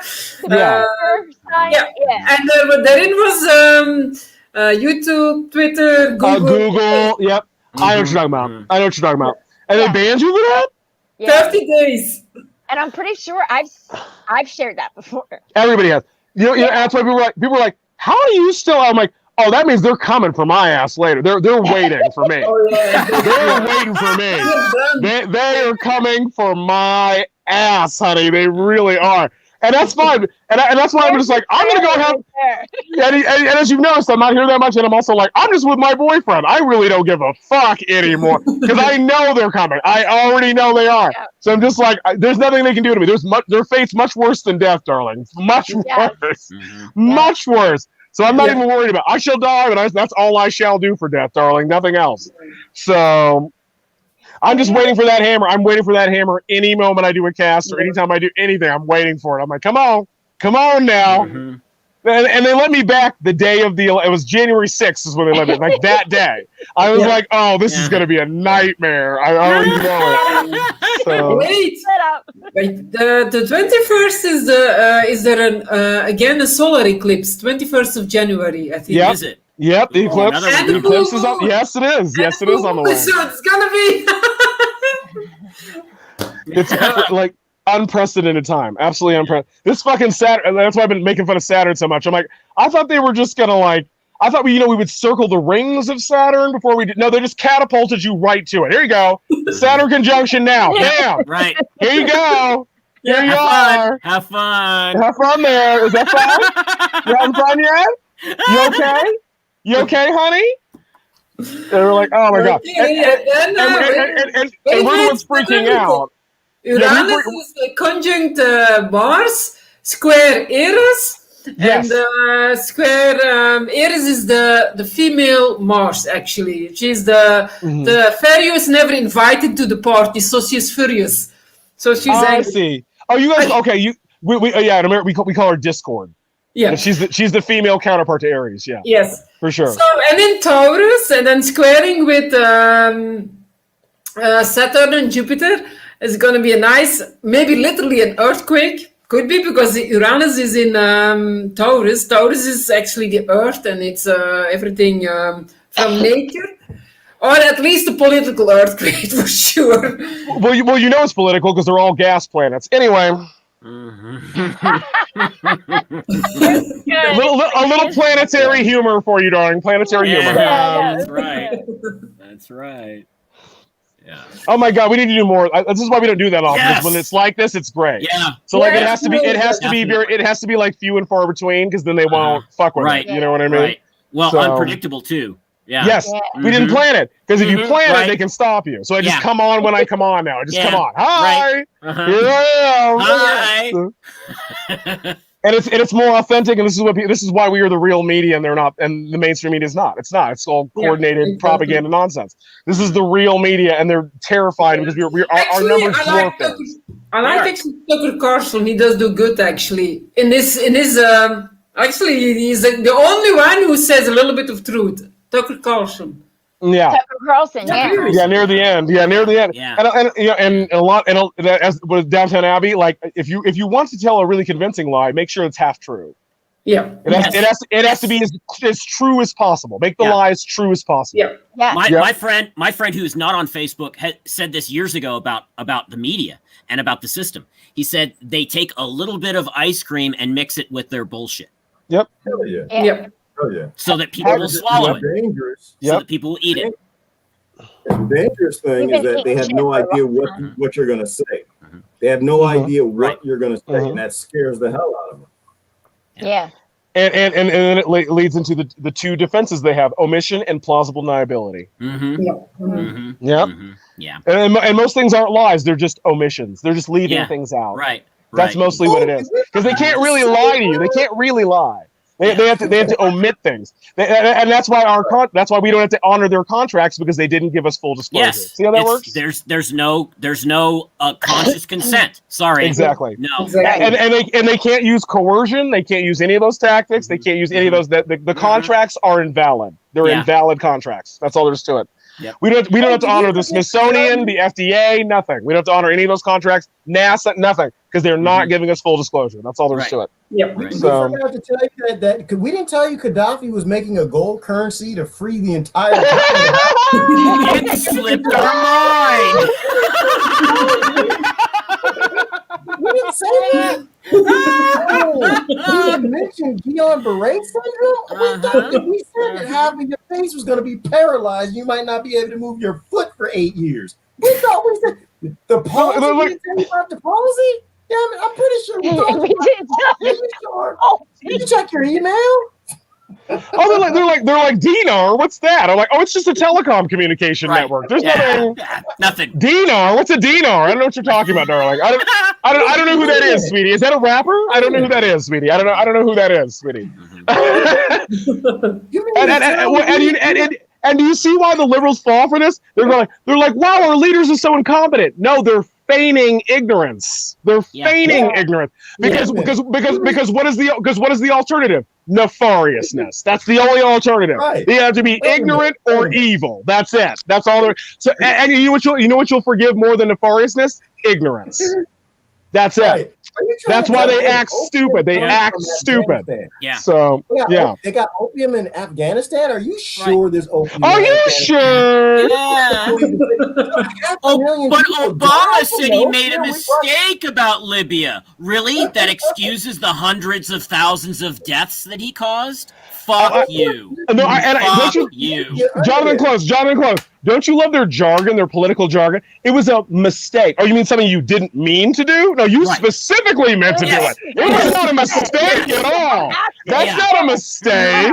It's like when they say things like, you know what, we're going to roll. Obama said that. No, Obama said that. It was actually, he wrote the book, and I think Jimmy Dore read some passages. And he said, yeah, I made a mistake. We had a lot of war or something. But this was, I mean, like, I have to message that from Jimmy Dore when he reads something about Obama's book. It's hilarious. It's like, because they abuse language, and this was Orwell's warning that they abuse language in this way, so that is an attack on your civilization as it is the abuse of language. Like when they say like you know, we're gonna roll out this things that aren't round. You see how they just abuse language in this way, political jargon and rhetoric, just so they can destroy you. It's very interesting how they do this. It's very interesting. I'm really intrigued by that neurolinguistic programming. I'm very intrigued by that. So you're saying while we were creating slavery in Libya and you guys were knocking down the statues that we told you to, that more slaves were coming out of Libya? Are you did we do that?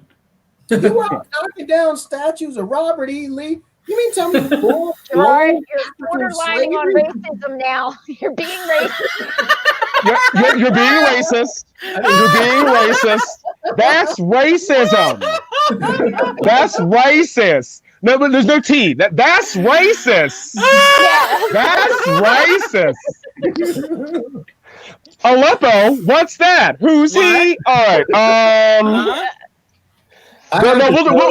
No, Aleppo. We'll just bomb the second biggest Muslim country in the world to death, and then claim that we're supporting those races. Very cute. Yeah. Very cute. Very cute, honey. Tell me the majority of brown children that are dying of famine, we're helping do that in Yemen? We did that? Are you sure that we're helping to do that? We would do something? You know what's funny to me? I would never have guessed that we would be laughing in front of some damn FEMA trucks. That's what's hilarious to me. And we still will. We still will. Like that one's mine. Like behind them, next to them, inside of them too. Yeah, maybe you can decorate them very nicely. You can be creative. Decorate them very nicely with your art. No, we're like the people with the guillotines. Like that rope's too short. Like we'll still gallows humor, darling. Gallows humor.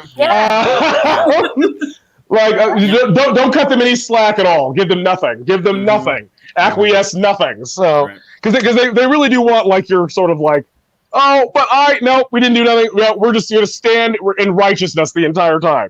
The entire time, darling. Right. There's nothing for them to do. So. Because they really do want like the praise. They want the praise and the liking. Dictators really need to be liked. They really have to be liked. Yeah. So if they're not liked, then they're nothing they do matters. So Well, you know Machiavelli either make them fear you or make them love you. Yep. One of my theories with Trump is that imagine this, and this is going to be a positive thing, and I really don't care what y'all think, but I love y'all anyway. If he is a showman and a narcissist and a sociopath, and all of that, completely.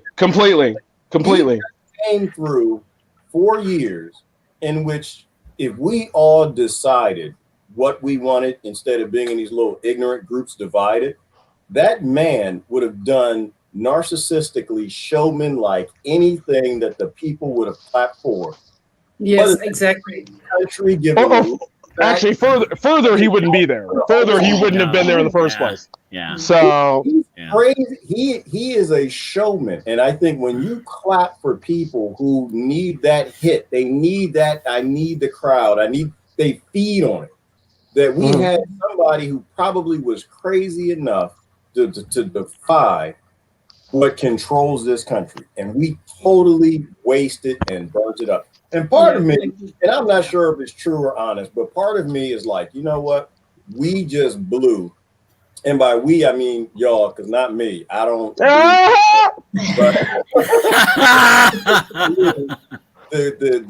a person who was not trained in these schools of being a lawyer and a politician and talking slick and pretending like they're giving you that while they're stealing candy from your baby, and totally wasted that entire time arguing and fighting about something that at the end of the day didn't even matter. Well, you know what's interesting about the Q thing is that that's the whole reason is that he is a businessman, and he's an established businessman that most of these people supported and liked up until this point. And they're pretending like he didn't exist before this point. Now he's just some magical. He's Thanos from Marvel. He just came out of the space. No, you all have camera documentation of you liking this person, photo ops. Like you've all been supporting him the entire time. The moment he turned on you, all of a sudden, oh my God!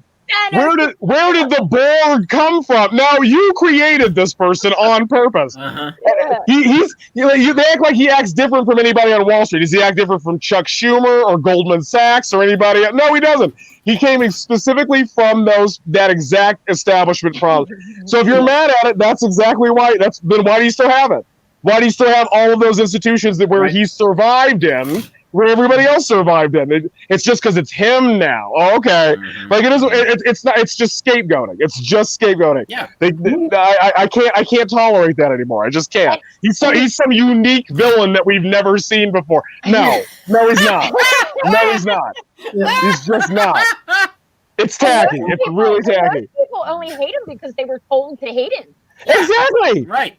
Exactly. He was in the movie Home Alone. Like people don't hate this person. They don't hate him. He was speaking at the Black Caucus with Jesse Jackson and like these people do not hate him. They don't hate him at all. Right. They really don't. Videos. He was in every but the reason I brought him as a businessman is because he's using the presidency as business as he should, because what did you just say? It's not a government. It's a corporation pretending to be a government. That's why they don't understand him. They're like, why is he doing it? Because he's taking back the corporation and then putting the government back in its correct jurisdiction. You can't mandate healthcare. You can't tell people where they can go, what they can do. You can't provide things to other countries. You can't do any of that shit. Do that.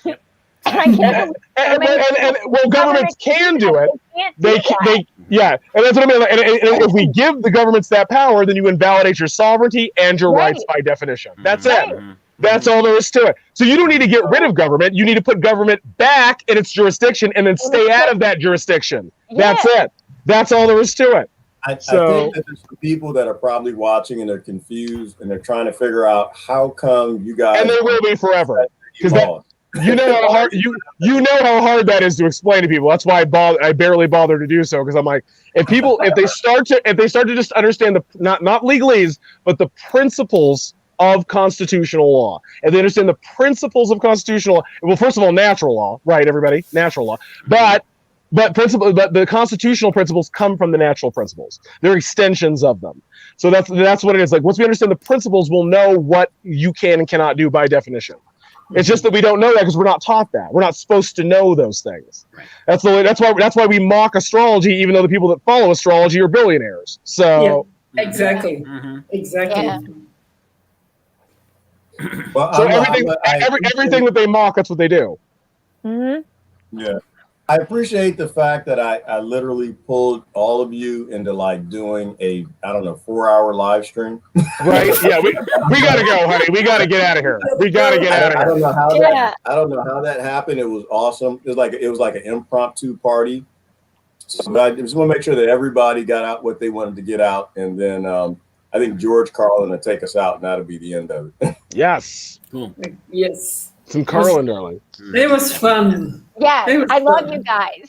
Yes. Energy. Yeah. Hashtag the information desk, darling. Yeah. Vibrating, literally. Right. I feel vibrations. Yes, so do I know. I feel like running or something. I told you my cells go like this, and then I want to let it out. Virtual hugs, darling. We're all so different, and that's so nice. I know. Different ages, different backgrounds, different countries, different skin color. If that Christine, Christine, that was hate speech. You said we're all different. Right. We're not supposed to be different. We're not supposed to be different. We're supposed to be the same. We're supposed to think and believe the same thing. Exactly the same thing. That's racism and hate speech. Yeah. All of it, both of them. It's all of it. It's all the things. All the victim mentalities. Yeah. I know. Yeah, definitely. All right. Well, I appreciate it. We're going to go out on Carlin, some narcissism. Appreciate everybody joining. Thank you all.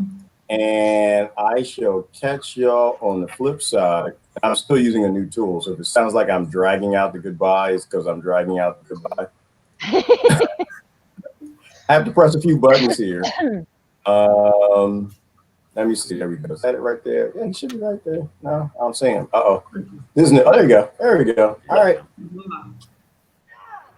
A lot of these. We're good. Hold on. All right. A lot of these cultural crimes I've been complaining about can be blamed on the baby boomers. Something else I'm a little tired of hearing about. The baby boomers. Whiny, narcissistic, self-indulgent people with a simple philosophy. Give me it, it's mine! Give me that, it's mine! Everything. Yeah. Tell them. Yeah, that's right. Tell them. Drugs and rock and roll, and they stayed loaded for 20 years and had a free ride. But now they're staring down the barrel of middle-aged burnout, and they don't like it. They don't peaked in high school. Like it, so they've turned self-righteous, and they want to make things hard on younger people. They tell them abstain from sex, say no to drugs. As for the rock and roll, they sold that for television commercials a long time ago. Yeah, they did. So they could buy pasta machines and Stairmasters and futures. You better work. Tell them. You know something? They're cold, bloodless people. It's in their slogans. It's in their rhetoric. No pain, no gain. Just do it. Life is short. Play hard.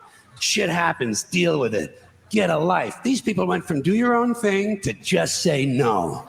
They went from whoever lines up with the most toys wins. And they went from cocaine to Rogaine.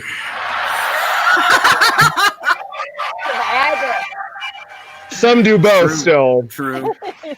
You know something? They're still counting grams, only now it's fat grams. And the worst of it is the rest of us have to watch these commercials on TV for Levi's loose-fitting jeans and fat-ass Docker pants. These degenerate, yuppie boomer cocksuckers couldn't keep their hands off the croissants and the Haagen-Dazs. Docker pants. Fuck these boomers, fuck these yuppies, and fuck everybody now that I think of it. Exactly! Exactly! Fuck everybody! You're all frauds, you're all traitors, you're all liars, all of you. It's fantastic. Everyone. And that's why I think that's why we do well, is because we tell people to hate us too. You should even like you should raise your standards if you like us. This is the problem. This is exactly the problem. Just terrible. I think you're right. That is a problem because we don't tell anyone to listen to us. Like, we're not trying to get any kind of control. We don't want quality. If I wanted your money, Con, I could get it. I don't want your fucking money. You see, I could easily get money if I wanted to. I just don't want. I don't give a fuck. I don't care. So that's what it is. The whole world is broken, is full of broken people, and we only get anywhere unless we all just come up. So I think that makes us dangerous because you don't want to take control. You don't want to grab the plantation and say, it's mine. This is mine. This is all mine stuff. We're like, no, none of this is ours. They stole all of this. I was born here. Yeah. You know, and I think you're the greatest threat to a psychopathic, narcissistic, sociopathic slave plantation if you're one of the few slaves that is actually honest and has some integrity. All right, last word, and we're out. Yeah. I'll do first so you guys can do it because I'll talk forever. So I would say that the biggest threat is to wake up grateful. It's every day. I mean, like especially now that the smittenness has happened. I'm like I'm shocked every day. I'm like, oh my god, my body's still functioning. This is crazy. You see how much I drink. I'm shocked every day. I'm just grateful every day. Oh my God, is that the sun? Is that a bee? Oh my God. Like just thrilled all the time. I mean, if you're like that all the time, you'd be surprised how many people you attract. Like you can't make enemies that way. There's no way to do that. You know, if you're just grateful all the time. So that's what my focus is at this moment. So what are y'all doing? I'm just here, man. I'm just here to watch the show. Right, bitch. Right. Come on now. Here. It's getting more exciting every day. Yeah. Well, that's it. Find what you really want to do and go out and do it. Yeah. I know. And I am going to do it, Jonathan. Mm-hmm. I'm going to move into the woods and I'm going to start a cult. I just have to figure out. We're gonna all end up with. We gotta figure out. That's the worst. We gotta figure out what Gerard's cult costume's gonna be. Oh, we already know. No, I already know.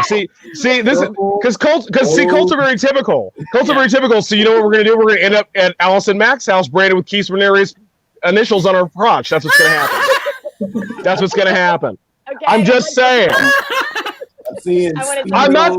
I mean, did it happen or did it not happen? Because it did. I'm just saying it did happen. That's all I'm saying. So, all right, you guys, it's been awesome. Thanks everybody for joining. Bye-bye. Bye. Bye-bye.